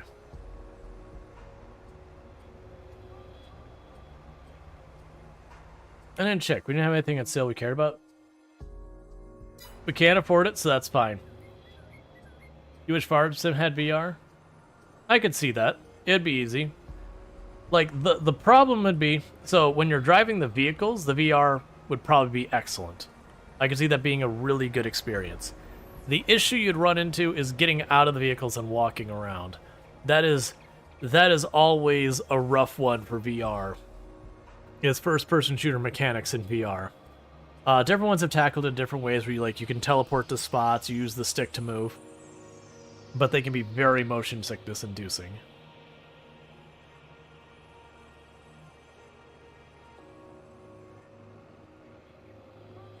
You just tuned in and you thought I was talking about Hard Space Shipbreaker VR. Does that have VR? I could see that working in VR. I'm not sure I would want to, because I feel like that would be one of those ones that would be begging for motion sickness.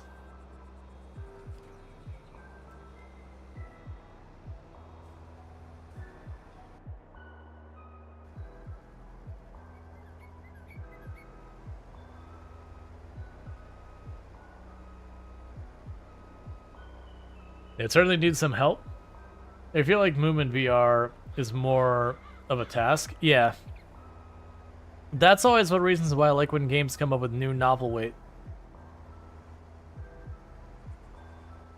I was not expecting that to get stuck there. That's the reasons why I like when VR comes with new novel ways that work in kind of the world experience to do movement. As I mentioned with the Lone Echo having like the little wrist jet things. Because I know some people still do get motion sickness from that, but I understand it's a lot easier for a lot of people. Just it feels kind of natural that you'll follow your wrist almost like you're grabbing a cable or like being drugged by, like if you're like water skiing or whatever, that you've got your hand held onto something and you move towards that thing. That said, VR is always a motion sickness risk. But I do know a lot of people who had other games that caused them problems that it did relatively well. Elite Dangerous does pretty well because you're sitting there the whole time. Like, your character isn't getting up and moving around. You're kind of in a stationary place, and space is going past you. Now, if you have the thing with motion sickness where, like, backgrounds moving mess with you, that probably would still cause you problems. But for a lot of people, that is a lot less of a headache than the whole, you hold the stick forward and your character moves at a constant speed in VR, which can just straight up wreck some people. Because your body's like, I'm not moving, and your eyes are like, yes, you are, and your brain goes, clearly we're poisoned. Empty stomach. Clearly we have ingested something we ought not to have ingested, and we are poisoned, and our life is in danger. Please evacuate all substances. Because that's what motion sickness is, between the eye and the ear conflicting. The body has a natural response. If these signals don't match, something wrong. Go through the process of doing the list of corrections we can do. Induce nausea.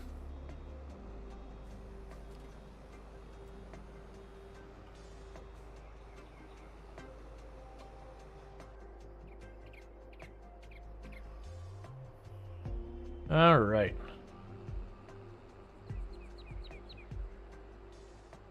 Just getting this out of the way real fast.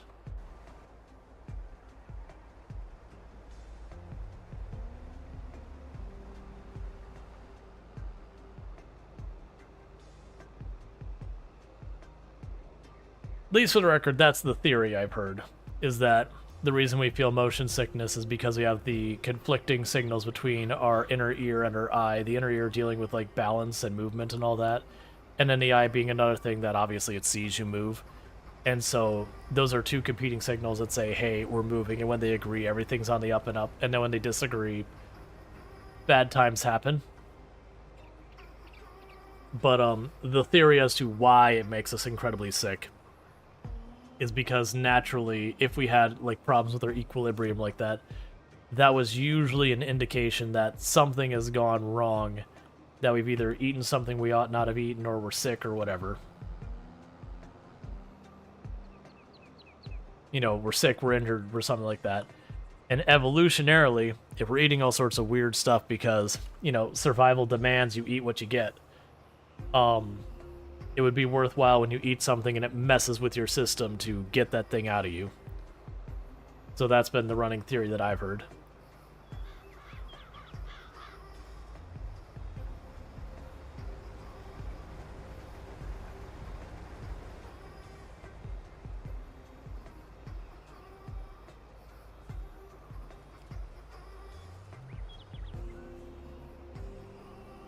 All right. Yeah, as I mentioned the last time, the harvester is very our bottleneck. Considering I got tractors just sitting around here waiting for their turn kind of thing, and the harvester's just now finishing. Which says, interesting theory. You always wondered as it's never affected you? Yeah, no, it's I don't know why it would affect some people and other, just maybe it didn't have that trait or whatever. But it makes sense from a survival standpoint how that could come to be.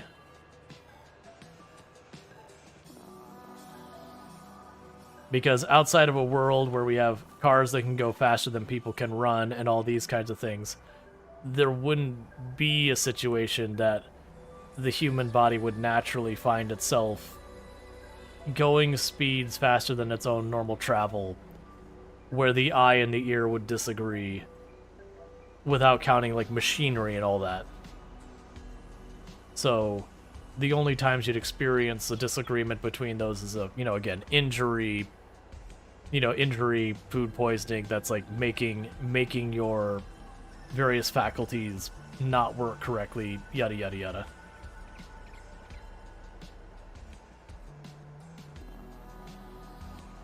All right. So that is the last of the wheat to be harvested. We'll take the harvester, gas it up and repair it, drop this wheat off, gas up and repair the tractor and trailer, get the blue tractor to get the last of the bales, load that up and all that kind of stuff. This is, cars are fine if your eyes agree with your ears. It's not if you're looking out the windows that get issues. Did you check the sales this month? I did, but so for those who don't know, it actually doesn't change on the day change. It changes throughout the day. So I did see we actually have a really nice tractor here, but I can't afford it even though it's half off. But I also need the harvester more. I mean, I could sell a bunch of stuff to be able to afford it, but I need the harvester more.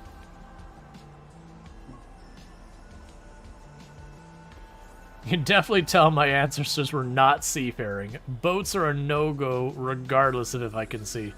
Well, that's kind of one of the fascinating things that you hear about, like some of the stories you don't hear about people who become like pirates or people who came to the colonies here in like in the U.S. or on the islands or Canada or whatever. You had people, it was their first time on a ship. Can you imagine for just a moment that you're like, all right, we're gonna get on this boat, we're gonna sail across the ocean. It's gonna be horrifically bad living conditions for a good couple months while we go across, and then you get on the boat and suddenly discover you're someone who gets really bad seasickness. Because a lot of those boats that came across, for their time were big, by modern standards, are tiny. Like, have you ever seen, like, the, where people have taken, like, the Mayflower and remade it? Oh, I was just like, oh.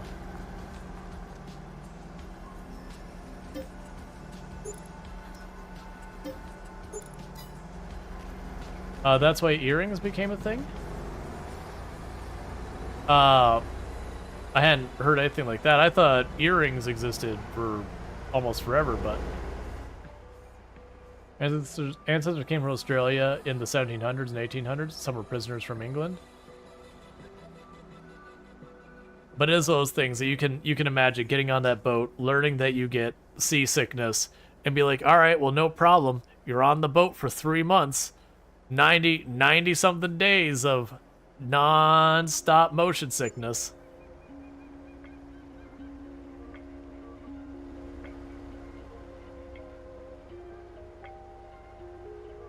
You're led to believe that earrings help prevent seasickness, but apparently that's not true.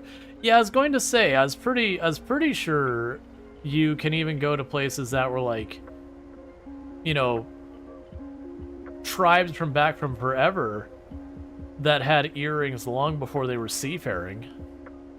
So I'm under the impression that jewelry in your ears predates boats as far as like, you know, major things. Like they probably had like canoes or equivalents.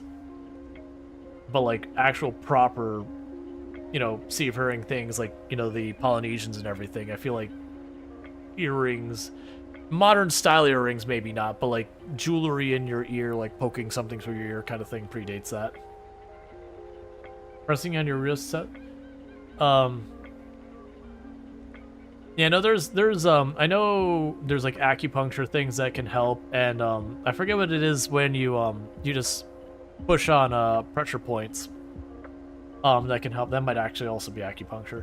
But I know there's stuff around that, and it kind of distracts the brain from the conflicting signals.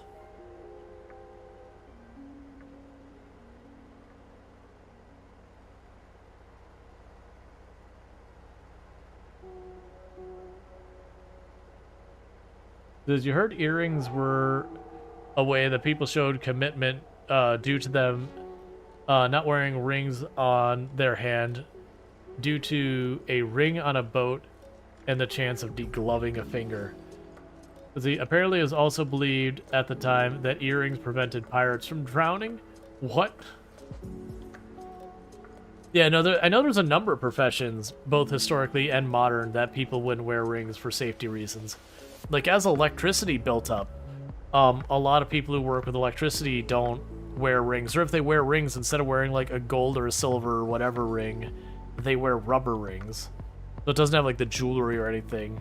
It's just kind of like, hey, this is a ring. But also, maybe shoving my hand with a highly conductive metal into where I'm going to be dealing with electricity might not be the play.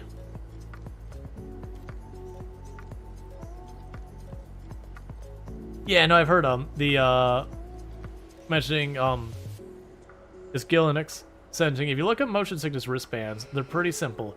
It's like half a plastic marble on the hairband. Yep, it just pushes a little pressure at a spot, and it's a way of. I don't know if it disrupts the signal, but I think it just interferes with your brain's ability to focus on the fact that you have conflicting signals. It distracts it, kind of deal. Which means your brain isn't as much doing that. I don't know the science behind it. Like why it works, how it works, all that kind of stuff past. That's the theory from my understanding.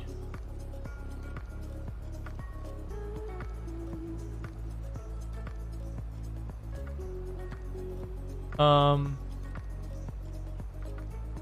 yeah, you know people who work on oil rigs and they use silicone wedding bands opposed to rings while doing that. Unsure why, but they all do it. It could just be how messy it is. Everything I've been led to believe about working on an oil rig is it is a messy, messy, messy job.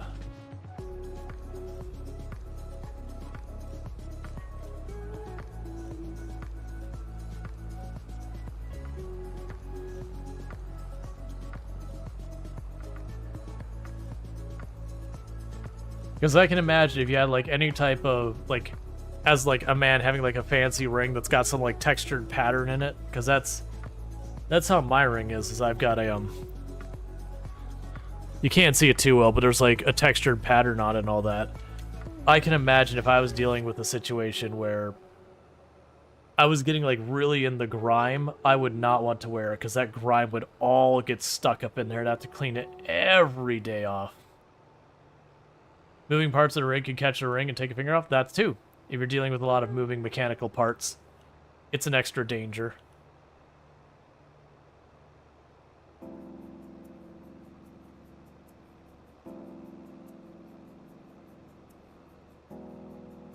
Like I know Tomb, for example, so she does a lot of water work. That's kind of her thing, is she maintains aquatic animal habitats. So they deal with a lot of really, really rough chemicals at different times. Lots of machinery like pumps and valves and levers and all that, that it's not so much a danger of like losing a finger, but like really, really kind of hurting your finger. Hey, farmer, my day's been going good. Sorry if it took me a moment to notice your message. Just, I'm on Twitch, TikTok, and YouTube. So I have like usually around 100 people hanging out over on Twitch. So sometimes I take an extra second to notice people talking on the other platforms. You know, it's where the more conversation happens draws your eyes. But it is a thing that, you know, you worry about getting like a strong chemical underneath the ring and then it's being held against your hand, so you rinse your hand off, but if you don't take the time to like shift the ring out of the way to, you know, properly rinse that area, it could be a whole thing. There's a lot of times she has to deal with real gross things because, again, aquatic animal habitats, and this may come as a surprise, but animals poop. And they poop a lot. And when you have to go in and clean filters and all that, and go in and find, what is it? Not a filter. A drain, like go and like get a drain that's gotten all clogged up and clean it out. You're dealing with some gross stuff is the way I will phrase it. And then it gets all over your ring and you gotta go and really sometimes scrubby dub that ring to get it out, like the little nooks and crannies. And especially for a women's ring where they tend to have like, you know, gemstones or whatever on it. Really giving a ring that's got gemstones a really tough scrub, you're just begging to knock gemstones out of it. So she's gone to the point that when she works, she wears like, I don't know what the material is. It's like a rubber or a plastic or whatever that she wears in place of it. Just because that, and then how often one of her coworkers will get like the main stone knocked out of the ring and it goes right down a drain or whatever, and it's just gone. Your father wears a rubber ring on business trips because he doesn't want to lose his gold one. It'd be next to impossible to get it back and a significant amount of money to replace. Yeah, for me, like, honestly, when I'm doing a lot of typing, I'll actually take the ring off because, you know, for long periods of time, like that rubbing back and forth, I've noticed will get my finger all agitated after a while. Because we're talking like typing for hours kind of thing. And then there's also, like, if I'm doing any electrical work or something I know I'm going to be particularly grimy working on. So if I'm doing, like, plumbing, I'll take it off. If I'm doing any electrical, I'll take it off. Because, you know, gold and electricity get real close. They are besties, whether you like it or not. Or if I'm doing woodworking, I'll take it off. Same kind of idea of, you know, it's just another thing that can potentially cause a problem. And also, you just don't want to damage your ring.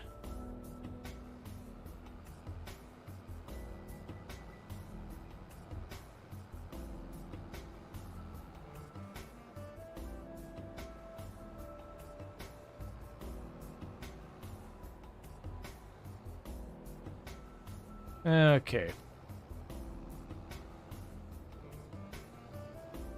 Like, I'd imagine for, like, the farming thing, there would probably be a lot of stuff that I wouldn't want to wear my ring for.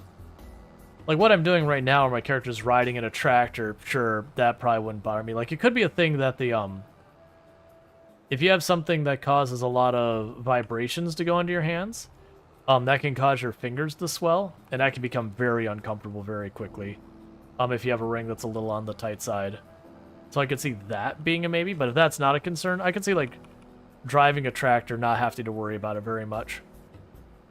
But, you know, taking care of the animals, I'd probably take it off because, you know, they get gross. That's what animals do. They can be adorable, but also gross. If you're out, like, working a lot, like, in, you know, hand, like, you know, you're moving the bales and all that, I could see people taking it off, same kind of reason. Or if it's just hot and you're doing hard labor, your hands will start to swell. That's actually one of the things that can be kind of a pain here in Florida, is just, if you're around the heat, it can cause your hands to swell too.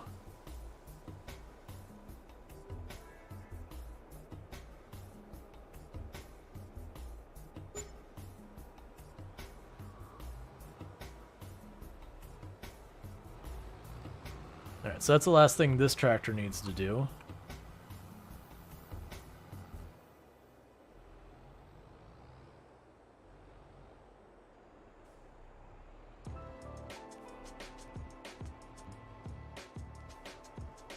You're not allowed to use rings or chains at work? Yeah, no, if you're dealing with machinery, I can 100% understand that. Like, when I used to work manufacturing, like, that's one, they had lots of rules about, like, hey, no necklaces, no ties, you know, very, very strict limitations on, like, what your earrings can be. Like, you could have them, but it'd be, like, the little nub or whatever. You couldn't do, like, any kind of dangling thing.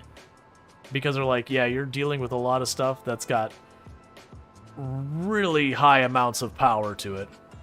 You know, yes, we don't expect you to catch your earrings very often, but, like, ties and that were really a danger.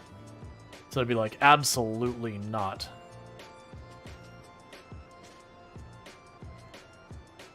I remember that becoming a really big issue because we had one person. It wasn't the CEO, but it was one of, like, the new, like, C-level people popped in.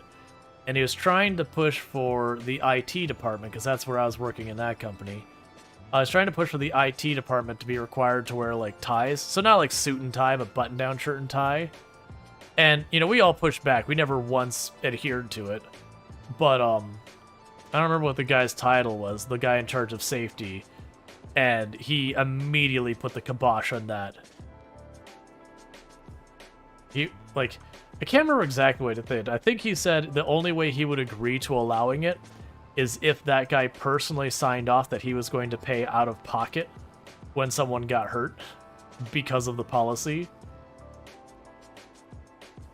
Which, of course, the person didn't sign it because you'd be really dumb to sign that.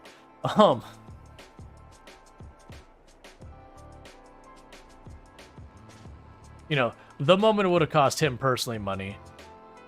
Suddenly he wasn't as adamant for the policy. Big surprise, big shocker there.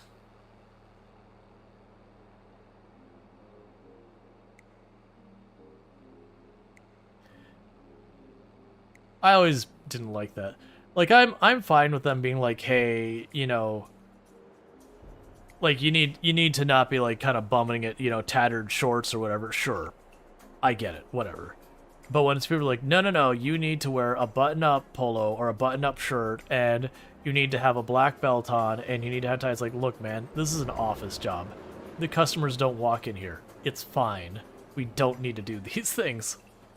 Oh, no, but people act professionally if they dress. No, man. Trust me. They're cursing you out behind your back. Let me fill that gap in for you.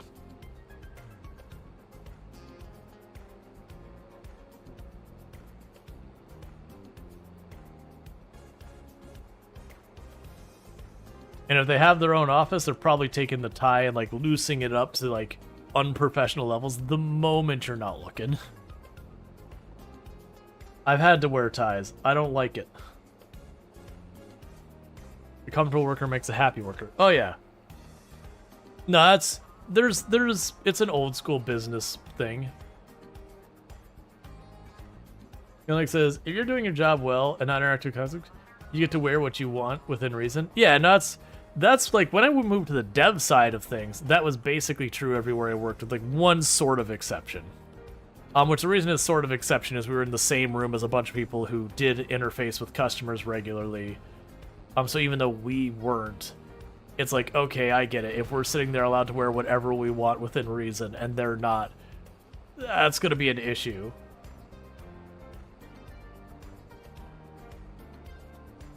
But, you know, generally for like dev work and IT, I mean, dev work, the stuff we were wearing would have made that guy blanch. You know, wearing like different shirts from like whatever the favorite band was at the time or video game or whatever, which was fine. We were developers. It didn't matter. Honestly, it felt like it became kind of a thing as a dev that if you showed up to like where the software devs were working and they were dressed up, that something wasn't on the up and up. Like that they had gotten like something or like, oh hey, you need to like really dress up for the customer kind of thing. Like it felt incorrect. Like that there was just something not right in the office. It'd be like going out and, you know, you go out to like a farm or a ranch or someone who's taking care of horses like right then and there, you know, like shoveling poop kind of thing. And if they were in like a suit and a tie, you'd be like, all right, something's not right here. I don't know what this is, but I'm being scammed in some way. Like, this is not right. This makes no sense.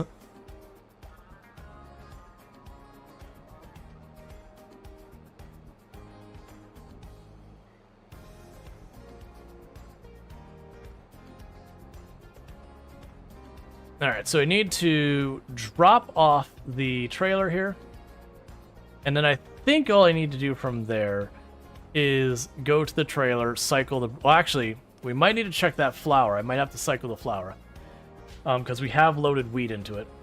Greg says, you remember in school you used to work at, there was one of the principals brought up a dress code for the staff, and he mentioned potentially banning jeans. Half of the staff there was in jeans, so you can imagine how well it went down. None of the staff dressed unprofessionally, so it was a bit of a shock that the principal even bring it up. Note, he was wearing jeans at the time himself. Yeah, to me that's sometimes it's people power tripping. There's that. That does happen. That sometimes people are power tripping, that they're like, I have this authority, I need to exercise it, or people won't respect it, or whatever the thing going on in their head is. There's also people who are like, oh, I fit this very narrow box of what is professional dress, and you must professionally dress. And it's just one of those things that you're like, look, man, like, I do agree that, right, if you're interacting with customers or, like, there's certain important things, yeah, tattered shorts and, you know, a shirt that's got holes in it, sure, fine. But, like, I can respect that you're like, yeah, that's too far, man. Absolutely. Or, you know, some shirt that's got some, like, you know, person flipping the bird or whatever. Sure. Checks out. Makes sense that you'd be like, yeah, let's not wear that again. Like that's not getting the okay. You know what? Checks out. Fair enough. But, you know, like the whole, oh no, you gotta wear a tie and you gotta wear a button-down shirt. It's gotta be a nice button. Why? Why? I'm sitting in a cubicle, man. I'm sitting in a cubicle staring at my screen. I'm gonna interact with exactly 3 coworkers today. Like, why do I need to dress, like, other than, like, obviously wearing something, like, offensive or coming in without clothing, those obviously make no sense not to do that.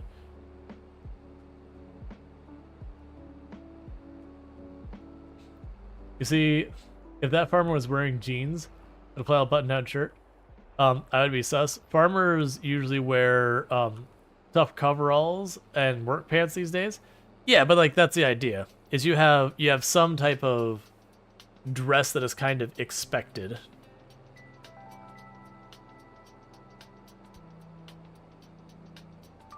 The only time you've not seen your uncle wear jeans is when he's playing footy thus footy shorts.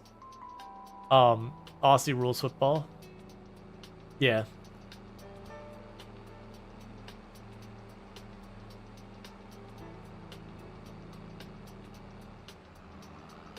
I did find it funny. There was a company I worked for that, you know, they had like you had to dress professionally kind of thing, and it wasn't super strict, but you know, it's basically nicer than a t-shirt is the way I would phrase it.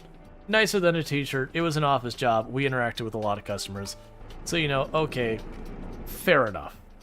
I don't think it's really necessary, but you know what? Fair enough. If you're going to make the excuse, that is one that's like, all right, fine. I emptied that trailer, right?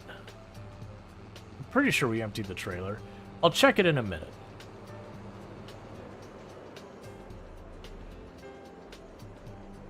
But, I lost my train of thought. I got distracted by the trailer thing. We can check it real fast. Yeah, it appears to be empty. Cool. That's good, because this is one of the later days we've gone. But, oh man, what was it? It was something to do with the jeans, but I forgot. It doesn't matter. So it was the office that we had to dress up in. Oh, right. So they added like Hawaiian shirt Fridays, what are they called? They're like casual Fridays or whatever. And it was just one of those things that like we had a casual Friday, and congratulations.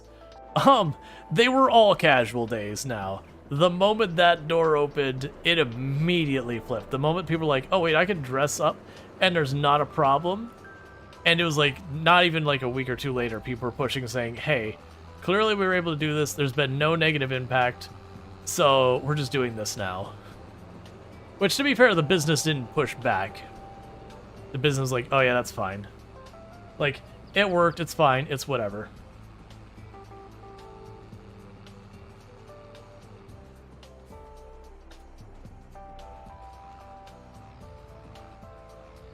Okay. But yeah, now it's just they introduced the casual Fridays, which is like, okay, you can wear like a Hawaiian shirt or like a decent t-shirt kind of thing was about the only difference. But like the moment, it just kind of, it was funny because it really did feel like the floodgates got open. Not that like people abused and like really went over the top or anything like that. Like the big concerns you'd have. All right, so what I think is going to happen here is it will be a little bit earlier than I normally wrap by about 15 minutes, but we're at like a good stopping point where we just finished out the day. If I do start harvesting this next thing, that's again like one of the bigger jobs. I'm going to be here well after stream time, so I think it's a good cutoff right here. But I do hope you enjoyed the stream. I will be back at 7 p.m. EST tomorrow, but don't go anywhere because I am going to go find someone for us to raid. For those who are new to the channel and may not already be following, don't forget to follow. That way you can find your way back here in the future. I do play a variety of games, so like, for example, I've been playing RimWorld and Kenshi and Farming Simulator 22 lately. Very recently, we did stuff like Mountain Blade 2 Bannerlord. We've been playing a game called The Tribe Must Survive. So I do a whole range of things between like simulation, survival, roguelite, more than roguelite,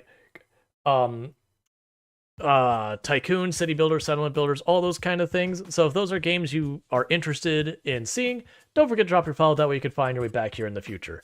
But I do stream 6 days a week, every day but Thursdays from 7 p.m. EST till 4 a.m. EST normally. So we're about 15 minutes early, but like I said, really good kind of break point. So seems like a good time. So I've already saved, but out of paranoia, I will save a second time and then exit the save file. And what's going to end up happening is we're going to go find someone to drop a raid on, which I do know a lot of great creators on the platform, so we'll do that. For those over there on TikTok and YouTube, your streams are going to end abruptly because there's no such thing as raiding over there. So don't forget to like and subscribe on those platforms. But everyone over here on Twitch, we're going to go find someone to say hello to. So let's see